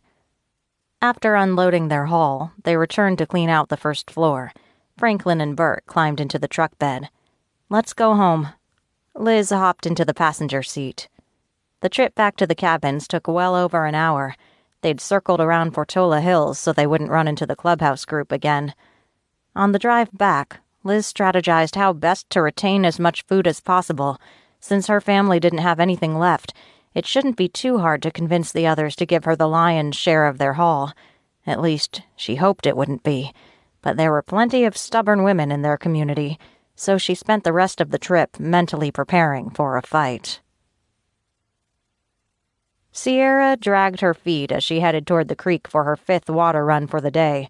Losing their food supply was all her fault. If she hadn't been so eager to hang out with other people, the preacher and his weird family would never have discovered the cabin. She kept messing up and didn't know how she could ever make it up to her family. They'd probably hate her forever. She shuddered to think about how disappointed her dad would be when he got home. He'd spent years stockpiling supplies, and in one night, her carelessness had cost them everything. Now they had nothing to eat. Her mom was out risking her life to get more food. What if she got killed? What would she do? She wasn't prepared to take care of Kyle. Another question nagged at the edge of her mind. Was Adam involved in the theft? She'd told him about their food supply. Maybe not specifics, but he had to know they were well off if she had enough to share. Was he part of this? Did he tell the preachers about the cans she'd given him? Had he betrayed her trust? She hated the world they were living in. Ever since the bombings, she didn't know who she could trust. In the old world, most people were kind and good. But now it was a different world. A broken world. One in which she couldn't trust anyone or anything. From now on, she'd have to be much more careful about who she talked to and about what she said. Giving information away would only hurt her in the long run. She set one of the buckets on a rock next to the creek. She took the other into the rushing water and scooped up as much as she could carry. As she walked back toward the empty bucket, footsteps sounded on the path. She quickly set the bucket down and spun around. Adam slowly walked toward her. He carried a bucket in each hand. "They put you on water detail, too?" she asked. "Yeah." "You look like crap." "I feel like crap." He flipped a bucket over and sat on it. "I need to rest for a minute." "Are you sick?" "No, just hungry. I don't have any energy left." "I thought you'd be feasting today," she said with a heap of sarcasm. "Why would you think that?" "Don't play dumb." "What are you talking about?" he asked wearily. "Last night, a bunch of men stole all our food." "What?" "Yeah. Know anything about it?" She put her hands on her hips and glared. "No, but..." "What?" "I heard there was a feast at the church last night. My mom and I weren't allowed to eat dinner last night or this morning, and I've been on bucket detail all day." "I've been walking back and forth to the stream for an hour, and I didn't see you here," she challenged. "And this is our stream. You shouldn't even be here." "Why are you so pissed?" "Because you told them." Her voice cracked. "How could you do that to me? I thought we were friends." "I didn't tell them anything. I didn't even tell my mom about the cans you gave me." "I don't believe you. Why was the preacher mad at your mom?" "I don't know. I can't believe you think I told them. Why would I do that? We're friends. At least, I thought we were." "The feast you mentioned? That was our food. They stole it." He hung his head and covered his face with his hands. "Don't lie to me," she snapped. "I'm not lying. I didn't tell anyone, and I didn't know they were going to steal your food." "Well, they did, and now..." She stopped short. She wasn't going to tell him a damn thing about her mom heading off to find more. If the preacher found out she and Kyle were alone, there was no telling what he might do. "I'm sorry. I hate him. He's evil. I can't understand why no one else sees it. I think my mom does, but every time I try to talk to her about it, she tells me to be quiet. She's afraid someone will overhear us. The place was nice at first, but it's getting weirder by the day. He's setting up all kinds of rules, and if you break them, there's hell to pay." "What kind of hell?" she asked. "He's withholding food, even water sometimes. He's running the group like a king, like we're his servants or something. It's weird. I want to leave, but my mom says we don't have anywhere else to go. I'd be happy to be homeless at this point if it means getting away from him." "So you really didn't tell him?" "No." His blue eyes reflected the pale gray sky. "I'd never betray you like that. I don't tell him anything. Not that I have anything to hide, but if I did, I sure as hell wouldn't talk to him." The dejected tone of his voice pulled at her heart. The preacher victimized him just as much as he'd victimized her family. She struggled against the urge to comfort him. Maybe this was all an act to get closer to her. Although he seemed sincere, she was hesitant to trust him. "Have you asked your mom about going back to your house in Kodo?" she asked. "Multiple times," She always tells me it's not an option. Maybe the fact that he's starving you guys will help her change her mind. I don't know. She thinks there's strength in numbers. Only if they're going to take care of each other. True. You should talk to her again. Tell her that you can't stay there anymore. I'll try. At this point, I'd rather go home and try to defend my house than stay here. He stood and grabbed his buckets. I need to get back before they notice I've been gone longer than normal. I'm sorry you're trapped. Me too. After he filled the buckets, he headed back down the trail toward the preacher's compound. As much as she wanted to harden her heart against him, she couldn't. He'd never done anything to make her question his friendship. He didn't seem like the kind of person who could lie right to your face without flinching. The preacher certainly could, but not Adam. So maybe her judgment wasn't as bad as she'd thought. When she'd first met the preacher, she hadn't liked him. He had the gross, slimy vibe of a reptile. If only she'd listened to her gut. Going forward, she'd pay more attention to that inner voice that told her something wasn't right. She only wished she'd listened when she'd met the preacher. She could have avoided so much trouble. As she filled the buckets, she vowed to do better. She needed to help her mom. She'd been working so hard and looked totally exhausted every day. Even though her dad would be back in a few days, she knew it wouldn't change much. There were too many tasks and not enough people to complete them. Before the bombs, she'd enjoyed the occasional afternoon nap between classes. Back then, she hadn't thought twice about that little bit of freedom. Now she'd give anything to be able to go back to that simpler time. Would she ever be able to take a nap again? Probably not, so she might as well get used to it. Chapter 15. Luke winced as each step sent a spark of pain down his leg. Blood saturated the bandage. He needed to replace it and suck down a pain pill, or 10. He'd briefly considered attempting to infiltrate the hospital, but after hearing about its condition from the kids, he knew it would be a lost cause. He and Boyd had been following Mason and Noah's chalk line for the better part of an hour. As far as Luke could tell, they were still headed south. They hadn't encountered the kids, or anyone else, but he hadn't relaxed his guard. He kept the flashlight in his left hand, while his right hand rested on the butt of his gun. Pale light streamed down from open gutters every few hundred feet. He figured they'd entered a residential neighborhood, but hadn't risked a peek. He didn't want to go out until after dark. The throbbing in his leg wasn't a good sign. He doubted he'd be able to outrun any attackers. Once they got topside, he needed to check for infection. Based on feel alone, it wasn't looking good. "We've got maybe an hour or so before sundown," Luke said. "We need to find a place to stay tonight." "Not down here," Boyd said. "Definitely not. If a flood came tearing through here in the middle of the night, we'd be screwed. Also, I think we should start looking for antibiotics." "Is the leg bothering you?" "Yeah." "How bad?" "If I had to outrun an 80-year-old in a wheelchair, I'd be in trouble." "Maybe we need a saw." "A saw?" "In case we have to chop it off." Luke glanced back at Boyd, who was grinning like the Cheshire Cat. "You come near me with a saw and I'll remove one of your appendages," Luke said. "I'd give up a hand, so I don't have to wash dishes anymore. The wife's always getting on me about how I do dishes. They're not clean enough," he said in a high-pitched tone. "There's stuff stuck to the plate." "I'd be on your ass, too, if there was crap on the plate." "Ninny?" Luke shook his head and smiled. "When we get to the next manhole, let's push it up and take a peek," Boyd said. "If we need to find antibiotics, it'd be better to search while there's still some daylight. Flashlights at night are a dead giveaway." "Good point." "I'm not just a pretty face," Boyd said. "Hopefully we'll be able to find a pharmacy."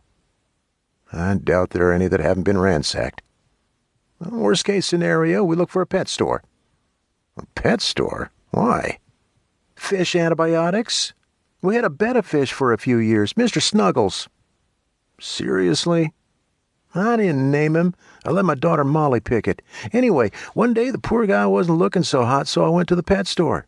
They had a bunch of antibiotics. Penicillin, tetracycline, erythromycin, sulfa. I couldn't believe it. If we can find some, we could try that."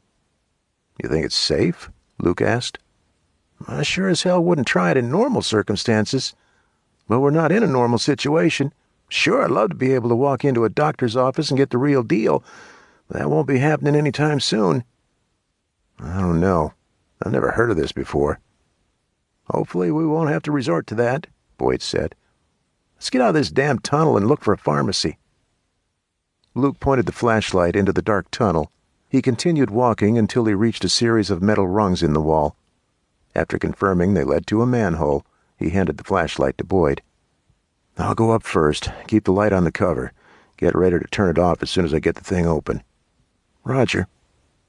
Luke's leg burned as he climbed to the top.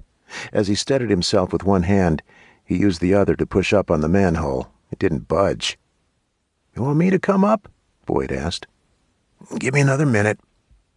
Luke leaned forward and climbed 2 more steps. With his shoulder pressed up against the manhole, he used his good leg as leverage to force the cover up a fraction of an inch. "You got it," Boyd called. "Keep pushing." As he heaved with all his strength, the manhole ripped free of whatever had been holding it in place. A cascade of dirt and grime tumbled down the hole. "Fuck, right in the eye," Boyd yelled. "Shh. Easy for you to say. You don't have slime in your fucking eye." "Wash it out while I look around." Luke pushed the manhole off to one side. He poked his head up like a gopher. From the middle of an intersection, he spotted houses on one side and a strip mall on the other. Not bad. Maybe they could find a pharmacy here. After scanning for threats, Luke pulled himself up out of the hole. "It's clear. Let's move before someone sees us." "Coming." When Boyd reached the surface, Luke stifled a laugh. Muck from around the manhole dribbled down his cheeks. Unidentifiable debris littered his hair, and a shriveled candy wrapper clung to the top of his head. "What?" Boyd demanded. "You look like a dumpster-diving raccoon." "Asshole?" Boyd flailed his hands across his face and hair, trying to push the rest of the gunk off. "It's gone. Let's check out the shopping center." "Why is it so quiet here?" Boyd asked. "I don't know." He made a good point. He'd expected to run into at least 1 or 2 people. The sun hung low on the horizon, but it hadn't completely set yet. Why was the neighborhood so quiet? "You smell that?" Boyd asked. "Yeah, smells like death." "We should get face masks, too, if we can find them." "Let's try that dollar store." "They won't have antibiotics." "No, but sometimes they have aspirin and medical supplies. I don't mind strapping tampons to my leg, but if I have the choice, I'd prefer maxi pads. More absorbent." "You're killing me with your feminine hygiene talk." "But it works." "True." As Luke approached the front of the dollar store, he signaled to Boyd to be quiet. He peeked around the corner through a glass window into the store.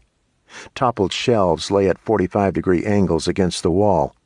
Fall-themed knickknacks were strewn across the floor. A headless ceramic turkey lay shattered next to a cash wrap. Cardboard boxes with charred edges were piled in the center of the store, as if the looters had tried to set the whole place on fire. "Damn," Boyd said. "As far as I can tell, it's clear. Let's see what we can find. Don't turn your back to the front of the store, and keep the rear exits in mind just in case." Boyd nodded and stepped over the windowsill. Luke followed, crunching through shards of shattered glass. Most of the shelves were empty. He walked through a pile of empty plastic packages. They'd been ripped open, their contents stolen. He found the medical supply section. A lone bottle of talcum powder lay on its side. Bandages were scattered across the floor. No point in taking those. They definitely weren't sanitary anymore. After searching through several other aisles, he crossed to the other side of the store, where Boyd poked through a pile of books. "Find anything?" Luke asked. "Some coloring books, crayons." "We could use those to make candles." "We've got flashlights. I sure as hell don't want to have to carry more than what I've already got," Boyd said. "I hear you. Just thinking out loud." "We're not far from my house. Maybe 10 miles. We should be able to make it there by tomorrow. I only want to carry what I already have, unless it's something really good. What did you find?" "Nothing. It's been stripped clean." "Should we hunker down here for the night? I doubt anyone would try to search this place after dark. Everyone in the area probably knows it's empty. Hell, they might have stockpiles in their houses." "Are you suggesting we break into people's houses and look around?" Luke asked. "No, but I smell a lot of death. We could try to look through any empty houses, see if they left antibiotics behind." "Breaking into someone's house to steal their stuff doesn't feel right." "Even if they're dead?" Boyd asked. "What makes you think we're going to find a bunch of dead people?" "You don't get that kind of stench unless there are a lot of dead bodies around." "How would you know?" "When I was a kid, we lived on the other side of a mortuary. I could always tell when they were doing cremations. The scent of burning flesh is about as distinctive a smell as you can get. I know what death smells like, and it's all around us. I wouldn't be surprised if the whole neighborhood had been slaughtered." "By who?" "Who knows? Gangs? Criminals? By now the prisons have probably run out of food. They might have released the prisoners." "God, I hope not." "Me too." "I guess we could look around and see if any of the houses are vacant." "Let me see your leg," Boyd said. Luke peeled the bandage back. Angry red lines radiated out from the wound. Puffy skin surrounded it, while a trickle of white pus oozed from the flesh. "That's not good. Is it hot?" Boyd asked. Luke gently placed his fingers over the skin. "Yep. And we need to get antibiotics. It already looks like you might have a blood infection. If we don't get medicine into you as soon as possible, you won't make it home to your family. Hell, you might not even make it to my house." "Thanks for cheering me up." "Anytime. Let's slap a tampon on that and get moving. The longer we wait, the worse it'll get. I know you're hung up on the ethics of taking antibiotics from people, but without them, you're going to die." "I don't want to rob anyone." "We'll only take what we can find in empty houses, and if we don't find anything, we'll look for a fish store. Let's go, Mr. Snuggles." "Don't even think about giving me that nickname." Boyd laughed. Luke reached into his pack and grabbed a tampon and some tape. After covering the wound and securing the makeshift bandage, he headed toward the front of the store. Taking supplies from other people didn't sit right with him, but Boyd had a point. If he didn't get antibiotics soon, he wouldn't be around to debate ethics in a post-apocalyptic world. Luke pulled a white bandana out of his pack and tied it across his face to cover his mouth and nose. The stench of decaying corpses made their voyage through the storm drain smell like a rose garden in comparison. He hopped a white picket fence in the backyard of the third house on the block. So far, they found 4 dead and no antibiotics. He wasn't sure what would be worse, finding more dead bodies or running into a living threat. "Hopefully this one's the ticket," Boyd whispered. "God willing." Luke ran to the back porch and pressed his back against the wall. He stood still, listening for several minutes. The absolute silence grated on his nerves. Was everyone dead? Had some group systematically wiped out every family on the block? As he turned to peer into a rear window, he held his breath and hoped he wouldn't find himself staring down the barrel of a gun. The bedroom contained a set of dressers, a bed, and a closet. Everything looked normal. But he'd seen that before in the previous homes, at least in the bedrooms. The bathrooms and kitchens had been completely ransacked. Nothing was left, not even a single Band-Aid. But he wasn't ready to give up hope. He only needed 1 bottle of medicine. "Let's check the living room," Luke whispered. Boyd nodded and followed him to a sliding glass door at the rear of the house. A quick glance revealed another nightmarish scene. An older man lay sprawled in a recliner. The top part of his head had become a liquid halo of flesh and bone on the wall. His jaw hung open, and he regarded the ceiling with opaque eyes. Across the room, a woman slumped across the couch. A TV remote lay at her feet, as if she'd been watching it when the killers had entered. The center of her chest bore a large red hole rimmed with congealed blood. A second gunshot had ripped through her temple. Bile roared up Luke's throat. He stumbled to the kitchen and hurled into the sink. The gore didn't bother him. He'd seen far worse as a SEAL. But to think this could be his family's fate, too, cut him to the core. He'd spoken to Liz several days earlier, but that didn't mean a damn thing. Life could be ripped away in an instant. All it took was one desperate man to destroy a family. "You okay?" Boyd asked. "Yeah." Luke turned on the faucet. Nothing flowed. He grabbed a roll of paper towels from the counter. As he wiped his face, his stomach clenched. He fought a second wave of nausea. Sweat broke out on his forehead. "You don't look so good. Maybe you should sit down." "We have to clear the house first." "Whoever did this is long gone." "I want to be sure," Luke said. "I'll lead." Luke nodded. He didn't mind letting Boyd take over. The man had proved to be more than capable of clearing a room. The longer they worked together, the more they were becoming a team. After checking all the bedrooms, including the closets, they swept the bathroom. The medicine cabinet hung open. It was as empty as the rest. "You know those nightstands we saw in the master bedroom?" "Yeah." "We haven't been searching those," Boyd said. "You think they might have meds stashed away in them?" "Maybe. My grandparents had medicine in theirs. I got into it once when I was a kid. Took an entire bottle of blood pressure pills. They had to take me to the hospital and pump my stomach. I was unconscious for 2 days." "That explains a lot." "Funny," Boyd said dryly. "They found me before the brain damage kicked in." "I don't know. Lack of oxygen fries those brain cells." "Remind me again, why am I helping you?" "Because I'm Mr. Snuggles." Boyd doubled over laughing. When he finally straightened, he wiped tears from his eyes. "God, I needed that." "Let's find some medicine." Luke headed into the master bedroom. The first drawer contained a worn copy of Pride and Prejudice. He closed it. When he opened the second drawer, he spotted 2 pill bottles. He turned up the label on the first one. Lipitor. That wasn't going to help. He twisted the second bottle around. His heart sank. "Well, the good news is that I found some. The bad news is that I'm allergic to it." "What is it?" "Penicillin." "I'm not allergic. Mind if I hang on to it? Antibiotics will be a hot commodity until they get the lights back on." "Take it." He handed the bottle to Boyd. "Shall we go back and check the other bedrooms?" "In the other houses?" "Maybe we missed something." "That couldn't hurt," Luke said. They returned to the previous houses and searched. After coming up empty, they approached the 4th house. "You hear anything?" Boyd whispered. "No. You?" "No."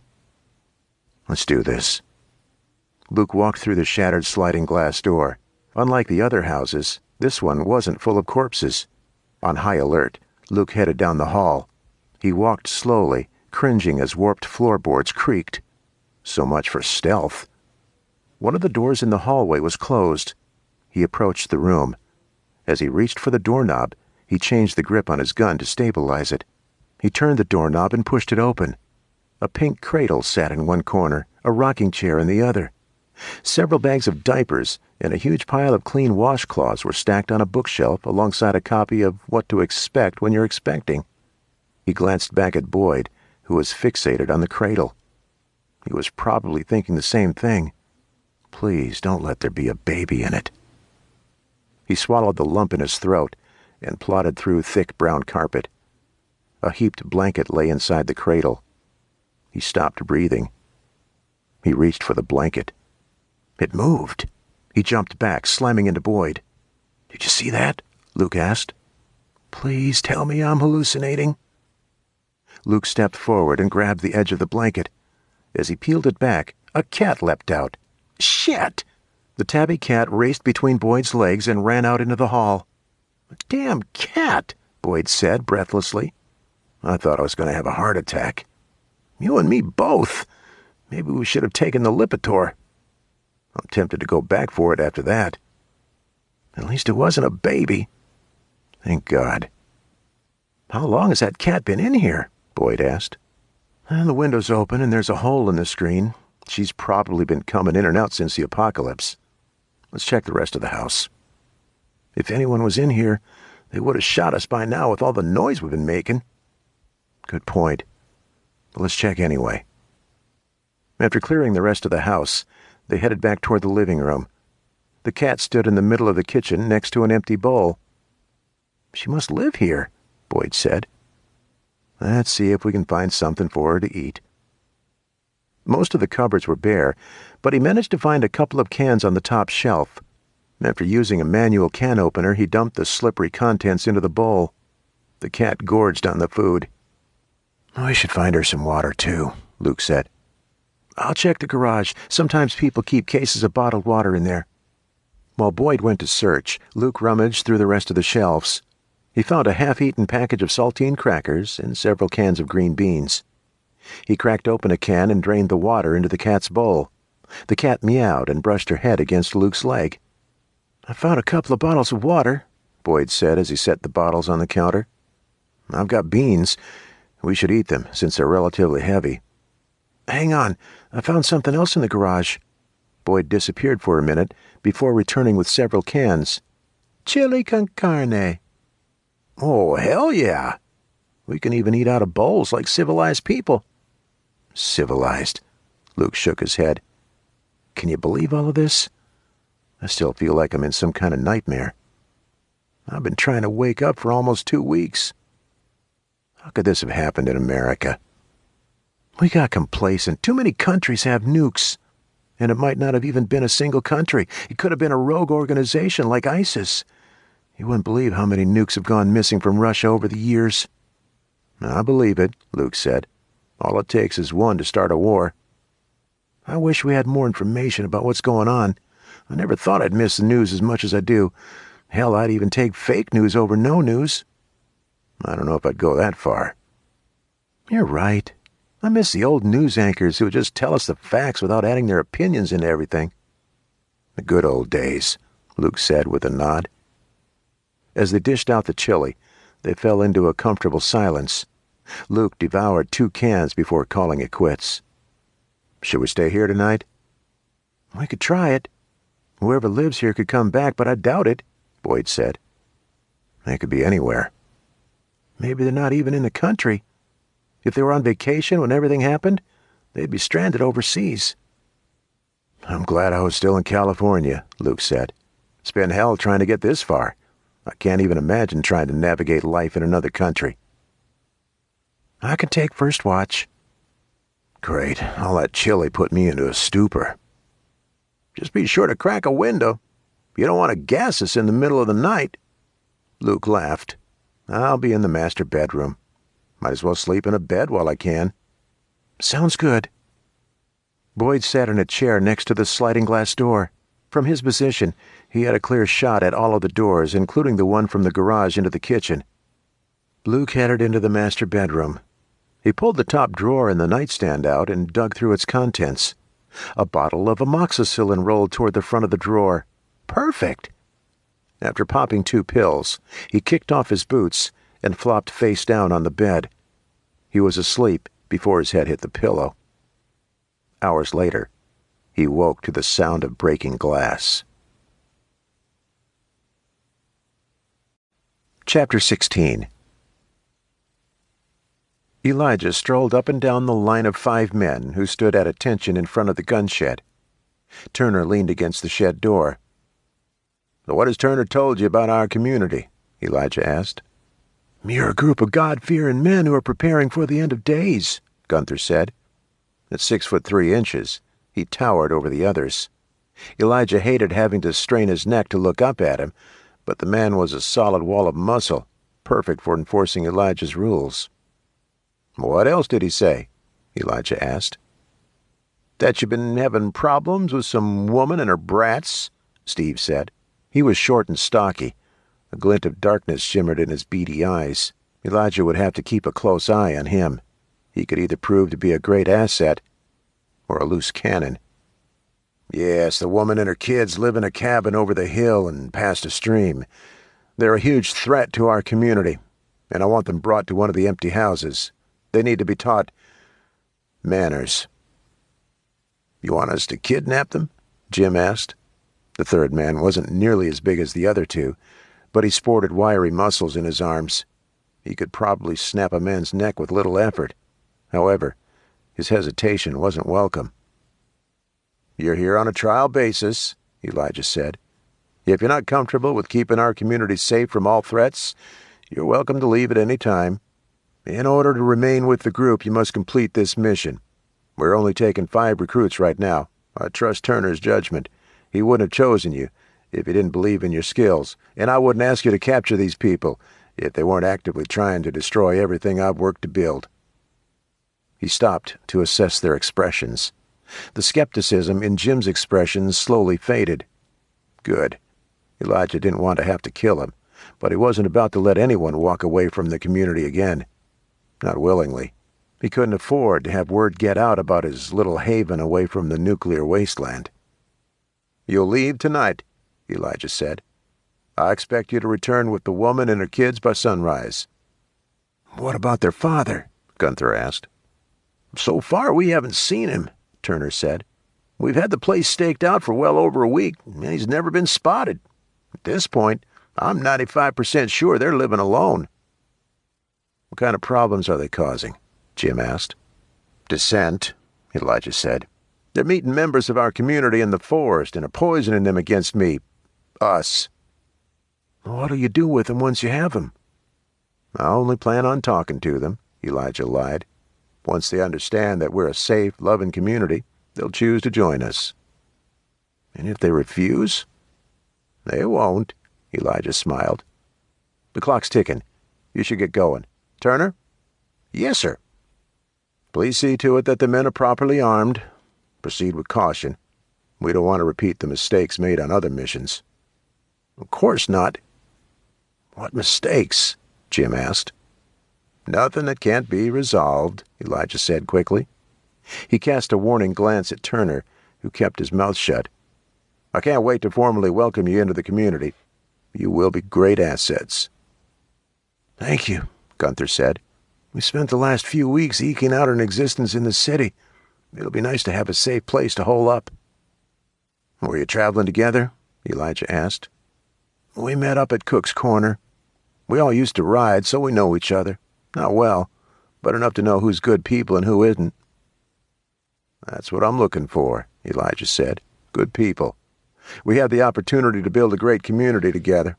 I'm really looking forward to working with men like you." "We should head out," Turner said. "Of course." Elijah stepped back as Turner unlocked the gun shed. He handed a rifle to each man before grabbing one for himself.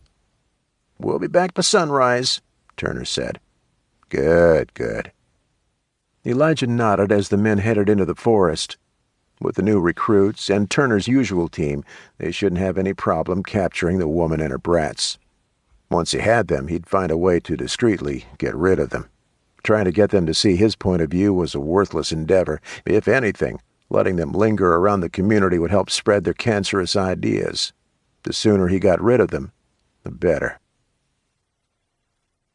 Sierra woke with a start. The phantom sound of bells ringing echoed through her head. Had it been another nightmare, or had she really heard the bells from the tripwires? She slipped out of bed and wrapped a robe around herself. She crossed the loft to where her brother slept. Unless a horde of zombies came tearing through the house, he wouldn't wake up. She envied his ability to sleep like the dead. As she descended the stairs, she listened intently. There. Bells. This time she definitely heard them, and they were closer. For a split second she wondered if it could be her mom. But no, she'd never set off the tripwires. It had to be someone else. Maybe the preacher's men back to steal from them again. Not that they had anything left to steal. "Kyle!" she yelled. "Get up!" He didn't move.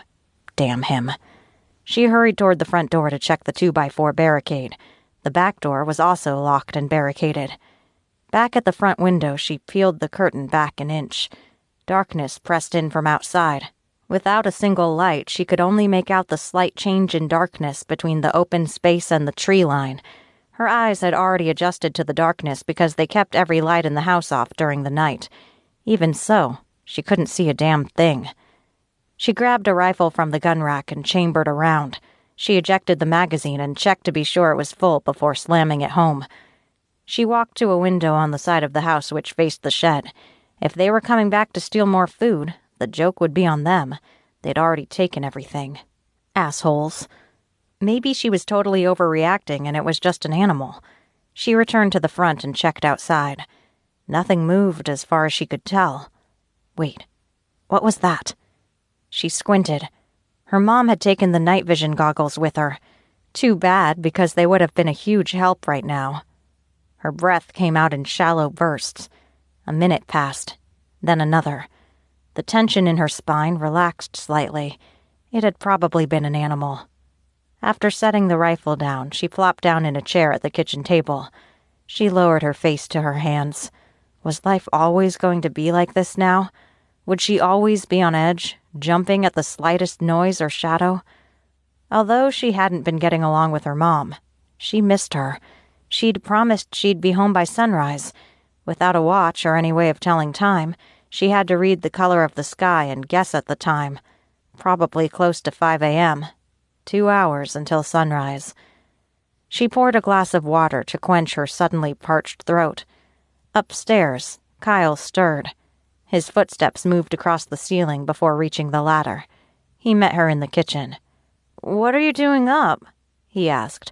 "I thought I heard something." "What?" "The bells." "I didn't hear anything." "An airplane could buzz the house and you wouldn't hear it," she said. "I'd wake up for an airplane. I haven't heard one in weeks." "Do you think we'll ever be able to fly again?" "I don't know." "Do you think the power will come back on?" "I don't know." "What about—" "Stop asking me shit I don't know," she snapped. "Why are you such a bitch all the time?" "Because I want my life back. I never thought it would end up like this. I thought I'd go to school, get a degree, get married, have kids, have a life. Now none of that's ever going to happen." "You really believe that?" he asked softly. "Yes." "I don't. I think the power is going to come back on and that everything will go back to normal. Enjoy your delusion." She couldn't stop herself. His Pollyanna-like view of the future enraged her. He couldn't be more wrong. Life was over, and no one seemed to get it. "I can't wait for Mom to get home," he said. "Or Dad. I miss Dad, too. He should be here soon. I hope so. I'm going back to bed." As he turned to leave, something thumped against the back door. "Did you hear that?" he whispered. "Go hide in the bathroom." When he didn't immediately move, she shoved him. "Now!" As she ran toward the discarded rifle, one of the back windows shattered. A hail of glass crashed to the floor a split second before 2 men vaulted into the cabin. She screamed and grabbed the rifle. She spun toward them and managed to get off one wild shot before a man shoved her against the wall and ripped the rifle out of her hands. Before she could react, he slapped her across the face. "Stop fucking moving or we'll hurt you," he growled. She thrashed and struggled to no avail. He turned her around and slammed her against the wall hard enough to make her teeth cut her lip and draw blood. He put something around her wrists and yanked it so tight it cut into her skin. She kicked backward at his knee, but only grazed it. He slammed the butt of his gun into the middle of her back. She screamed as pain flared out in every direction. "Check the bathroom," the second man said. "No!" "Where's your mother?" the first man demanded. "Fuck you!" When he backhanded her, she took a second to recover before spitting in his face. He laughed and wiped it away. "Did Mommy run off and leave you all alone?" "She'll be here any minute and she's going to kill you all," Sierra lied. If only it was true. When the second man dragged Kyle out of the bathroom, her heart sank. She hadn't been able to do a damn thing to protect him. Sure, he was a little brat most of the time, but he was still her brother. She'd completely failed him. She'd completely failed her family. Again. The man shoved Kyle against the wall. They stood shoulder to shoulder in silence. "Check upstairs," the first man said. After climbing the stairs, the man stomped around. Furniture scraped across the floor. Pillows flew over the railing to land on the bottom floor. "No sign of her," the man called down. "Let's wait and see if she comes back. Maybe she's out on patrol. I'll let the others know." Others? The hair on the back of her neck stood on end. There were more of them? How many? What if her mom did show up right now? She'd be totally outnumbered and outgunned. And all of this, all of it, was Sierra's fault. Her careless mistake in talking to the preacher's people had started them down a path ultimately leading to this moment. 10 minutes passed, then 30, then an hour. Outside, the sky brightened from black to a dull gray. "Sunrise is coming," the first man said. "We need to head back. I'll get the boy. You take her.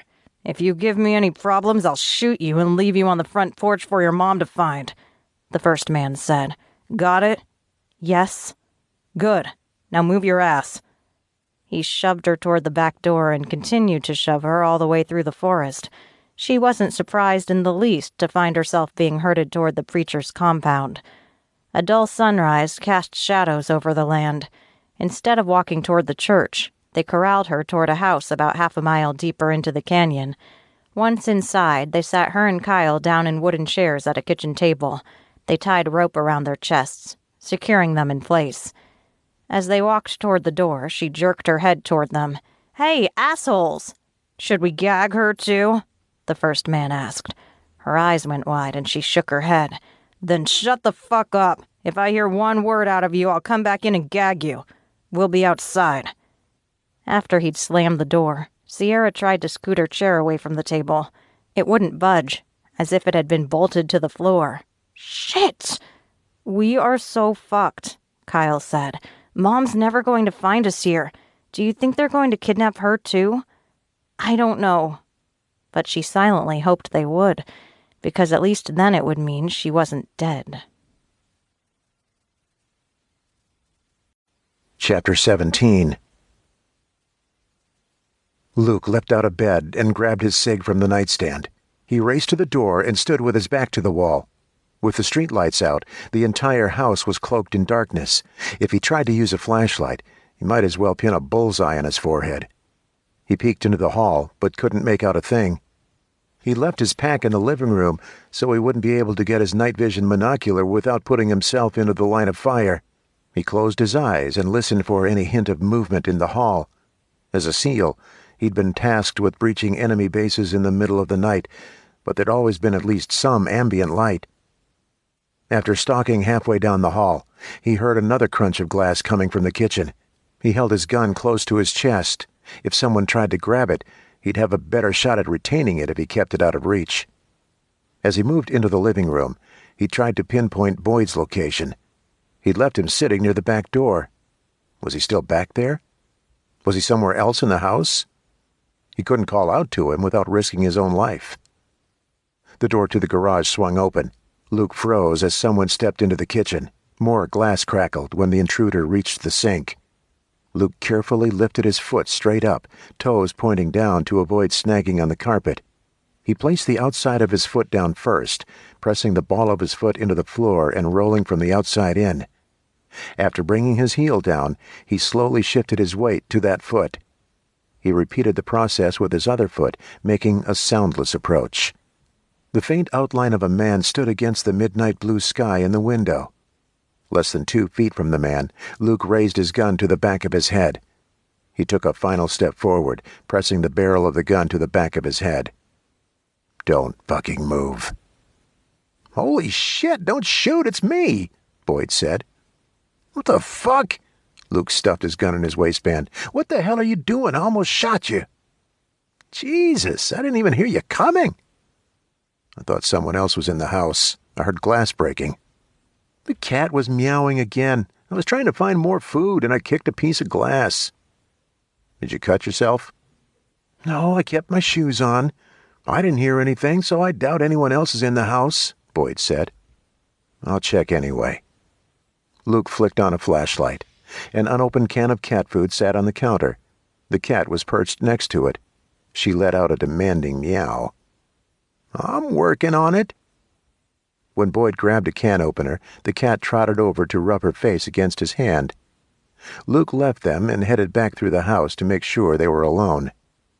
After confirming no one else was in the house, he returned to find the cat face down in the bowl. She'd already scarfed half a can of food. "I'm wide awake now," Luke said. "You should get some sleep.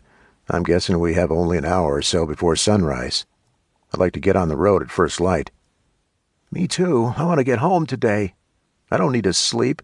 I'm wide awake, too." "You need to be fully alert. Whoever tore through this neighborhood could still be out there. If you're too sleepy, "I found caffeine pills in one of the kids' dresser drawers," Boyd said. "You searched the rooms again?" "I was bored." "You were supposed to be on guard." "After I took those pills, I was so alert I could hear my own heartbeat." "Probably because it was trying to explode out of your chest." "The ticker's just fine. Also, I'm too excited to try to sleep. If you were this close to home, you wouldn't sleep either." "You're right," Luke said. Jealousy flashed through him for a moment. "Let's get you home." "What about the cat?" "We can't take her with us." "Yeah, but we can't leave her here either," Boyd said. As Luke scrubbed his hand over his face, he tried to come up with a good solution. "We could leave all the cans of food open and leave as much water as possible." A key scraped into the front door. Luke whipped around, gun drawn. Boyd grabbed the can opener and wielded it like a hammer. The door opened, and 2 kids ran into the house. One was a boy about 10 years old, the other a girl around 7. The moment the kids spotted them, they shrieked. "Someone's in the house!" one yelled. A woman raced inside to grab them. She pushed them behind her. "Who are you?" she demanded. We were using your house as a shelter." "We fed the cat," Boyd said. "Brutus!" the girl yelled. She raced out from behind her mom and headed for the cat. "Madeline, get back here," her mom snapped. "We don't mean any harm," Boyd said. "Then why's he still pointing a gun at me?" Luke lowered his arm, but didn't put the gun away. "Is anyone else with you?" he asked. "No, why?" Fear flashed in her eyes. "Please don't hurt us. We walked all night to get home from my parents' house. We left to check on them 2 days ago." "Where's your husband?" Luke asked. "He died 3 years ago. Cancer." "Oh, I'm sorry for your loss." "We're not going to hurt you. We were just leaving." "We were trying to figure out what to do with your cat," Boyd said. When she gave him a horrified look, he quickly added, "We weren't going to hurt her. We were trying to figure out how to help her without taking her with us." "Him?" the boy whispered. He remained partially hidden behind his mother. "Sorry," Luke said. "We've got to get on the road. We're trying to get back to our own families." "We didn't ransack your house," Boyd said. Luke groaned. He'd been hoping to get out before she realized everything was gone. If they tried to stop and help everyone along the way, they'd never make it home. "What do you mean?" she asked. "Before we got here, someone broke into your house and stole all of your food," Luke said. "What?" She pushed past him, apparently more concerned about the lack of food than with the presence of a gun. As she tore open cupboards, Luke jerked his head toward the front door. Boyd nodded and started slowly moving toward the living room. They had to get their packs before they could leave. The woman burst out laughing. "This is unbelievable," she said as tears rolled down her cheeks. "My parents begged me to stay with them, and I told them we had more food at our house. There's nothing left, nothing." "I'm sorry," Luke said. "But it's good you weren't here when they got here. Your neighbors are dead." "Dead?" The color faded from her face. "We haven't checked all of the houses. Last night we were trying to find a place to stay. The neighbors between here and the main street are dead. We didn't kill them. We found them that way." "I have to go back to my parents' house." "It's your best option," Luke said. "It's a 10-mile walk to get back." "You could rest before you leave," Boyd said. She shook her head and stared at the cat as if trying to decide what to do. "Thank you for feeding him." "We didn't kill your neighbors or break in." "I know. You don't have any blood on you. Well, except on your pants. What happened to your leg?" "Gunshot." "What?" Her eyebrows jolted up. "It happened yesterday. I'm okay, though. It's only a graze." "Let me see." When he didn't move, she added, "I'm a nurse." "Okay." He sat in a kitchen chair and held the flashlight over the gash. Although it was still red, the streaks emanating from the wound had faded. "Who stitched you up?" she asked. "I did." "It looks like Dr. Frankenstein got a hold of you." "I thought the stitches were good." "Serviceable, but you're going to have one hell of a scar." "I'm not worried about that. I'm more worried about infection." "I've got some antibiotics in my nightstand." So about those. You took them. Yes. So you did steal from me. Just the antibiotics. We didn't think you'd be back, Boyd said. I wasn't using them anymore, she said. So go ahead. Take them. Aren't you supposed to take all of them until you run out? Luke asked. Typically, yes. But that was my backup prescription. Why did you have a backup? In case I ever needed them, but couldn't afford a doctor. A ball of tightness formed in Luke's gut. He'd turned into the one thing he swore he'd never be, a thief. Although he didn't have any way of knowing what they were for, or when the homeowners would be back, he could have waited until they found a pharmacy. Guilt and shame rose up to claim him. I'm sorry I took your meds. You needed them. It's not the end of the world. Well, maybe it is the end of the world, but you needed them. Don't worry about it. I'm sure my pill-popping mother has cases of pharmaceuticals at her house, she said with a wry smile. Thank you. Good luck out there, she said. I can't tell you how many times I had to hide the kids. This place is overrun with gangs. They were armed and organized before the bombs. They're the worst threat out there. No, the worst threat's in here. She put her hand over her heart. People are running out of food and water.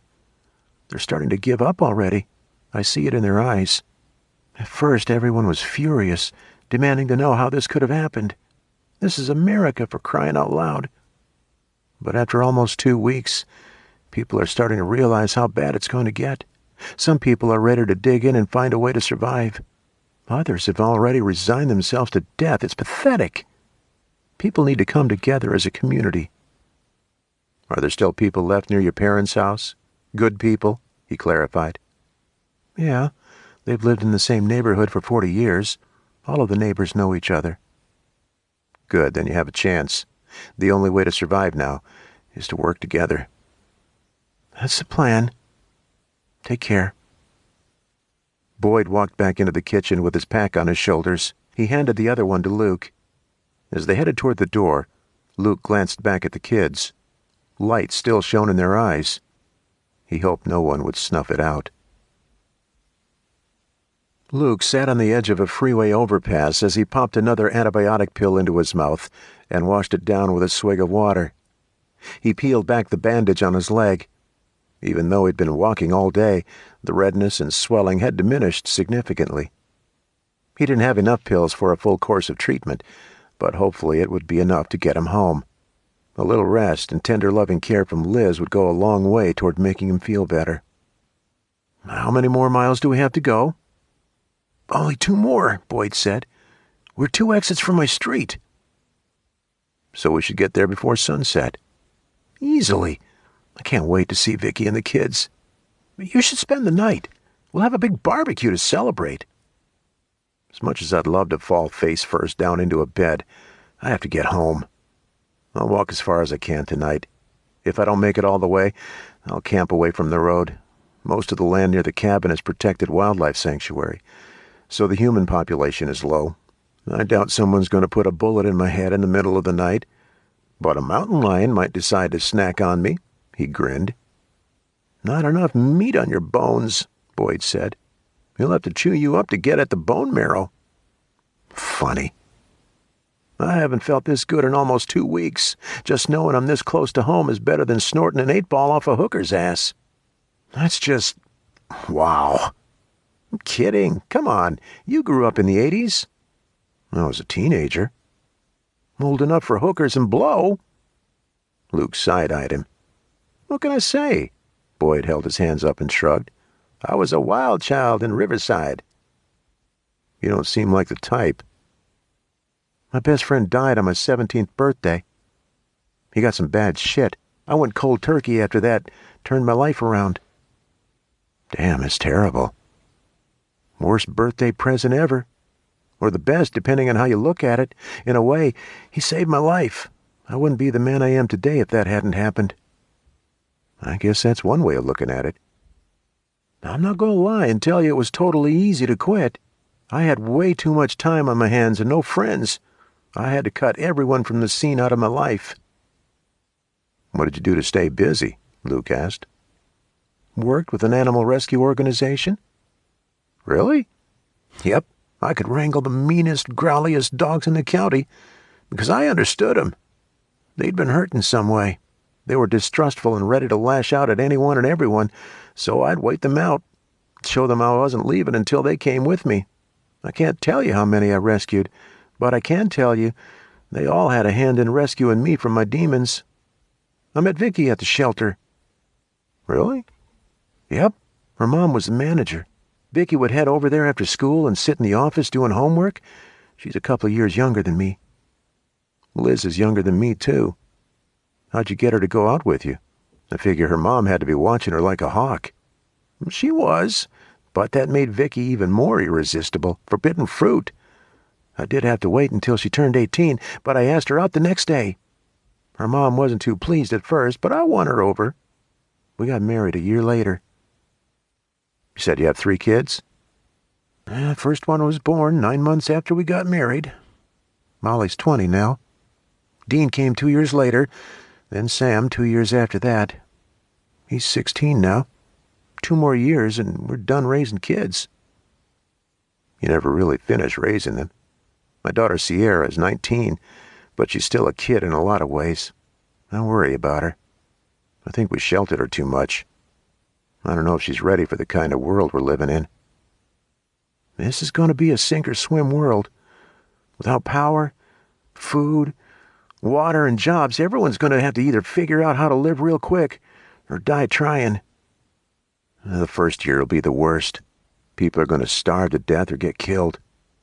After you get settled at home, you need to go out and get as many supplies as you can. Food, water, fuel for cooking, and a way to defend your home. If you start cooking barbecue and everyone else is starving, they're going to follow the smell and find you." "I hadn't considered that." Boyd scratched at his beard. "You'll have to be really careful. Set up some kind of perimeter defense. Maybe put someone on watch. Do the kids still live with you, the older ones?" "All 3 are still living at home. Molly wanted to take a gap year after high school. I was against it, but Vicky insisted on letting her bum around Europe. I gave in. Happy wife, happy life." "I know what you mean." Luke smiled as he fished a bag of beef jerky from his pack. He bit into the salty toughness and sighed. Fortunately, he'd be able to eat something else when he got back to the cabin. Anything else would do. "So what's Molly doing now? Does she work?" "She's set up a blog and has been doing YouTube makeup videos.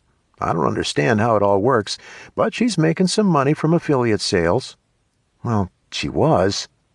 Now that the internet's gone, I guess she's jobless again." "We're all jobless.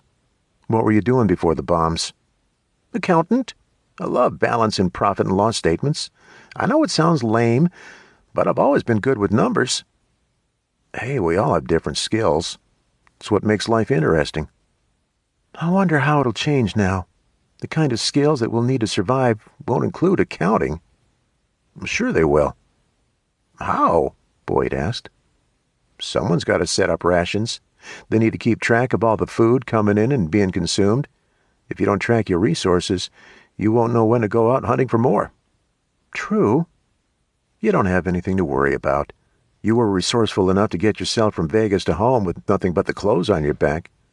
If you can do that, you'll be able to survive whatever the world throws at you." "Thanks for the vote of confidence."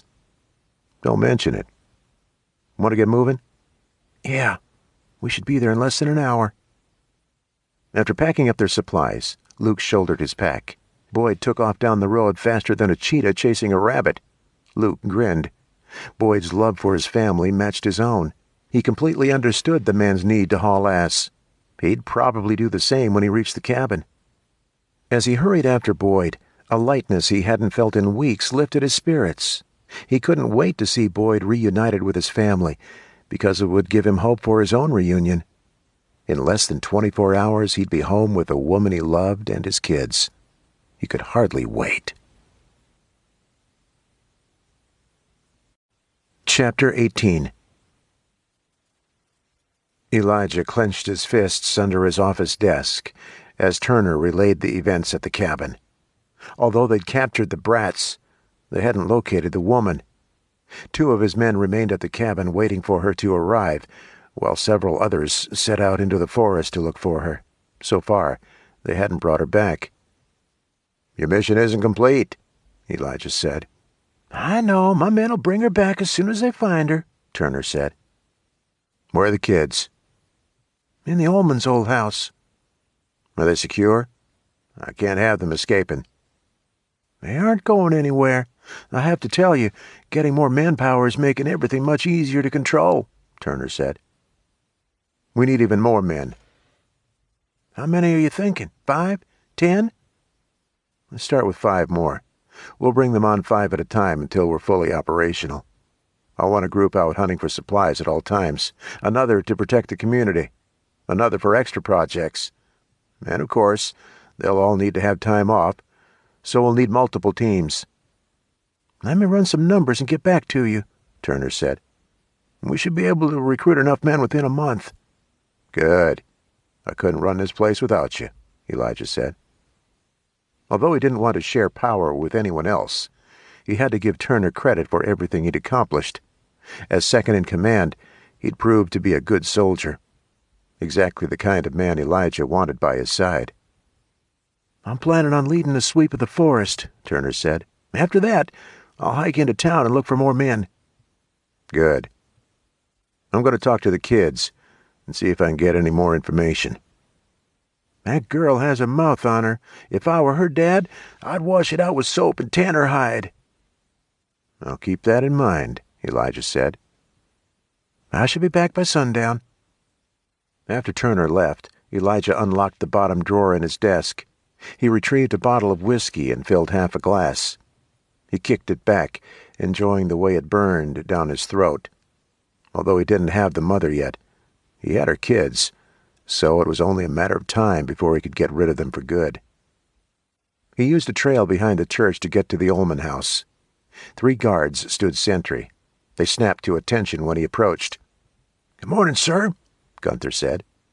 "Good morning. Are they still inside?" "Yes, we nailed the windows and back doors shut. The only way out is past us." "Excellent. I'm going in to talk to them.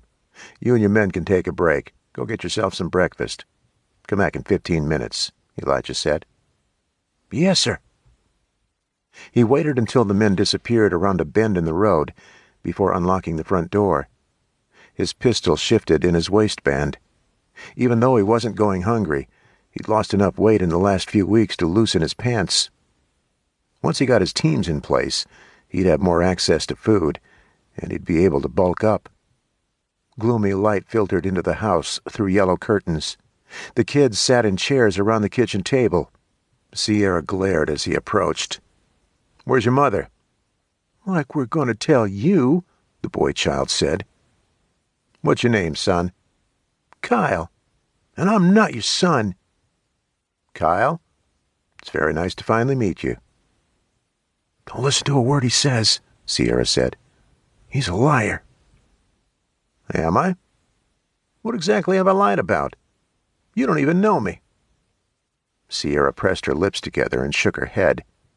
Defiant little bitch. "Are you hungry?" Elijah asked. "Thirsty?" "I could go for some water." Kyle flashed a silencing look at his sister.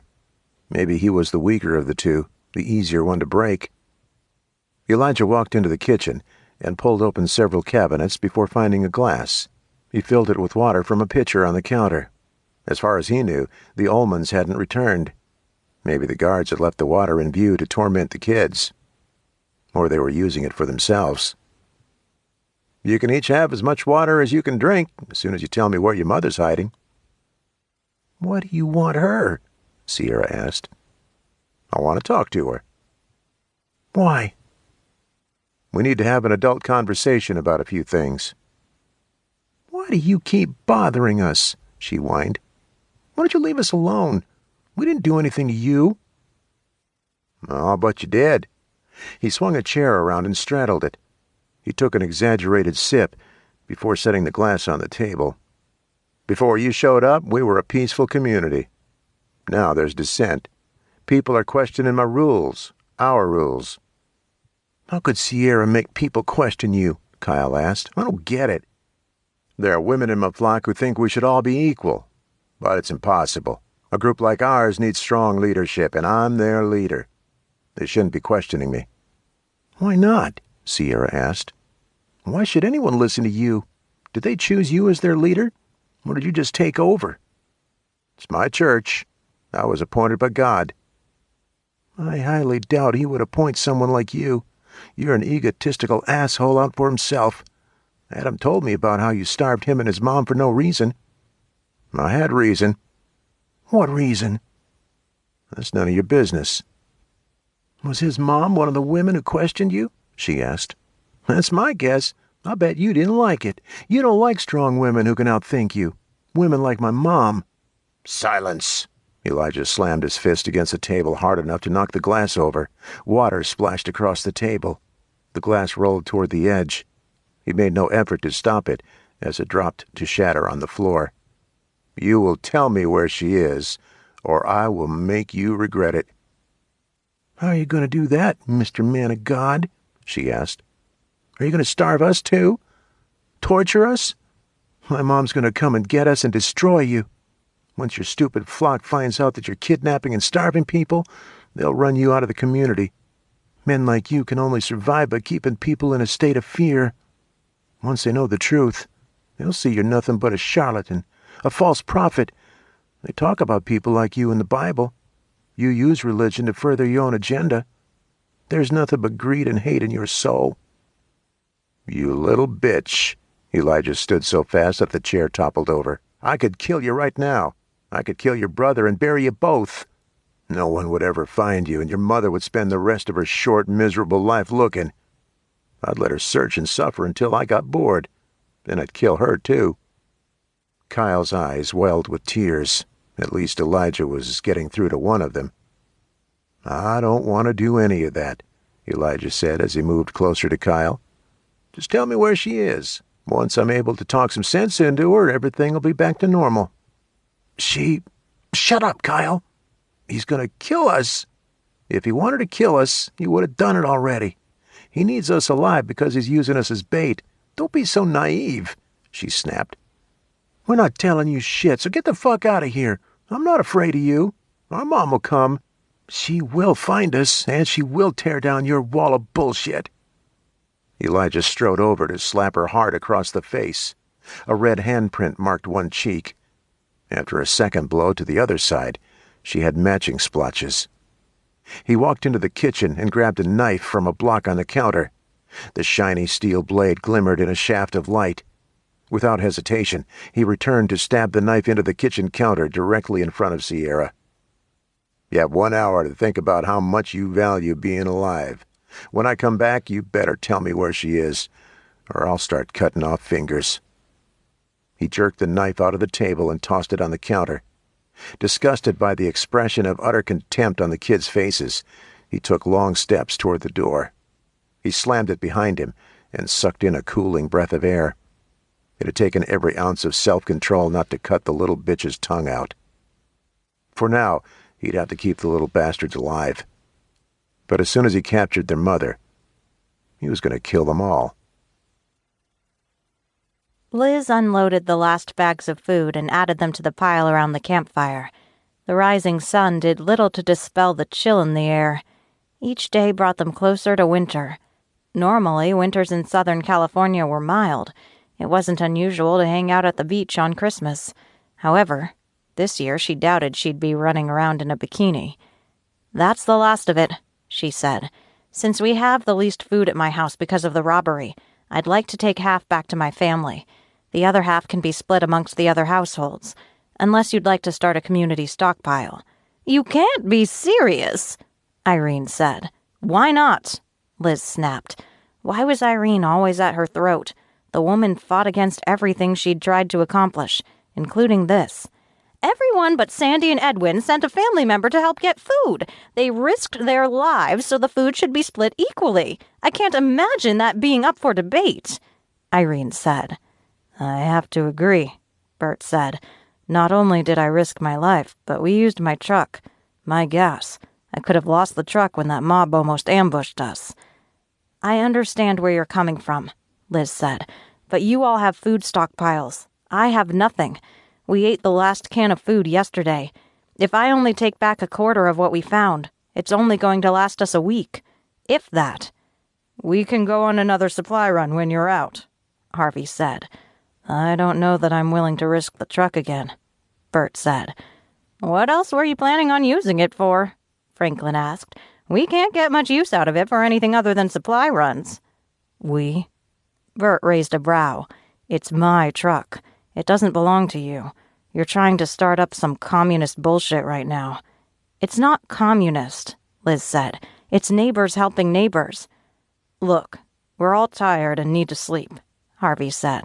For now, let's split it up equally. We can figure out steps tomorrow. We'll have much clearer heads after we've had time to rest.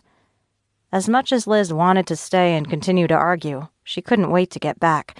After spending half the night on high alert, a soft, comfortable bed sounded like heaven. Okay, she said. We'll split it equally. As they worked to divide the food, she tried to sneak extra protein into her pile. Bert gave her the side eye, so she stopped. 5 bags of canned food and snack items. 5. She'd have to ration the hell out of it to make it last a week. Hopefully the kids would understand. I'll see you tonight, she said. Sundown at the fire pit. We can talk then, Harvey said. She carried 2 bags in one hand and 3 in the other. The combined weight of all the food dragged her shoulders down. Although she wasn't a weak woman, the strain of being awake almost 24 hours was taking its toll. The walk through the woods took twice as long as usual. She stopped several times to set the bags down to give her arms a rest. Maybe she'd underestimated the amount of food. Maybe it would last longer than a week. She wouldn't know until she sat down to do some meal planning. At least that would bring some semblance of normalcy back into her life. Before the bombs, she'd planned all of the meals for the week on Sunday morning. She'd go to the store and get everything she needed and would cook the casseroles that night. It bought her extra time during the week. Although people probably thought she sat around eating bonbons and watching soap operas all day, a lot of work went into being a mom. Cleaning the house took an entire day. Then there was laundry, dishes, shuttling Kyle to soccer practice. It all took time. If things ever got back to normal, she'd welcome the hectic schedule. As she approached the cabin, birds chirped in the trees. The scene was worthy of a painting. The cabin's peaceful serenity had called to her soul when they'd first seen it. It had been the best purchase they'd ever made. When she reached the door, she knocked 3 times. No one moved inside. Sierra would be on patrol right now, but Kyle should be home, unless he was sleeping in again. She knocked again. Nothing. Well, Kyle could sleep like the dead. She picked up the bags and headed toward the back door.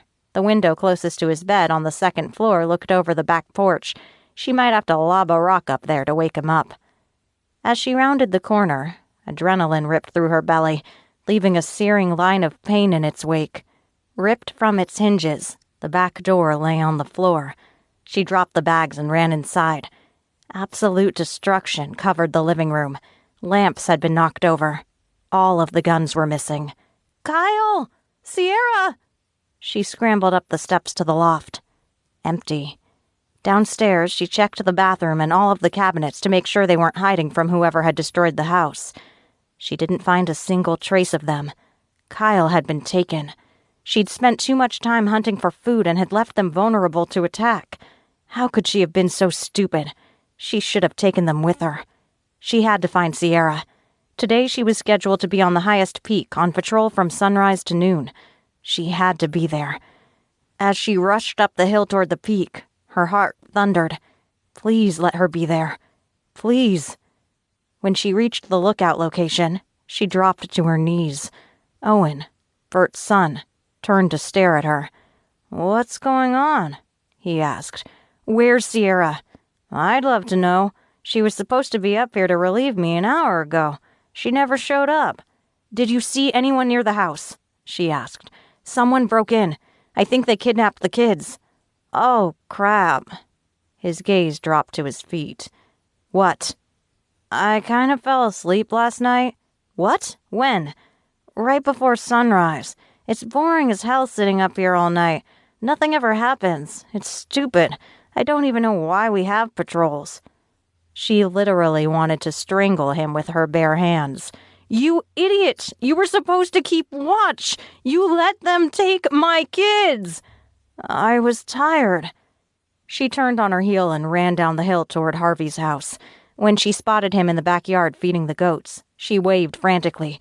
"They took—" She gasped for air. "They took the kids." "What? Who took what kids?" "My kids." She skidded to a stop just outside the gate. "The preacher's men. They came. They took the kids." "Are you sure they're not out on patrol? Isn't Sierra supposed to be on the hill right now?" "Yes. The cabin was tossed. The guns are gone. The kids. Oh my God." She tried to calm her racing heart, but couldn't catch a deep breath. "Let's round up the group," Harvey said. "Go get Bert. I'll get Franklin and Edwin." "Okay." She ran the entire way to Bert's house. When she arrived, his wife Tawny was sitting in a chair on the front porch. She jumped up. "Is everything okay?" Tawny asked. "No, Where's Bert?" "Sleeping. They took my kids." "The preacher?" "Yes." "Good God." Tawny brought her hand to her mouth. "I'll get him." While Liz waited, she struggled to catch her breath.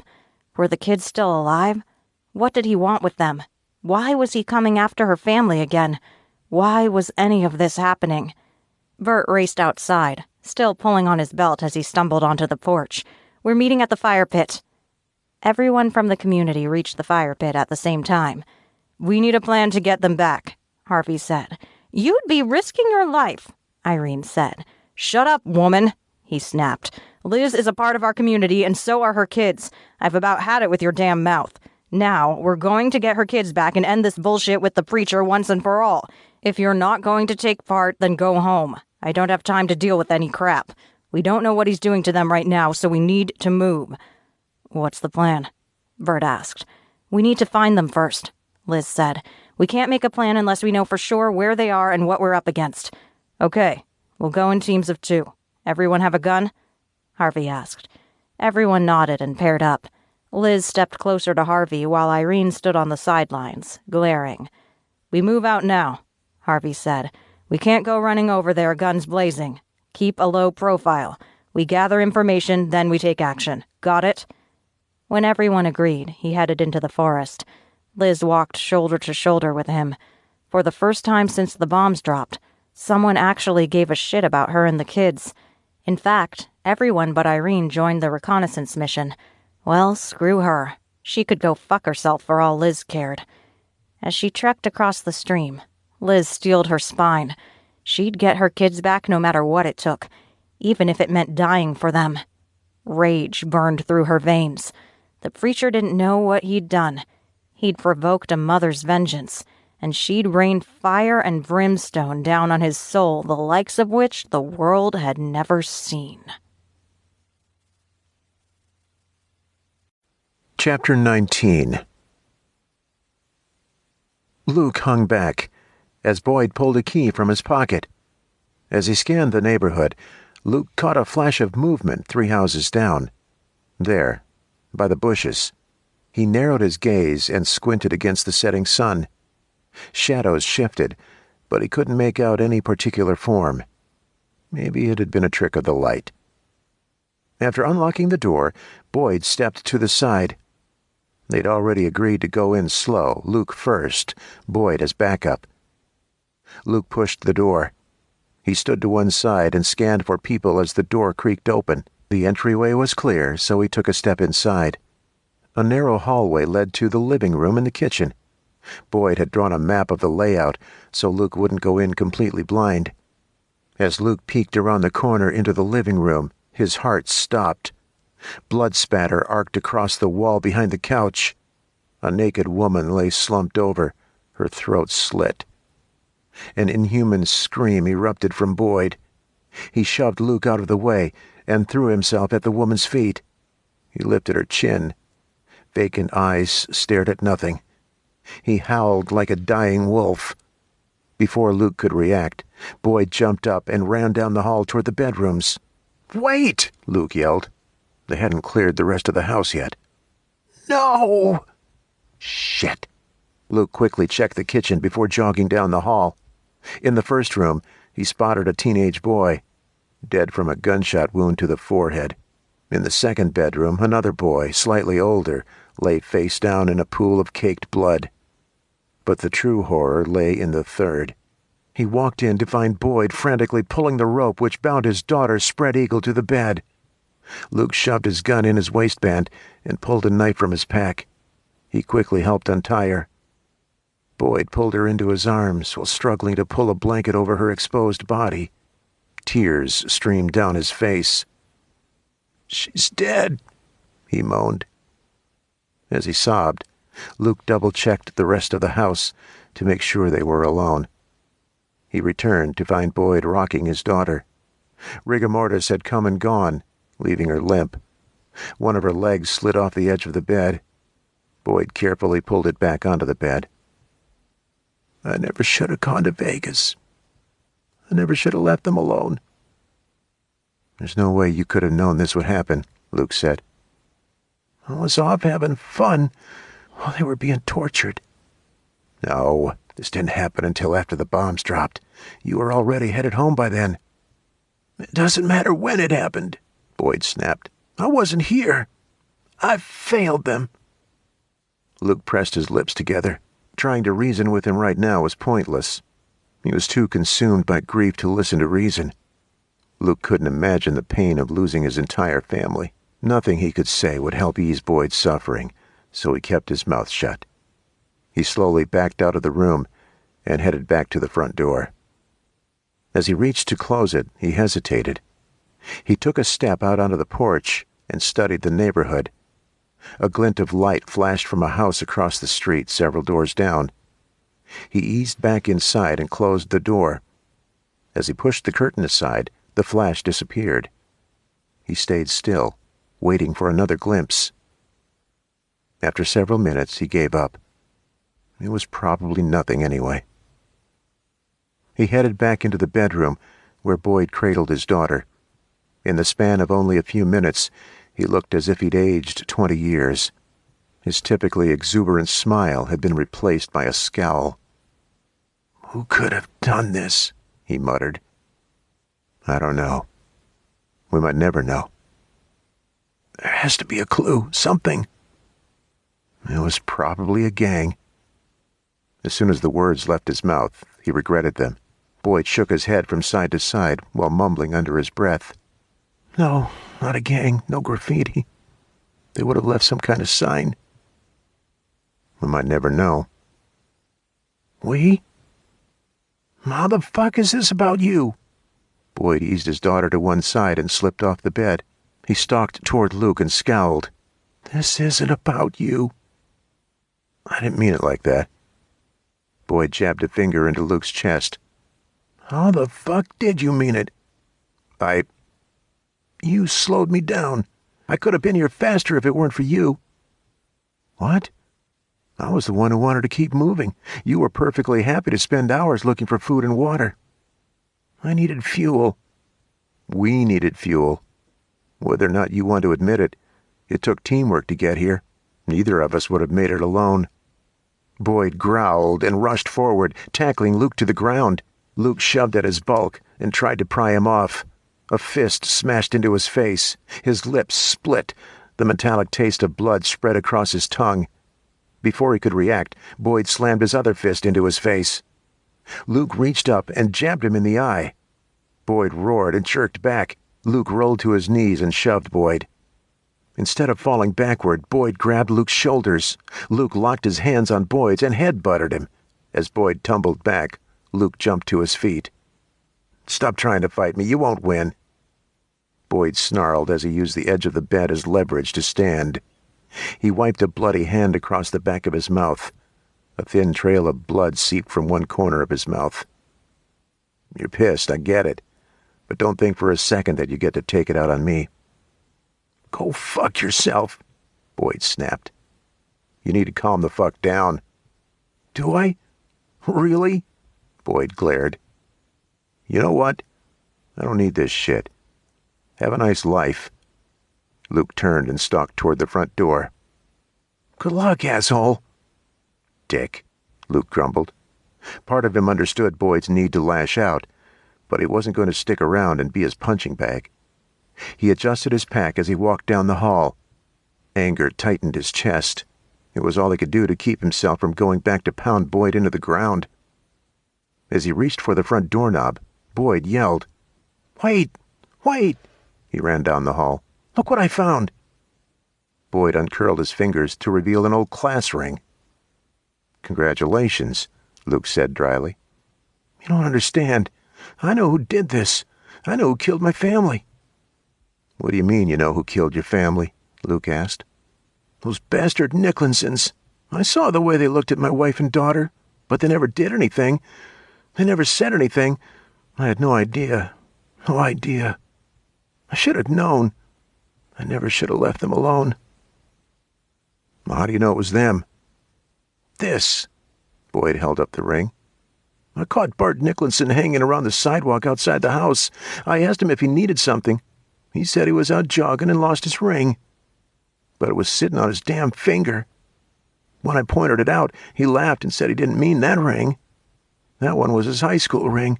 It had his graduation year engraved on the side from 1990. It's the same ring." "Wait, back up. Who's Bart Nicholson?" "A son of a bitch who lived across the street." "A few doors down on the right?" "Yeah, why? Did you see him?" Boyd stomped toward the door. "Now stop, don't open the door. If it really was Nicholson, he's probably watching the house. Earlier, I thought I saw a flash of light across the street about 3 houses down on the right." "That's it. That's his house." "Okay, wait. You can't go running over there half-cocked." "The hell I can't." When Boyd tried to grab the doorknob, Luke gripped the back of his shirt and slammed him up against the wall. "Calm the fuck down for 2 seconds. Shit! How calm would you be if the man who murdered your whole family was right across the street?" "I'd be fucking pissed." "Exactly." Boyd tried to move away from the wall. Luke pushed him back with his forearm. "Wait, hear me out. First of all, you don't know for sure it was him. It could be anyone's." "No, see this?" He tilted the ring on its side. "Maryborn High. He told me it's on the East Coast, so there's no way it could belong to someone else. Even if it's his, it doesn't prove anything. He could have come in here before or after they were killed. He could have come to check on you guys to see how you were doing." "No, he's not that kind of guy. He didn't give a shit about the neighborhood. He never went to any of the barbecues. Kept to himself." Boyd stared off into space. The look in his eye curdled Luke's blood. He radiated pure rage. His knuckles were white, his fists clenched. Murderous intent contorted his features. He was a powder keg of revenge, just waiting to explode. "I'll make them suffer," Boyd whispered. He slowly turned his face toward Luke. "If you're not going to help me, then get the fuck out of my house." "Shit." Luke ran his hand through his hair. How could he convince Boyd not to go over there and get himself killed? And why did he even care? Boyd had just cold-cocked him. He should let him go get his ass kicked. But he couldn't. If this Nicholson guy really did kill Boyd's family, he wanted him to get justice. "Look, I'll help you," Luke said. "But we can't go running over there without a plan." "Damn it!" Boyd spun around and punched a hole through the drywall. "What the fuck?" Luke backed up a step. "You're right. But I want to fucking kill him right now." I know, but hear me out." He waited until Boyd made eye contact. "I think we should wait. It's almost sundown. We can afford to wait a few hours. Then we go on recon, stake the place out. Is anyone else living with him?" "Porky, his son." "Porky?" "I don't know his real name. The little prick sits around watching TV all day. I see him in his living room sitting on his ass all the time." Boyd scratched the side of his face. "I wasn't spying. They always had the curtains open, so I'd see him when I was out walking with the kids." "Are they open right now?" "Let me check." Boyd pushed the curtain aside and looked outside. "No, they're closed." "Okay, so we can't walk by and look inside." "Well, we're going to have to get into the house." "Or we could try drawing them out." "How?" "Create some kind of diversion. Start a fire." "Then what?" Boyd asked. "And we hold them at gunpoint and get confirmation that they're the ones who did this." "I know it was them, both of them. There's no way one could take on 4 people. "One of them could have used someone in your family as a hostage. Everyone else would have been forced to cooperate." "Bart's not smart enough to pull something like that off alone. He had help." "We can question him. Find out who was in on it." "You think they're going to tell us?" Boyd laughed sharply. "Those lying bastards will deny everything." "Maybe. But we have to try. Don't you want to know for sure? What if it wasn't them? If we kill them and they didn't do it, then we'd be murdering them." "Fuck!" "Let's wait a couple of hours until it's dark." "I can't just sit around." "We won't." Luke swallowed and hoped he wasn't making a big mistake. "We'll be burying your family." Boyd moaned and brought his hands up to cover his face. He walked into the living room, stumbled over the edge of the coffee table, and plopped down next to his wife. As he cried, Luke headed into the kitchen. He opened the fridge. The stench of rotting food mingled with the scent of death. He grabbed an unopened water bottle and slammed the door. The smell made him gag as he walked back into the living room. "Here." He handed the bottle to Boyd, who shook his head. "You need to drink." "How can I go on without them?" "You have to." Boyd took the bottle and twisted off the cap. His red-rimmed eyes shimmered with fresh tears. "They were my life." "I know." "This is just... How do you bury your family?" "We don't have to do it right now." "No, I want to. They deserve to rest in peace. The shovels are in the garage." After Luke retrieved the shovels, he leaned them against the wall outside on the back porch. He brushed his hands against his pants and slid open the door. Boyd hadn't moved from the couch, a forlorn expression on his face. Instead of bothering him, Luke grabbed a shovel and headed into the backyard. A flower bed formed a perimeter around the edge of the fence. Several tall shade trees blocked the setting sun. The rest of the space was covered in grass. He picked a location near the back of the lawn and jabbed the shovel into the earth. With his boot, he pressed the edge down several inches before pulling up the first clump of dirt. He continued the process, ignoring the ache in his arms, occasionally stopping to wipe sweat from his eyes. Halfway through the first grave, Boyd joined him outside. He didn't say a word as he picked up the other shovel and began digging the second grave. As they worked, several doves perched high up in the trees. Their lamenting whinnies seemed appropriate. Maybe they'd been sent from heaven to guide the souls of the dead. It took 3 hours to finish the first 2 graves. After wrapping his wife in a sheet, Boyd carried her to the grave. Luke helped him lay her in her final resting place. "I feel like I should say something," Boyd muttered. Luke bowed his head. "Vicky, baby, I love you so much. I'm going to get justice for you, I swear it. I know you're not here anymore. You're up there looking down on me. Well, close your eyes, because you might not want to see what I'm about to do to the man who hurt you." With that, Boyd shoveled a pile of dirt into the grave. He sobbed as he laid more dirt over his beloved wife. His daughter followed. Then, 3 hours later, his sons. By the time they buried Boyd's entire family, Luke's arms burned and exhaustion sank into his bones. He dumped one last shovelful of dirt before tossing the shovel aside. He left Boyd at the graves. If it was him, he'd have wanted a moment alone. Inside the house, Luke sat in a kitchen chair.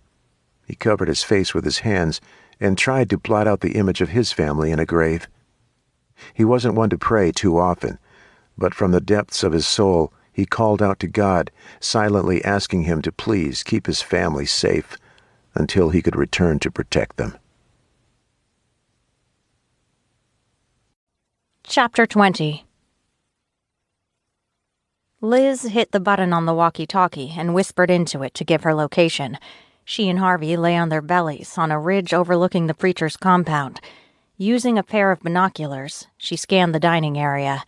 Several men and women lingered at the picnic tables, while others filtered off toward other areas in the compound. Breakfast had ended 30 minutes earlier, and she still hadn't spotted the preacher or her kids. "We should move to another location," Liz said. "Isn't this their main meeting place?" "Yes, everyone has to pass through here to get to the other areas. I thought we'd see them here." "Maybe the kids aren't at the church. Maybe they're in one of the other houses," Harvey said. "Could be," she said, "but I have a feeling the preacher's keeping the kids close. When we find him, we find them. Right now we can't see anything from this location. We should move. We can't risk being spotted. If they know we're spying on them, they'll bring in the rest of their patrol. As it is, they outnumber us 2-1. Making the odds worse isn't going to help us at all." Liz raised the binoculars and scanned the area. As much as she hated to admit it, he was right. She fought against the instinct to rush down and start shooting until someone told her where the kids were being held. Someone had to know. The preacher couldn't have kidnapped them without help. She spotted movement out of the corner of her eye. As she lowered the binoculars, Melinda, Adam's mom, walked into the forest 100 yards to her left. She was on her feet before Harvey could protest. "Adam," Melinda called. "Are you up here?" "If you scream, I'll shoot." Liz stepped out from behind a tree and pointed her gun at the other woman. "Liz?" Melinda slowly raised her hands in surrender. "Have you seen Adam? He's been missing since this morning. I got up and he was gone. Have you seen my kids?" "Your kids? No, I haven't left the compound." "I know the preacher has them. Where are they?" Liz's gun hand trembled. "What do you mean he has them?" "He kidnapped them last night. Or early this morning. I don't know. I wasn't there." "Are you sure they're gone?" "Yes, and he took them. I want my fucking kids back, Melinda. Where are they?" "I think she's telling the truth," Harvey said. "She doesn't know." "The hell she doesn't. She's one of them," Liz said. "I don't know where your kids are. I don't even know where my son is," Melinda said. "I'm afraid—" "What?" Liz lowered the gun but held it at her side. "I'm afraid Elijah did something to Adam." "Why?" "He's missing and I shouldn't have done it." "What did you do?" "I challenged Elijah in front of everyone. This place is turning into a cult. He's been ruling over it like it's his own personal commune. I kept ignoring all the red flags. We have nowhere else to go. We could go home, but there's nothing there. We wouldn't have any food, any water, or any protection. But I'm done. As soon as I find Adam, we're leaving. It's not safe here anymore, especially if he's kidnapping people." "Adam could be with Sierra and Kyle," Liz said. "When you were at breakfast, did you hear or see anything unusual?" Melinda frowned. Her gaze focused on a point in the distance before returning to Liz.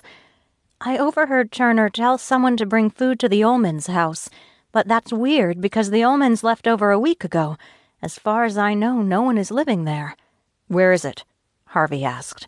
"About half a mile up the road." "We'll check it out," Liz said. "Wait!" Melinda grabbed her arm. "You can't go running down there with guns. If the kids are there, you could shoot them by accident. If there are guards inside, they could shoot the kids."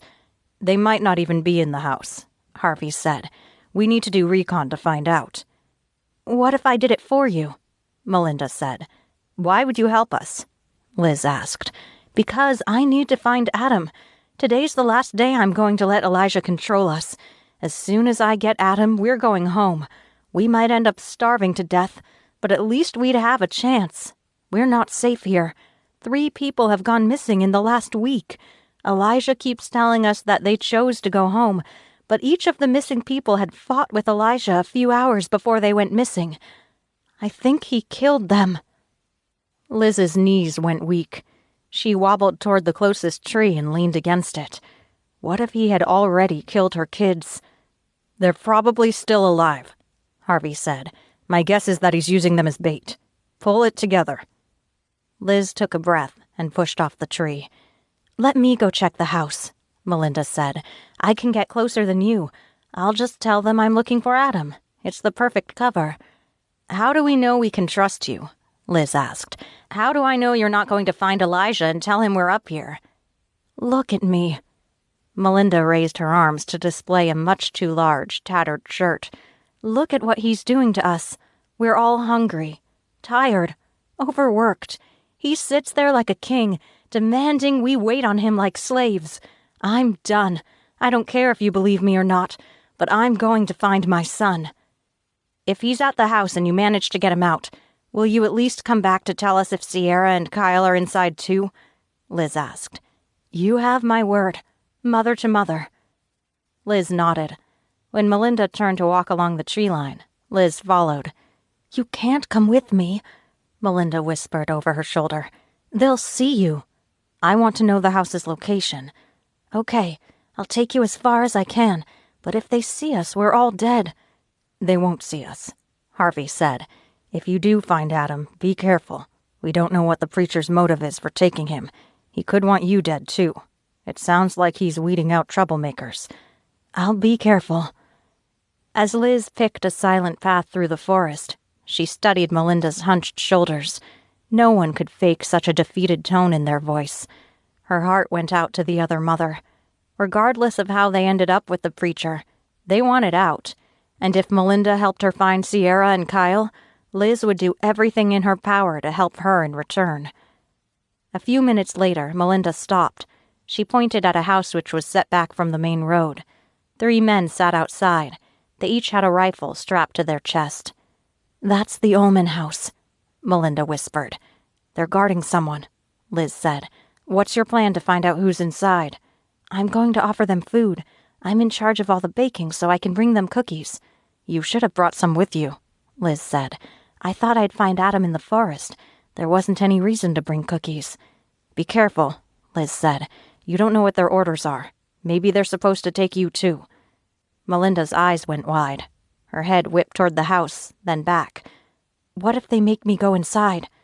We'll find a way to rescue you, Liz said. I highly doubt they have houses full of prisoners. Just be careful about the way you word things. Don't let on that you're looking for anyone but your son. I won't. I may not be the best liar ever, but they don't look very smart. Never underestimate the enemy, Harvey said. Okay. As Melinda walked through the trees toward the house, Liz raised her rifle. She sighted one of the guards. Her fingers shifted toward the trigger, but she paused. She couldn't kill them until she knew who was inside. If they'd helped capture her kids, she'd shoot all 3 of them. But until she got confirmation of her kids' location, she couldn't make a move. Liz frowned as Melinda's conversation with the guards continued. After 10 minutes, she was ready to race down and wipe the smirks off the guards' faces, preferably with a few well-placed bullets. If Melinda didn't get her ass back up the hill soon, Liz was going down there. Patience, Harvey murmured. How patient would you be if your kids were missing? She asked in a hushed tone. She'll be back soon. If we make hasty decisions, they could end up dead. I know. She swatted a fly away from her arm. I just wish she'd hurry up. They're opening the door.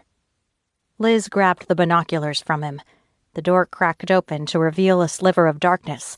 She couldn't see anyone, or anything for that matter. The guard slammed the door and pushed Melinda back.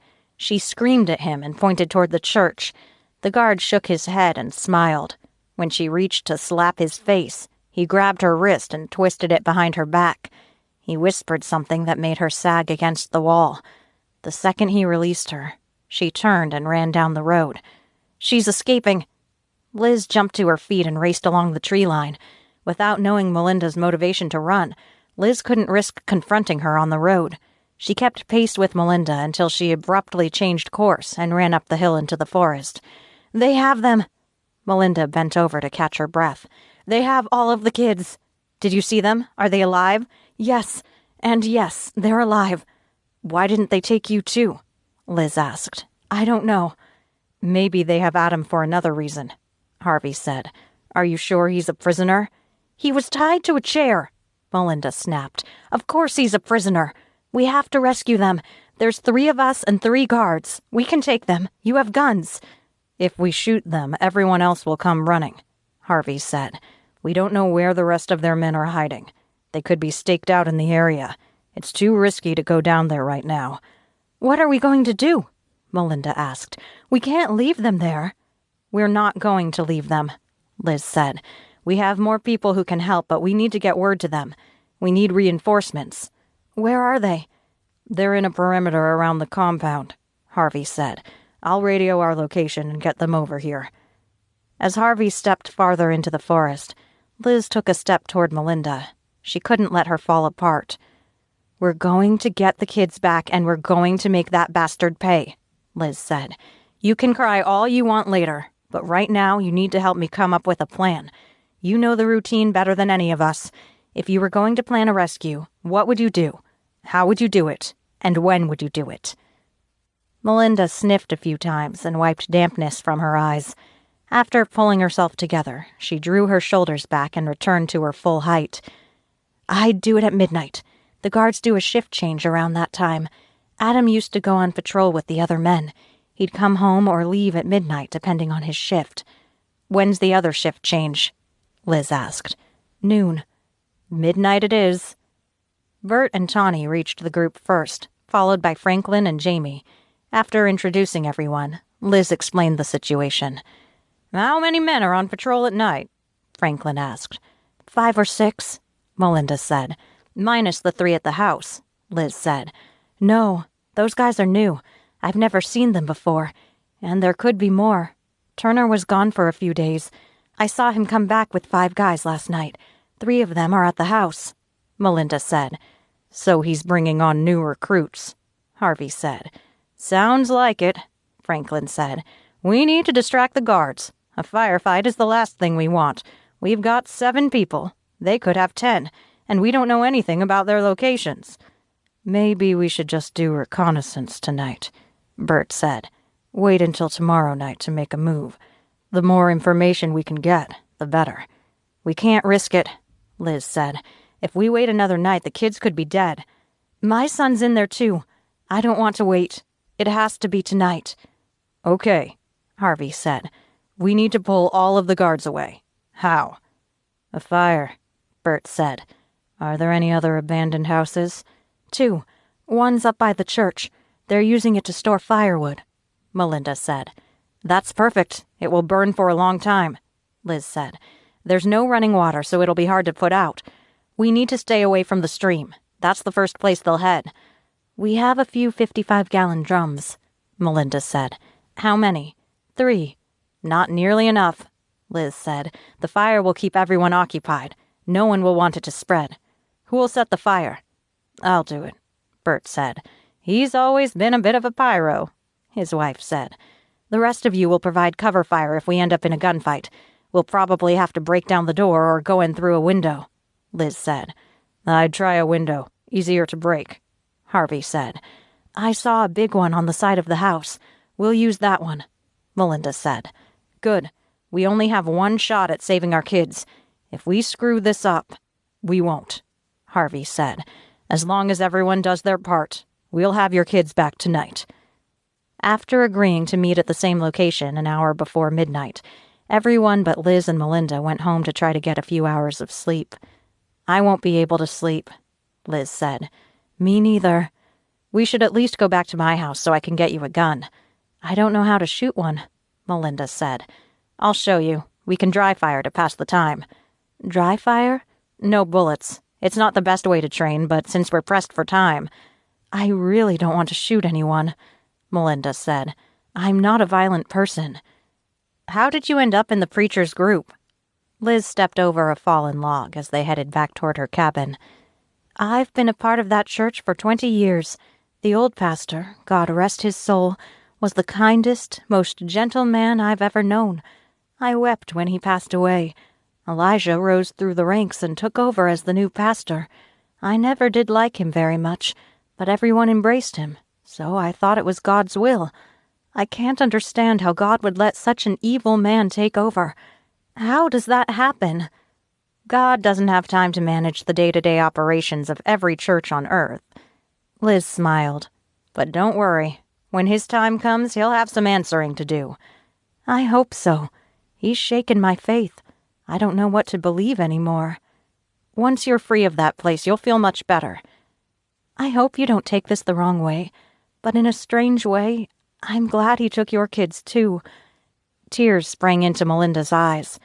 Without you and your friends, I'd never be able to rescue my son. You're stronger than you think, Liz said. You're a survivor. Thank you. Where will you go after you get your son back? Home, I guess. I don't know what's waiting there, but I don't have any place else. There are still good people left in the world. Maybe you'll find another community. God knows you can throw a rock in Orange County and hit a church. Isn't that the truth? Melinda laughed. As the hours ticked by, Liz listened to her recount stories about her family. The more she got to know Melinda, the more she liked her. She was a good woman trapped in a bad situation. Hopefully she'd find a way to make it in this world. From now on, only the strong would survive. The weak would be exploited and killed by people who grew more and more desperate as resources ran out. Was Luke okay? Was he still battling his way through the valley? Or had his luck run out? She shook her head to clear it. Worrying about Luke wouldn't do a damn thing to help the kids. Luke wasn't here, but she was, and she would do whatever it took to get her kids back, even if it meant facing a hail of bullets and bloodshed. Chapter 21. Luke frowned as he leaned across the kitchen table to study the floor plan of the Nicklansons' house. The layout was similar to Boyd's place, but there were more blind corners and closets for people to hide in. He held a penlight over the top part of the map. With his finger, he drew a line in from one of the rear windows. We have to assume the doors are locked. If we try to breach through one of them, we might run into a guard. "You think they'll be posted at the doors?" Boyd asked. He stood shoulder to shoulder with Luke. "Maybe. We don't know how many people are inside." "It's just the two of them, Bart and Porky. The wife left 5 years ago. Haven't seen her since. We used to joke that he'd killed her and buried her in the backyard. Now I wonder if he did." "You never really know your neighbors, do you?" "Not really. But then again, do you really know anyone? People only show you one side of themselves. I don't know about you, but I try to keep my crazy in check. If anyone really knew what was going on in my head, they'd lock me up faster than the nuclear codes." Apparently, they weren't locked up well enough. Not when you have crazy politicians in charge of them. "I wonder if we hit back," Luke said. "Hit who? The Chinese?" "Whoever bombed us." "I hope we find out one day. The lack of information is killing me," Boyd said. "I hear you." "So you're thinking the back window? Keep in mind, I only walked through that house once, years ago, when the previous owners had an open house." "Why'd you go to an open house in your own neighborhood?" "Curiosity. Don't you ever wonder what the inside of other people's houses look like?" "Not really," Luke said, "although my wife loves going to the new home models. They've been building so many in Orange County that we turn it into a fun, free thing to do on the weekends." "You go every weekend?" "Not every weekend. That would drive me nuts. But we go often enough. I don't mind indulging her fantasies. If she starts to really get excited about buying one of those huge houses, I remind her that someone's going to have to clean it, and it's not going to be me." "Is that enough of a deterrent?" "Sometimes. Usually she starts in on how we should hire a housekeeper. But who has enough money for that?" "Rich people." "Well, we're not rich. Not hurting for money, but not rich." "After we get inside, which way should we head first?" Boyd asked. "The back of the house. Clear that. Then we work our way forward." "I can't wait to put a bullet in that asshole's face." "The temptation will be there, but until we know what we're dealing with, you have to try to stay calm." Boyd grabbed a bottle of whiskey off of the table and took another swig. "You should lay off that," Luke said. "You need to be alert. Ready for anything." "I couldn't be more alert if you smashed a pair of cymbals against my ears." "If you die, all of this will be for nothing." "We're not dying today," Boyd said. "They are." "Maybe." "I know they did it. I'm going to make them pay." Trying to argue with Boyd was pointless. Luke checked the magazine before jamming it back into his cig. They only had one gun. Boyd had torn apart the house searching for his revolver, but had come up empty. It had been stolen, too. "Keep your flashlight off. There's a half moon up tonight. We'll use that light to navigate. I also have my night vision binocular in case we need it. I don't want to use it unless it's pitch black. Metal might reflect the moonlight and give away our approach." He pulled the Best Garter 6x50mm HD digital night vision binocular from his pack and shoved it into his front pocket. "I'm ready." Boyd grabbed the tire iron he'd retrieved from the garage. "Stay smart. Stay safe. Whatever it takes to get justice." Luke switched off the pen light and tucked it into his waistband. Worst case scenario, he wanted access to light fast. Although he wanted to trust Boyd, he couldn't. The calm exterior he'd displayed over the last hour crumbled every time he talked about revenge. As long as he didn't go off half-cocked, they'd have a shot at finding out the truth about Boyd's family. Outside, chilly air whipped through his hair. A bead of sweat snaked down his spine. He'd been awake almost 24 hours without a break. Boyd had been awake over 36. Luke squatted low as he ran across the street. When he reached the fence to the target's backyard, he grabbed it and vaulted over. He unlocked the gate from the other side and let Boyd in. He closed the gate behind Boyd, but didn't lock it in case they needed to make a fast escape. They'd run through every contingency, but there were always unexpected variables. As they approached the bedroom window at the rear of the house, Luke strained to listen for any hint of occupation. They'd spotted a faint light in the living room, but that didn't mean jack. Their targets could be anywhere in the house. Luke stood to the side of the window. He peeked in through a hole in the curtain. An unmade bed sat on one side of the room. Across the room, a dresser vomited clothes from its drawers. Probably Porky's room. He reached up and popped the screen out of the sill. After setting it on the ground, he slowly pushed back the window. The light scrape of metal on metal set the hair on the back of his neck on end. Other than the occasional chirp of a cricket, the night was silent, as if holding its breath in anticipation of explosive violence. Boyd laced his fingers together and gave Luke a boost into the room. Luke helped pull Boyd in after him. The door to the bedroom stood open to the hall. They closed the distance and lined up beside it. Luke pointed to the right. Boyd nodded. Carpet in the empty hallway disguised their steps. As they approached the master bedroom, Luke's heart kicked hard against his ribcage. "Hey, Dad," someone yelled. "Did you hear anything?" Footsteps sounded from down the hall. A second pair came from the opposite direction. Trapped between father and son, Luke charged toward the son. He blitzed the chubby bastard, throwing an elbow at his jaw before punching him in the stomach with a sharp jab. Porky gasped and stumbled back against a wall. Luke circled behind and grabbed him by the throat. He put a gun to his head. "Don't fucking move." "Who the fuck?" Bart stepped into the hall. When he pointed his flashlight at Boyd, his jaw dropped. "Son of a bitch, you're home." "You're goddamn right. I found my family. They're all dead, and you killed them." "Let go of my son and get the fuck out of my house." "You murdered my family." "And had a great time doing it," Bart sneered.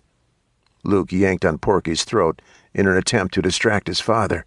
He changed the position of the gun, pointing it at Bart instead. "Up against the wall, hands behind your back," Luke snapped. "Fuck you!" Bart turned and dashed back into the bedroom. Boyd raced after him before Luke could tell him to stop. He could be running right into a trap. Luke smashed the butt of his gun against the side of Porky's head. The hulking giant crumbled to the floor. After leaping over him, Luke raced toward the bedroom. A shotgun blast punctuated the air. Boyd screamed. Something thudded against the wall. Luke ran toward the door, hoping he wasn't too late. A muzzle flash blinded Luke a split second before Bart rushed him. A slug whizzed past his ear. Luke slammed into Bart, dropping his cig in the process. He grabbed the shotgun and twisted it up toward the ceiling just as another shot blasted free. As he tried to wrestle it away, Boyd groaned in the corner. Luke couldn't take his eyes off Bart to check on his friend. He pulled as hard as he could, then shoved forward, smacking Bart across the nose. The man howled as blood rushed out of his nose. His grip weakened enough for Luke to tear the gun from his hands. Behind him, Boyd dragged himself up from the floor via the wall. He staggered toward Luke. "Hand me the gun." "I got this," Luke snapped as he pointed the business end at Bart. He pulled the shotgun and pulled the trigger. It clicked, but nothing happened. He checked the chamber. Empty. Bart laughed and staggered to his feet. He wiped the back of his hand across his gushing nose. Blood stained his sleeve. "You know what your wife did when I was fucking her?" Bart took a shaky step forward. "She cried and begged you to save her." Out of the corner of his eye, Luke watched Boyd grab the cig. Everything happened in slow motion. Boyd raised the pistol and advanced with the determination of a militant army. A flash of movement near the door caught Luke's attention. He spun and ran toward Porky's hulking form. As Porky raised a second shotgun toward Boyd, Luke grabbed the muzzle and shoved it up. The shot reverberated down his arm. He yanked the gun out of Porky's grasp and flipped it around. He pumped it and pulled the trigger, sending a round right through his heart. He dropped. He spun toward Bart. The muzzle on the pistol in Boyd's hand flashed. As Bart jerked back, blood splattered on the wall behind him. He slammed into the wall and slid to the ground. The sinister glint in his eyes faded until all that remained was a glassy stare. Boyd put a second bullet between Bart's eyes. The sound of his panting and the reek of cordite filled the room. As the smoke dissipated, Boyd turned to gaze at Luke with a stunned expression. "He didn't suffer. But he's dead. Now he'll never be able to do that to another family. I wanted him to suffer the way they did. Let's get out of here." When Boyd didn't move, Luke grabbed his upper arm and pulled him toward the door. "Wait," Boyd said. He pulled away from Luke and walked back to where Bart lay against the wall. Boyd spit on his face and kicked his corpse. He kicked the dead man again and again as a primal scream roared from the depths of his soul. Luke stood back as Boyd dropped to his knees, punching and kicking until he collapsed on all fours. As he looked up, blood spatter dripped down his face. His inhuman, feral countenance made Luke step back a couple of paces. "It's done," Boyd said. "Let's go home." As they headed back to Boyd's house, the adrenaline in Luke's body dissipated, leaving him shaky and exhausted. Without a word, he found a clean spot on the living room floor in Boyd's house, curled into a ball, and fell asleep instantly. When Luke woke up several hours later, sunlight streamed in through the sliding glass door to warm his face. Every muscle in his body screamed. He groaned and rolled onto his back. "You up?" Boyd asked as he walked in from the kitchen. "Yeah." "I made coffee." Boyd handed a steaming cup to Luke. The spicy aroma wafted up on trails of steam. The first sip awakened his mind and body. Even though he could have slept for a week straight, the coffee gave him enough energy to face the day. "I went back to Bart's house at sunrise," Boyd said. "Found some supplies. They've got a 6-month stockpile in the kitchen. I can't even imagine how many other families they murdered." Luke remained silent, unsure of what to say. "I packed up the beef jerky, and I've got some water for you," Boyd said.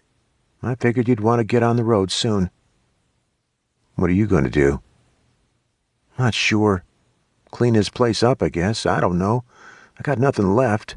Nothing more to live for. My family meant everything. Everything." His shoulders slumped. Although Boyd had gotten revenge, it clearly hadn't been enough. Staying at the house would only increase his pain. But maybe he didn't have to. Luke tossed an idea around in his head. What if Boyd came with him? They had plenty of food at the cabin, and it would be nice to have another person around to defend it. Sleeping quarters would have to be arranged because they didn't have any extra beds, but he'd figure something out. But was it a wise decision? He'd have another mouth to feed. Even though they had a lot of food stored, adding another person to the mix would cut down on what he could feed his family. They could conceivably head out on supply runs when they needed to, but that would be dangerous. Was it worth the risk? After taking another sip of coffee, he set up a mental list of pluses and minuses. On the one hand, he'd be in a better position to defend the house. On the other, he'd be bringing a near stranger into the fold. Sure, they'd worked together the last few days to get through the city, but he didn't really know Boyd. The guy could be irritating as hell sometimes. Would he drive him nuts over time? And what would Liz think? He'd harped on her over and over never to tell anyone about their bug-out location, so how could he show up with another person in tow? He sighed. "You're thinking so hard there's steam coming out your ears," Boyd said. "Just trying to puzzle something out." "What?" Maybe Boyd wouldn't even want to go with him. Maybe it was a moot point. He'd have to feel him out. "What are you planning on doing in the long term?" Luke asked. Boyd shrugged. "Do you have any family anywhere else?" "Colorado." "It would take months, maybe a year to get to them," Luke said. "That's something I want to consider." "What about coming with me?" "What?" "Hear me out. I don't have much. It's a small cabin in the woods. We've got a stream running through it, so access to fresh water. I've got some food stored up, but we need to look for more, or get a garden set up, maybe both." "I can't," Boyd said. "I wouldn't want to impose on your family." "You wouldn't be. You'd have to do your part, of course." "I'm not a freeloader." "I know." "What would I do all day?" Boyd asked. "Work on projects that need to get done. Help keep the cabin secure. We'd have to set up perimeter patrols. Go hunting. Maybe fishing if we find anything in the lake." "You got a lake, too?" "It's not on our property," Luke said. "It's actually a few miles away, but they used to stock it with fish every season. I don't know if there's anything left in there, but it's worth checking it out." "I'm not afraid of a little work." "What are you afraid of?" "You think your wife will be okay with it? I don't want to walk all the way there and find out she doesn't want me around." "She'll probably be happy to have another guy around to shout orders at," Luke said with a grin. "She's a real fishmonger, hmm?" "Don't let her ever hear you say it. She'd cut off your head. Besides, she wouldn't be the only one with expectations." "Oh, yeah?" "I'd expect you to work night and day to keep my family in the lifestyle to which they've grown accustomed." Boyd laughed. "So you're looking for an indentured servant? A butler, a gardener, a security force. Not much." "It sounds like a dream come true, but I can't. This is my home." "You already said there's nothing left for you here," Luke said. "I've still got memories here, good and bad. I know they're gone, but if I leave this place, I feel like I'd be abandoning my family, too." "You did everything you could for them. What happened wasn't your fault. There's no way you could have known that the whole world would go straight to shit while you were on vacation." "You keep saying that." "Because it's the truth." Boyd clenched his jaw hard enough to make it twitch. "Think about it," Luke said. "I need a good night's sleep before I go. I'm leaving at sunrise tomorrow. If you want to come with me, be ready to roll at dawn." Chapter 22. Liz repositioned Melinda's arms as she dry-fired the rifle. They'd spent the last 2 hours practicing, and she hadn't gotten any better. Her aim sucked. She did have a surprising amount of arm strength, though, so at least she wasn't a total disaster. "Don't shoot," Harvey called from the edge of the forest. "It's not loaded." Melinda lowered the gun. "Well, there's your first mistake. Ready to head out?" "Ready."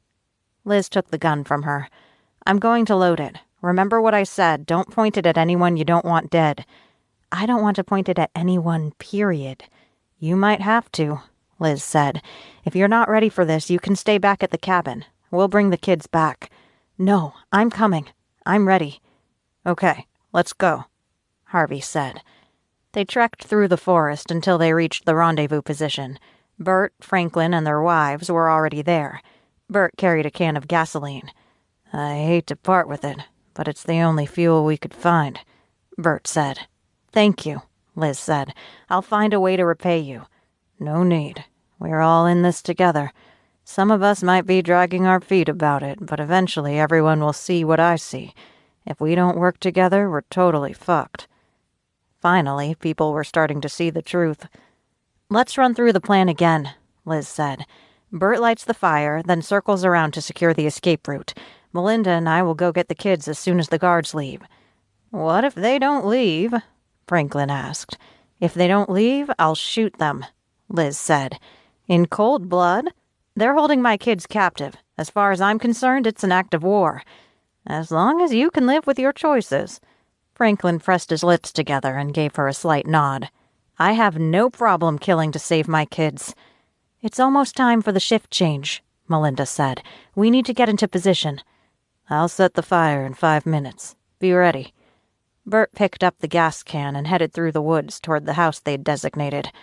"Everyone else, get ready. We don't know where all of the men are or any of their positions," Liz said. "We need to be ready for anything." The group fanned out. Liz and Melinda walked to the cliff overlooking their target. "If people start shooting, you have to shoot back," Liz said. "Hesitation could get us killed." "I know." Her voice trembled. Not good. Maybe she wasn't ready for this, but it was too late now. The subtle scent of smoke filled the air. In the distance, a dim red glow shined through the trees. "The guards haven't seen it yet," Melinda whispered. "Not yet. Give it a minute. Once the firewood catches, it's going to burn fast and hot." 30 seconds later, the shrill jangle of a frantically rung bell split the air. People shouted and rushed down the road toward the fire. Flames licked up toward the sky, brightening the tree line. The guards jumped up from their seated positions and huddled together, as if trying to decide what to do. One man gestured at the door before turning toward the distant fire. "They're trying to figure out what to do," Liz whispered. "Leave, damn it." 2 guards jogged down the road toward the fire, leaving one guard standing on the front porch. "Shit, we still have one." "Can you take him out from here?" Melinda asked. "It's too far. We need to get rid of him. I'll go down and distract him. I'll tell him Elijah wants him to help put out the fire." "He'll never fall for that," Liz said. "If he doesn't, then what?" "Then you have to shoot him. He's the only thing standing between you and your son. I can't do this for you. You're going to have to do it yourself." Melinda let out a low groan before shoving her shoulders back. When she turned toward the path to the house, Liz grabbed her shoulder. "Wait." "What?" Melinda turned. "Hesitation will get you killed. If you don't think you can do this, I can do it." Liz stepped back as Melinda headed toward the house. When she stepped out of the forest, the guard turned toward her. His hand rested on the pistol at his waist. She started gesturing wildly and pointed toward the fire. The guard cocked his head to one side. They appeared to argue for several seconds before he finally took off toward the fire. Elated, Liz ran down the hill. She met Melinda at the back window. "The kids aren't near this window, right?" Liz asked as she hoisted the rifle overhead. "No, they're in the kitchen." "Get back." Melinda jumped back as Liz used the butt of the gun to smash the window. After knocking all of the glass out of the way, she reached up and pulled herself inside. Sierra, Kyle, and Adam whipped their heads around to stare at her with wide eyes. "Mom!" Sierra jerked against the chair. "Where are the guards?" "We took care of them. Don't move while I cut you free." Liz pulled a knife out of her pocket and flipped the blade out. She sawed at the ropes around Sierra's ankles first. "I knew you'd come," Adam said. "I'd never leave you." Melinda dropped to the floor to cut the ropes off of his ankles. After quickly slicing through all of the ropes, Kyle flung himself into Liz's arms. "I thought they were going to kill us," he said. "We're not safe yet. We need to get out of here." Liz ran toward the front door and checked the peephole. No one was outside.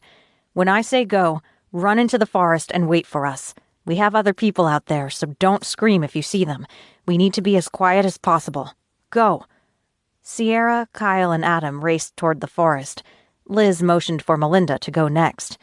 As Liz ran toward the forest, the first shots rang out. They were coming from somewhere down the road. She grabbed the rifle and returned fire. Additional cover fire burst from the forest, giving her the break she needed to get inside the tree line. "This way!" Harvey yelled at the kids. Everyone ran deeper into the forest, toward the route they'd pre-planned. As they raced through an open meadow, bullets sliced through the air. "Take cover! Get back into the trees!" Liz yelled. She scrambled behind a huge oak and jammed the butt of the rifle against her shoulder. She opened up, cutting down 2 men before stopping to reload. Franklin stood 3 feet away behind another tree. He shot 2 more men before being hit in the shoulder. He dropped his gun and fell back against the tree. "Run! I'll cover you!" Liz leaned out enough to get a clear shot and fired. She narrowly missed 1 man who turned and ran back into the forest. "Move out!" Liz backed away from the tree. When she turned to run, she found herself 10 steps away from the preacher. He pointed a revolver at her chest and smiled. "Drop the gun." She tossed it at his feet. "I should have shot you the first time I met you." He cocked the hammer. "I suspected you'd started the fire, so I sent a group into the forest. You're not as smart as you think you are." "Fuck you." "That filthy mouth." Elijah shook his head. "You know what your problem is." "No. Tell me." Liz wanted to keep him talking. Anything to buy time. "You don't know your place. You should have submitted to a husband. A woman like you, alone, gets all kinds of ideas. Dangerous ideas." A man shoved Franklin to the ground beside her. He groaned and doubled over. Blood soaked the sleeve on one shoulder. "Where are the brats?" Elijah snapped. "They got away." Relief rushed through her so fast she felt lightheaded. She might end up dead, but at least Harvey and the others could keep her kids safe until Luke came home. She closed her eyes and sent up a silent prayer. She didn't know how she was going to get out of this alive, but as long as she could take a breath, she'd keep fighting. In all of the chaos, Sierra lost the others. She stopped and hid behind a tree. An unintelligible conversation drifted from somewhere in the woods. She strained to make out the voices. When she recognized Elijah and her mom's voices, she crept closer.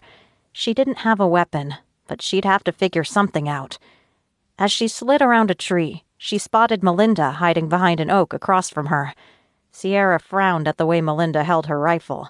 It was all wrong, and she wouldn't have a shot in hell at hitting a target. Sierra waved her arms and tried to get her attention. If she could get the gun from Melinda, she'd be able to take the preacher out.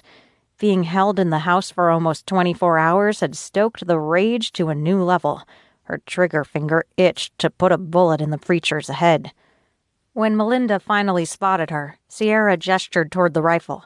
Melinda took a step out from behind a tree. A bullet whizzed past her. She jumped back. "Throw it to me!" Sierra yelled. No point in trying to hide their location since they were already under fire. Melinda tossed the gun, but it landed 3 feet short. "Fuck!" Sierra waited until the shooter finished a magazine before scrambling out from hiding. She grabbed the rifle and dove behind the tree, narrowly escaping the first shots out of the shooter's fresh magazine. "Asshole!" She inched around the edge of the tree and took a quick look. The shooter stood with his back to the growing firelight, giving her a perfect target. She aimed for center mass and shot. He jerked back and fell to the ground. She ran forward, kicked the rifle to the side, and put another shot through his head. A bullet smashed into a tree to her right. She dashed forward and hid behind another tree. Her breath came in short gasps as she scanned the forest. A branch snapped 10 yards to her right. She inched toward the left, carefully picking her way past small branches. When she missed and stepped on a twig, the resulting crack gave away her location. The shooter annihilated the tree with bullets. Pieces of bark burst out to form projectiles. Several chunks landed in her hair. "Come out, you little bitch, or I'll kill your mother," the preacher said. Sierra risked a glance around the tree. The preacher held a gun to her mom's head. "Don't listen to him," her mom said. "He'll kill us both. Run!" The preacher slammed the butt of the gun into her mom's head. Her mom crumpled to the ground. As he pulled the hammer on the gun back, Sierra took aim and fired. The bullet tore through the preacher's shoulder. He stumbled back a few steps before firing off a wild shot. Sierra shot him again and again, making him dance like a spastic marionette until the mag ran out. When he fell to the ground, she screamed and ran forward. She yanked the revolver out of his hand and pointed it at his face. "I hope you enjoy hell!" She pulled the trigger, putting a bullet directly between his eyes. Light flickered in his eyes before fading. The crazed expression on his face relaxed into a blank expression as death claimed him. Sierra shoved the gun in her pocket and ran toward her mom. "Mom?" Liz groaned and tried to sit up. "Don't move." "There are more," Liz mumbled. "How many? Where?" "Don't know." "We got them." Harvey ran up to them. "We killed them all." "Everyone from the church?" Sierra asked. "No, just the one shooting at us. Everyone else fled. Some are still trying to put out the fire." Harvey walked over to Elijah and checked for a pulse. "He's dead." "I killed him," she whispered. "He hit my mom with the gun." "You did the right thing. We need to get her back to the cabin. She probably has a concussion." Franklin and several others from their group jogged up. As Harvey and Franklin moved to pick up her semi-conscious mom, Sierra dropped to her knees. An overwhelming weight pressed her into the ground. She'd just killed a man. The absolute horror of watching the light in his eyes fade replayed over and over until she couldn't see anything else. "I think she's going into shock," someone said. Bile rushed up from her belly. She lunged forward, vomiting nothing but water. She dry heaved until someone started rubbing her back. She turned her glassy gaze on Adam, who scooped her into his arms. "I've got you," he murmured. "I'm taking you home." Sierra went limp as darkness pressed in from every side, eventually rendering her unconscious. Chapter 23. Luke rolled up the sleeping bag Boyd had lent him for the night and set it on the coffee table in the living room. Even though the sun peeked over the eastern horizon, the air remained chilly and still. This morning was much colder than the previous day, cold enough to make him wish he'd stolen a jacket from one of the clothing stores they'd passed several days earlier. He hadn't spoken to Boyd since their conversation about leaving. He'd been too exhausted to get up for anything beyond a trip to the bathroom. Even now, after almost 12 hours of uninterrupted sleep, he could have crawled back in for another 24. As he walked into the kitchen, Boyd strolled in from the hall. He carried a pack on his back and had a jacket in his hand. He changed into fresh clothes and had somehow managed to wash up a bit. He'd also shaved. At least he'd look somewhat presentable if he decided to come to the cabin. Although he had his pack on, it didn't mean anything without confirmation. "I figured we could make a thermos of coffee before we head out," Boyd said. "You're coming?" "If the offer still stands." Luke held out his hand. Boyd grabbed it with a firm grip and shook it.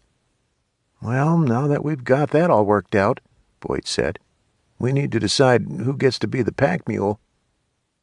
"I only plan on carrying what I can hold in my pack." "Well, now, that might be a problem." "Why?" "Because I loaded up a couple of wheelbarrows full of food, courtesy of those assholes across the street. At first I wasn't going to touch their shit, but then I decided since it wasn't theirs to begin with, I might as well make use of it. We're about 20 miles from my house. I can't imagine pushing a wheelbarrow that far. It'll double the amount of time it's going to take to get there." "But it will stretch out the food supply by another couple of months," Boyd said. "I think losing a day in transit is worth it." Luke sighed. He had a point, but they'd already taken the extra day to rest. Now that he was back on his feet, he was ready to do the whole 20 miles today if possible. He wouldn't be able to make the entire journey in one day while pushing a wheelbarrow around. "Let's just try it," Boyd said. "Worst-case scenario, we ditch the supplies somewhere and go back for them." "All right." After a breakfast of hot coffee and chili, courtesy of a camping stove, Luke slipped his pack on. "Did you ever find your gun over at the other house?" Luke asked. "No, never did find where they put it. But I did find the ammo. It's in one of the wheelbarrows. It's mostly 9mm, but I found a box of shotgun shells, too. There's about 80 rounds of 9mm and 25 slugs. I need to reload. Be my guest. We don't have anything else to put the 9mm in. Those bastards. I loved my Taurus 85. Small gun. It'd still put a hole right through you, and I could hide it pretty much anywhere. I don't want to know all the places you used to hide it, Luke said with a smirk. Smart ass. Okay, let's try the wheelbarrows. If they get to be too much of a pain in the ass, though, we have to ditch them. Works for me. Everything in them would be a good bonus, but if you're already stocked up, food for at least a year, maybe 8 months with you there. 6 if you're lucky. Don't make me rethink this. I wouldn't dream of it. As they headed out the front door, Boyd turned to lock it. He hesitated with the key in his hand. Guess I don't need to lock it anymore. Not really. We lived here 20 years. Raised the kids here. Thought we'd grow old together and die in this little house. I guess I got the dying part right, and the timeline wrong. Luke shook his head slightly. Maybe I'll be back one day, Boyd said as he slid the key into the lock and turned it. The trip through the neighborhood proved to be uneventful. Luke hated to think about how many other families lay massacred in their homes. 2 weeks ago, he never would have dreamed of walking down the middle of a 4-lane road. There wasn't a single car in sight. No people either. At one point, they had to push the wheelbarrows up an off-ramp on the 91 freeway. As they headed toward the 241 toll road, Luke shivered. Does it feel like it's getting colder to you? He asked. It never warmed up. The sky looks funny, too, gray, but there aren't any clouds. Yeah, it's weird. You think there's a fire somewhere? I haven't smelled any smoke. Me neither, Boyd said. Maybe up in L.A., though. After they nuked Hiroshima, the whole city burned down. I hope that didn't happen in L.A. I've got a ham radio at the cabin. Maybe we'll be able to get some news. Maybe. After pushing the wheelbarrows all day, Luke's arms were ready to fall off. The sun rested low on the horizon as they reached a fork in the toll road. One section continued, while the other became an off-ramp to Santiago Canyon Road. As Luke heaved the load up the steep off-ramp, his calf muscles screamed. Boyd huffed behind him until they reached the top of the grade. Are we there yet? Boyd joked. You sound like one of my kids. Mine used to say it all the time. A far-off expression crossed his face. Luke set the wheelbarrow down and pulled a bottle of water out of his pack. He took a long swig before setting it back on the pile. As he reached for a Snickers bar, Boyd turned his back. His chin sagged toward his chest for a moment before he heaved his head to each side to crack his neck. When he turned around, his red-rimmed eyes reflected the sunset. It's all I think about, he said. I know. No, you don't. You still have your family, he said softly, without bitterness. I hope so. I'd give anything to be able to call them. About how far do we have to go? Maybe another 8 to 10 miles. We still have another hour of light or so. I found a couple of headlamps at the house. They're in my wheelbarrow when we need them. I figure we'll keep on through the night. Aren't you exhausted? Luke asked. Yeah. But if I was this close to my family, a pack of wild hyenas couldn't keep me away. Let's do it then. After finishing off the bottle of water, Luke tossed it back onto the pile. About 2 miles up the road, Luke pointed to a lake. It's the one I was talking about. The water's really low from the drought, and they stopped stocking it with fish, but there still might be some. We can check it out after we get settled. That's an easy day trip, even on foot. As darkness stretched across the rolling hills, Boyd pulled the headlamps out. He handed one to Luke. If anyone's out here, they'll be able to see us from a mile away. It's kind of weird we haven't run into anyone, considering how many people live around this area. I wonder why. Maybe because of that. Luke squinted against the night.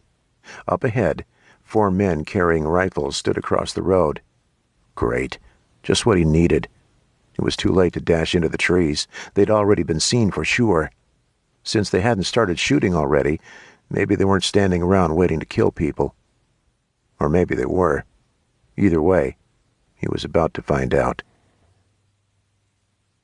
Liz gingerly touched the knot on her forehead. She sat at the kitchen table in her cabin. Adam sat across from her while Melinda poured 3 steaming cups of tea. She carried the mugs to the table and passed them out. Liz took a shaky sip before setting the cup down. She glanced at the ceiling. Kyle lay sleeping in the loft. Sierra had locked herself in the bedroom and was refusing to come out. "Are they sure everyone's dead?" Liz asked. "Harvey and the others went back. They rounded up everyone left at the church and demanded to know who else was involved in the kidnapping. No one knew anything," Melinda said. "And they believed them?" "Yes. The people were unbelievably clueless. I never understood how no one could see him for what he really was." Melinda shook her head. "No one knew the preacher was kidnapping and murdering people?" "No. And if they suspected, they probably ignored their suspicions. People want to believe the best about the powerful people around them. The alternative is too horrifying to imagine. If I'd told people my suspicions about Elijah, no one would have believed me. Before the bombs, it happened all the time. All kinds of atrocities happened, but a single voice doesn't stand a chance against powerful people." Liz nodded slightly. She stopped as a band of pain tightened around her forehead. "You need to rest," Melinda said. "We don't have much room, but please stay here tonight. We'll figure out something more permanent tomorrow." "Permanent?" Adam raised his head. "I know you don't really have a place to go, so unless you're planning on rebuilding the church group—" "I don't ever want to go back there," Adam said. "You don't have to," Melinda said. "I appreciate your offer, but I don't know if we're ready to join another group yet." "Consider it," Liz said. "In the meantime, you're welcome to stay with us as long as you want." They sipped tea in silence for several minutes. "I should check on Sierra," Liz said. "Leave her be for now," Melinda said. "She's in shock. She killed a man. She watched him die. You don't get over something like that in a couple of hours." "How are you holding up?" Liz asked. "I did what I had to do to save my son." Melinda dropped her gaze to the mug and studied its contents as if she were trying to divine the future. "I never thought I'd take a life." "Mom." Adam grabbed his mom's hand and squeezed. "You could have run away, but you didn't. You stayed and you fought for me." "I love you more than anything in the world," Melinda choked. "I love you too, Mom." Liz looked at the front door and sighed. No one would be the same after tonight. Would Luke even recognize them when he made it home? Her heart clenched as Melinda and Adam leaned against each other. Family meant everything, but right now Liz's wasn't complete. Not until Luke came home. "I'm going to check on Sierra." She pushed back from the table and walked to the bedroom door. She knocked softly. "Go away," Sierra called from inside. "Unlock the door." "It is unlocked." Liz twisted the doorknob and slipped inside. She sat on the edge of the bed and reached for Sierra's hand. She rolled away. "I know tonight was a nightmare," Liz said, "but you did everything right. We're alive. None of this would have happened if I'd listened to you in the first place. You warned me not to talk to other people, but I did it anyway. You made a mistake. And now people are dead. Everyone died today because of me." "No one from our group died. Franklin's going to be all right. He was hit in the shoulder, but they patched him up. He'll be fine in a few weeks," Liz said. "You should have seen the look in his eyes when he died. It was like staring into hell." "I'm sorry you had to do that, but you were the only one who could save me. You had to do it." "I don't want to talk about it," Sierra said. "Okay." Liz didn't want to push her too hard. It would take time to process everything, and eventually Sierra would realize she had no choice but to pull the trigger. She tucked Sierra in, then closed the door. Melinda and Adam had moved into the living room. Melinda lay on one of the couches, while Adam sat on the other. "Try to get some sleep," Liz said. "What about you?" Adam asked. "I can't sleep. Harvey checked and doesn't think I have a concussion, but I should stay up just in case. I'll stay up with you. No, rest. I'll be fine. As Liz padded toward the kitchen, a perimeter bell rang. She froze. Adam jumped up and quickly crossed the room to peek out the curtains. I don't see anyone. Wait here. Liz grabbed a shotgun and stalked toward the door. Don't come out until I give the all clear. Liz shivered as she reached for the doorknob. She'd thought all the men were dead, but maybe she'd been wrong.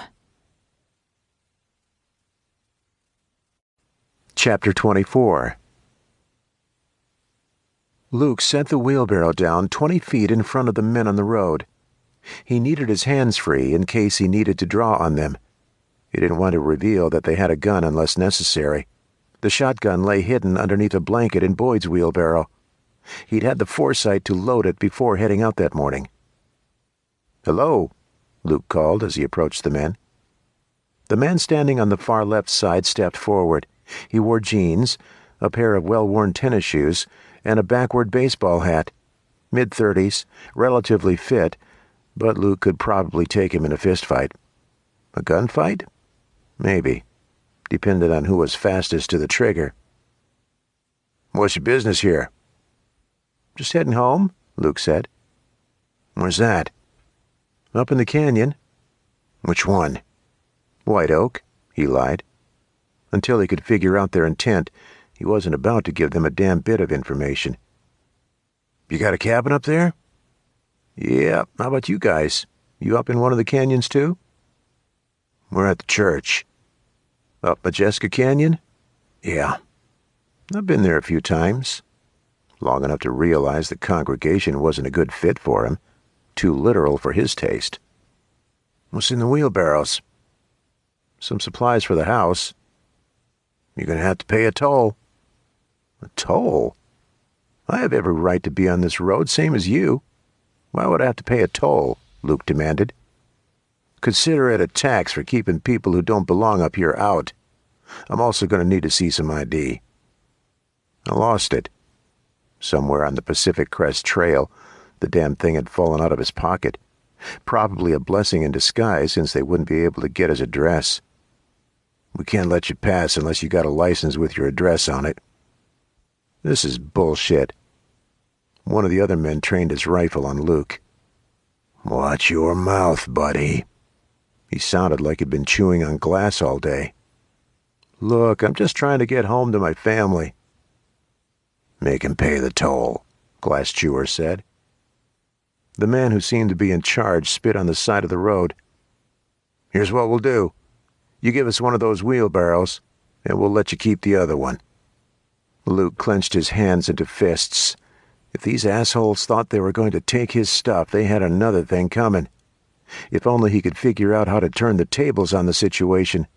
They were outnumbered. He glanced at Boyd, who shrugged. As much as Luke wanted to retain everything they'd been pushing around all day, there was no way they'd get past these guys. If they tried to backtrack, these guys would gun them down and take everything. They may have been from the church, but that didn't mean they were men of the cloth. Far from it. He'd bet his left nut they'd broken at least 5 out of the 10 commandments in the last week. They had that look. "Okay," Luke said with an exaggerated sigh. "I just want to get home, so take my friend's wheelbarrow." "Would rather have yours," the leader said. "You could at least let me choose." "The choice has been made. Rusty, go get it." He turned back to Luke. "Now you boys have a nice rest of your day." "Asshole," Boyd whispered under his breath. "What'd you say?" "Nothing." "I thought so." "Let's go," Luke said. A mile up the road, Boyd turned to him. "What the hell did you do that for?" "They were going to take the stuff either way. I figured we might have a chance to salvage one if we give them the other one." "You're lucky they didn't take the one with the shotgun." "Not lucky, smart. I knew they'd pick whichever one I tried to keep, so I made it seem like I wanted mine, so we could keep yours. Either way, we still have more than what we came with." "I don't like it," Boyd said. "Neither do I, but there's no way in hell I'm getting myself shot this close to home. They said they're with the church. Trust me when I say we're getting every bit of what they took back, and then some. These sons of bitches don't know what they started. Damn straight. The turnoff is coming up. We've only got one wheelbarrow left. I'm thinking we should stash it somewhere in case we run into another group. They might have circles of protection around their territory. See those oaks over there? We could stash the wheelbarrow and come back for the supplies tomorrow. Okay. Boyd rolled the wheelbarrow down the embankment and across an open space. When he reached a grove of oak trees, Luke pointed. Over there, behind those bushes. Can you see the road from here? No, but I think they may have been following us. What? Boyd craned his neck. It's getting too dark to see anything. Hopefully they didn't watch us go down here. I think we should find another spot just in case. Let me check. I've still got my monocular, Luke said. I'm surprised they didn't go for our packs. They probably thought the wheelbarrows had better stuff. They could have shot us and taken anything. Why didn't they? Maybe they want to follow us back to the house and take everything. Luke lifted the monocular to one eye. Night switched to day. Trees and large boulders stood out like light gray sentinels against the darker sky. With a 200-yard view in every direction, it didn't take long to locate their tail. One guy was up on the road looking back and forth. He's up there, Luke whispered. Let me see. Luke handed him the monocular. We're pinned down. No, he doesn't have any night vision gear on. If we wait until full dark, we won't be able to see our hands in front of our faces out here. Okay. Impatience tightened Luke's spine. He was less than an hour away from the cabin. He could hardly wait to see Liz. The moment he had her in his arms, he'd kiss her until she melted. And the kids? God, he'd swing them around like they were still 2 years old. They were the light of his life. If anything had happened to them while he was gone, he'd never forgive himself. He could understand why Boyd still held on to his guilt. Rationally, he knew if anything happened, he wouldn't be to blame. But emotionally, it would destroy him. After an hour of waiting around, he tapped Boyd on the shoulder. Looks like that guy headed back to the group. It's clear for now, Luke said. Keep your eyes peeled. I'm scanning. Lead the way. Luke climbed back onto the road. He checked both directions to make sure their tail was gone. After crossing the road, they headed up the canyon road. Each step added to his excitement, and by the time he reached the turnoff to the cabin, he couldn't hold it back. He jogged up to the gate across the road. As he tried to walk around it, his foot caught on a tripwire. Bells jangled as he stumbled forward. He put out a hand to catch himself and landed on a sharp spike. Fuck! What happened? Boyd asked. Traps. Watch out. Traps? Don't you fucking move, a woman growled. The click-clack of a shotgun being racked strangled his breath. Luke? Liz dropped the shotgun and flung herself into his arms. Oh my God! Oh my God! He clung to her, smothering her with a kiss born of 2 weeks of pure desperation. The struggle, the pain, the suffering, and the miles and miles of fear had been worth it. She melted into the kiss, returning his passion with her own untethered need, as if to reaffirm his presence. As he pulled her close, the intoxicating scent of pine and hope mingled to awaken his soul. Now that they were together, anything was possible. They'd survive the apocalypse. No, more than survive. They'd thrive. They had everything they needed to stay alive for a year. Even with Boyd in tow, they'd have enough to make it. When Boyd cleared his throat, Liz stiffened in Luke's arms. Who's there? His name's Boyd. I met him on the road. We traveled together through most of the Inland Empire. Nice to meet you, Boyd said. I thought we agreed not to bring anyone here, she whispered, as if Boyd weren't standing 2 feet away. He lost his entire family. He's a good man, and I thought maybe we could use the extra help around the cabin. We got plenty of food. No, we don't. What do you mean? What happened? A lot. I don't even know where to begin, she said. We'll figure it out. Once we get settled, and I've had time to let this leg heal. What happened to your leg? Damn it, it's too dark to see anything right now. Let's go inside. Okay. When Boyd didn't move to follow them, Luke turned back. You coming? I don't want to go where I'm not welcome, Boyd said. I could turn around and go home. Not happening, Luke said. You're staying with us. Come on. Your wife doesn't want me here, Boyd said. She doesn't know you. I don't blame her. I'd be wary of a stranger, too. Okay, Boyd said. But if she really doesn't want me to stay, I'll leave. You just say the word, and I'm gone. I won't ask you to leave. When Boyd didn't respond, Luke nodded. Okay, it's settled. Liz stood on the porch. I don't know where we're going to fit everyone, she said. We have other guests. Who? Luke asked. I'll explain everything. Liz knocked on the door 3 times. After a brief scraping sound, the door swung open. Adam, I'd like you to meet Luke, my husband. It's nice to meet you, sir, he offered his hand. As Luke shook it, Melinda sat up on one of the couches. She stood and joined them. This is Adam's mom, Melinda. They helped us when... Kyle appeared at the top of the stairs. Dad? He rubbed his eyes. Dad! Kyle launched himself at Luke, nearly knocking him over in the process. After steadying himself, Luke grabbed his son and held him so tight that Kyle squealed in protest. Ouch! Kyle gasped. Shit, sorry. I'm just so glad to see you. Are you okay? I'm fine, but the preacher took Sierra. Who? What do you mean he took her? It's a long story. What preacher? Where is she? She's in the bedroom. When he took a step toward it, Liz grabbed his hand. Wait, we have a lot to talk about before you go in there. Liz closed the front door and slid a 2x4 into place. A single candle illuminated the space. A stockpile of weapons sat in one corner of the room. Embers from a dying fire popped in the fireplace. Is Sierra okay? He asked. She's sleeping. I'll make tea. I want to see her. She's not ready to see anyone, and she needs rest. Come, sit down. Luke glanced at the closed bedroom door before heading toward the kitchen table. As much as he wanted to see her, he could wait a few hours. He trusted Liz. If she said he should wait, he would, even though it tore at his heart.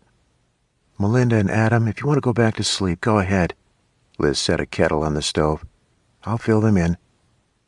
Boyd? Luke slid into a seat at the kitchen table and indicated Boyd should do the same. He took the seat across from Luke. I've got tea and hot chocolate, Liz said. Hot chocolate? Boyd's eyes lit up. I'll have some too, Luke said. After Liz set the steaming mugs in front of them, Luke took a sip. He sat back in his chair. What happened while I was gone? He asked. A lot. I don't even know where to start. Tell me everything. As Liz launched into an animated retelling of the last 2 weeks, a dark cloud of anger took residence in his body. This preacher guy had attacked his family. He'd taken his daughter and subjected her to God knew what. He'd pay. Luke would make him pay. No one fucked with his family. Did you hear what I said? Sierra killed him. What? Luke looked up as thoughts of vengeance evaporated. When we were fleeing, the preacher captured me. He was going to kill me, but Sierra shot him. She watched him die. Jesus. Luke reached for his wife's hand. He held it and never wanted to let go. What about the other men? Dead. We killed all of them. I have to see my daughter. He couldn't wait. He couldn't imagine the emotional turmoil she must be going through. Liz's lips formed a thin line, but she nodded. Luke walked to the bedroom door. As he cracked it open, Sierra rolled over on the bed. Sierra? He whispered. It's Dad. Can I come in? Dad? She jumped up and ran into his arms. Thank God you're here. I'm home, honey. I'm sorry I wasn't here to protect you. She burst into tears, clinging to him the way she'd done on her first day of kindergarten. At 19 years old, she still needed her daddy. "I did terrible things," she whispered. "Whatever you did it to survive. That's all that matters." "Mom hates me." "She loves you." "I put us all in danger. I should have known better." "It's all in the past. We're together now. We're stronger than anything anyone wants to throw our way." "I killed him," she sobbed. "I had to." "I know. Mom told me everything. You did the right thing. I'm proud of you." She continued to cry as she perched on the edge of the bed. He sighed and ran a hand through his hair. Based on experience, he knew there wasn't anything you could do to console someone after their first kill. Justified or not, she'd be traumatized for a long time. "Where's the compound?" he asked. "Across the river. Over the next ridge. Why?" "I want to see it." "No!" Her eyes went wide. "You can't go over there. It's not safe."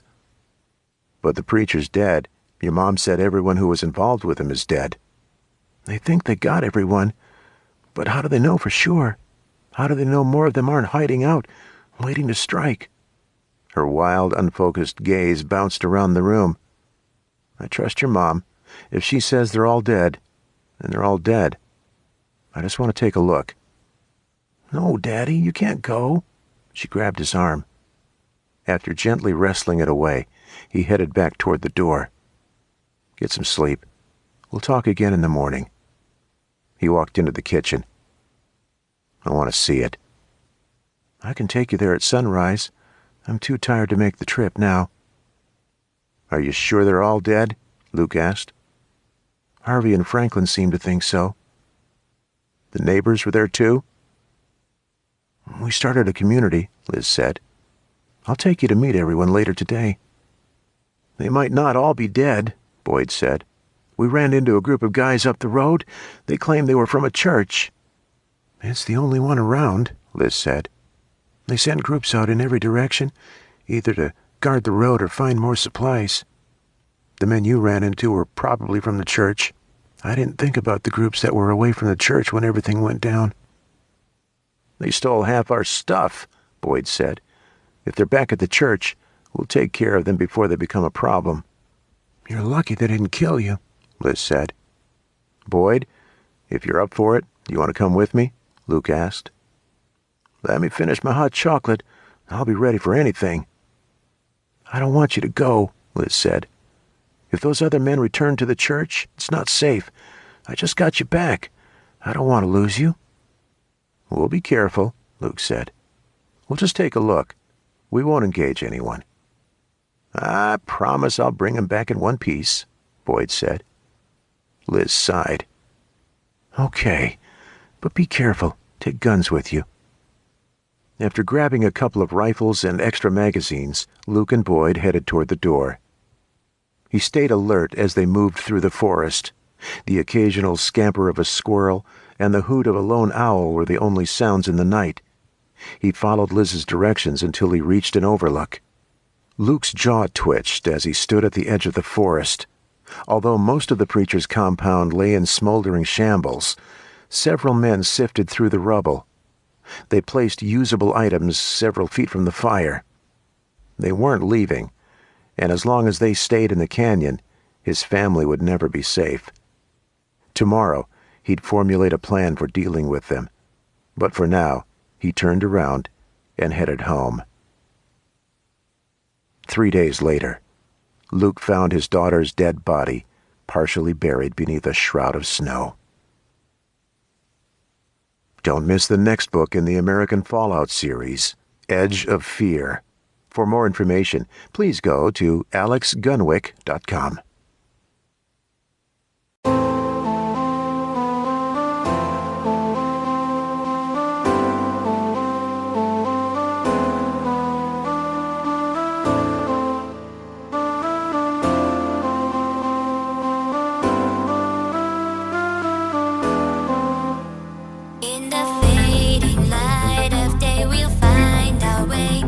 Through the chaos, hand in hand, come what may.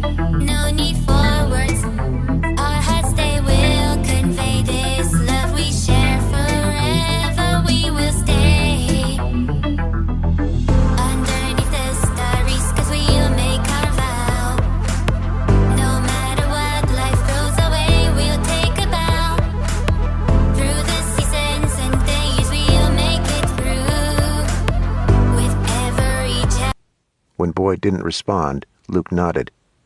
Okay, it's settled. Liz stood on the porch. I don't know where we're going to fit everyone, she said. We have other guests. Who? Luke asked.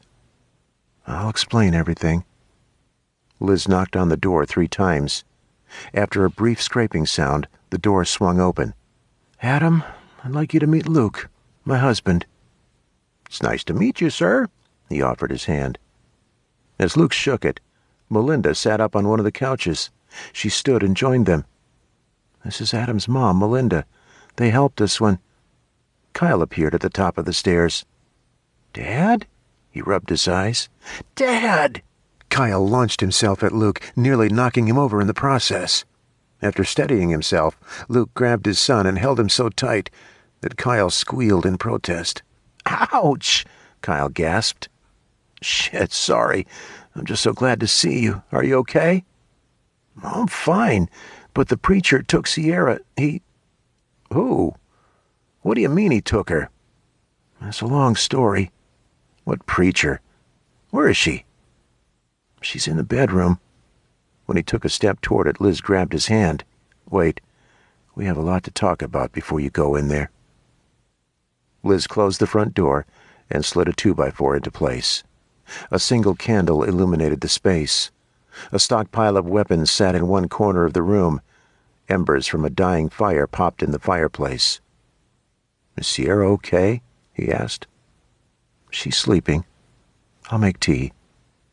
I want to see her. She's not ready to see anyone, and she needs rest. Come, sit down. Luke glanced at the closed bedroom door before heading toward the kitchen table. As much as he wanted to see her, he could wait a few hours. He trusted Liz. If she said he should wait, he would, even though it tore at his heart. Melinda and Adam, if you want to go back to sleep, go ahead. Liz set a kettle on the stove. I'll fill them in. Boyd? Luke slid into a seat at the kitchen table and indicated Boyd should do the same. He took the seat across from Luke. I've got tea and hot chocolate, Liz said. Hot chocolate? Boyd's eyes lit up. I'll have some too, Luke said. After Liz set the steaming mugs in front of them, Luke took a sip. He sat back in his chair. What happened while I was gone? He asked. A lot. I don't even know where to start. Tell me everything. As Liz launched into an animated retelling of the last 2 weeks, a dark cloud of anger took residence in his body. This preacher guy had attacked his family. He'd taken his daughter and subjected her to God knew what. He'd pay. Luke would make him pay. No one fucked with his family. Did you hear what I said? Sierra killed him. What? Luke looked up as thoughts of vengeance evaporated. When we were fleeing, the preacher captured me. He was going to kill me, but Sierra shot him. She watched him die. Jesus. Luke reached for his wife's hand. He held it and never wanted to let go. What about the other men? Dead. We killed all of them. I have to see my daughter. He couldn't wait. He couldn't imagine the emotional turmoil she must be going through. Liz's lips formed a thin line, but she nodded. Luke walked to the bedroom door. As he cracked it open, Sierra rolled over on the bed. Sierra? He whispered. It's Dad. Can I come in? Dad? She jumped up and ran into his arms. Thank God you're here. I'm home, honey. I'm sorry I wasn't here to protect you. She burst into tears, clinging to him the way she'd done on her first day of kindergarten. At 19 years old, she still needed her daddy. I did terrible things, she whispered. Whatever you did it to survive. That's all that matters. Mom hates me. She loves you. I put us all in danger. I should have known better. It's all in the past. We're together now. We're stronger than anything anyone wants to throw our way. I killed him, she sobbed. I had to. I know. Mom told me everything. You did the right thing. I'm proud of you. She continued to cry as she perched on the edge of the bed. He sighed and ran a hand through his hair. Based on experience, he knew there wasn't anything you could do to console someone after their first kill. Justified or not, she'd be traumatized for a long time. "Where's the compound?" he asked. "Across the river. Over the next ridge. Why?" "I want to see it." "No!" Her eyes went wide. "You can't go over there. It's not safe." "But the preacher's dead. Your mom said everyone who was involved with him is dead." "They think they got everyone. But how do they know for sure? How do they know more of them aren't hiding out, waiting to strike?" Her wild, unfocused gaze bounced around the room. "I trust your mom. If she says they're all dead, then they're all dead. I just want to take a look." "No, Daddy, you can't go." She grabbed his arm. After gently wrestling it away, he headed back toward the door. "Get some sleep. We'll talk again in the morning." He walked into the kitchen. "I want to see it." "I can take you there at sunrise. I'm too tired to make the trip now." "Are you sure they're all dead?" Luke asked. "Harvey and Franklin seem to think so." "The neighbors were there too?" "We started a community," Liz said. "I'll take you to meet everyone later today." "They might not all be dead," Boyd said. "We ran into a group of guys up the road. They claimed they were from a church." "It's the only one around," Liz said. "They send groups out in every direction, either to guard the road or find more supplies. The men you ran into were probably from the church. I didn't think about the groups that were away from the church when everything went down." "They stole half our stuff," Boyd said. "If they're back at the church, we'll take care of them before they become a problem." "You're lucky they didn't kill you," Liz said. "Boyd, if you're up for it, do you want to come with me?" Luke asked. "Let me finish my hot chocolate. I'll be ready for anything." "I don't want you to go," Liz said. "If those other men return to the church, it's not safe. I just got you back. I don't want to lose you."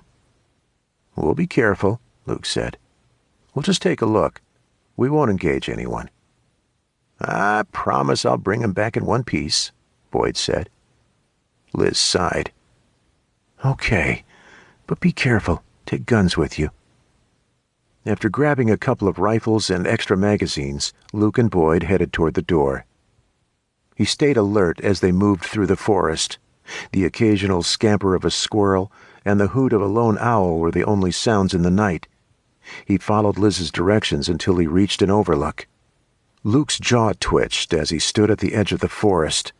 Although most of the preacher's compound lay in smoldering shambles, several men sifted through the rubble. They placed usable items several feet from the fire. They weren't leaving, and as long as they stayed in the canyon,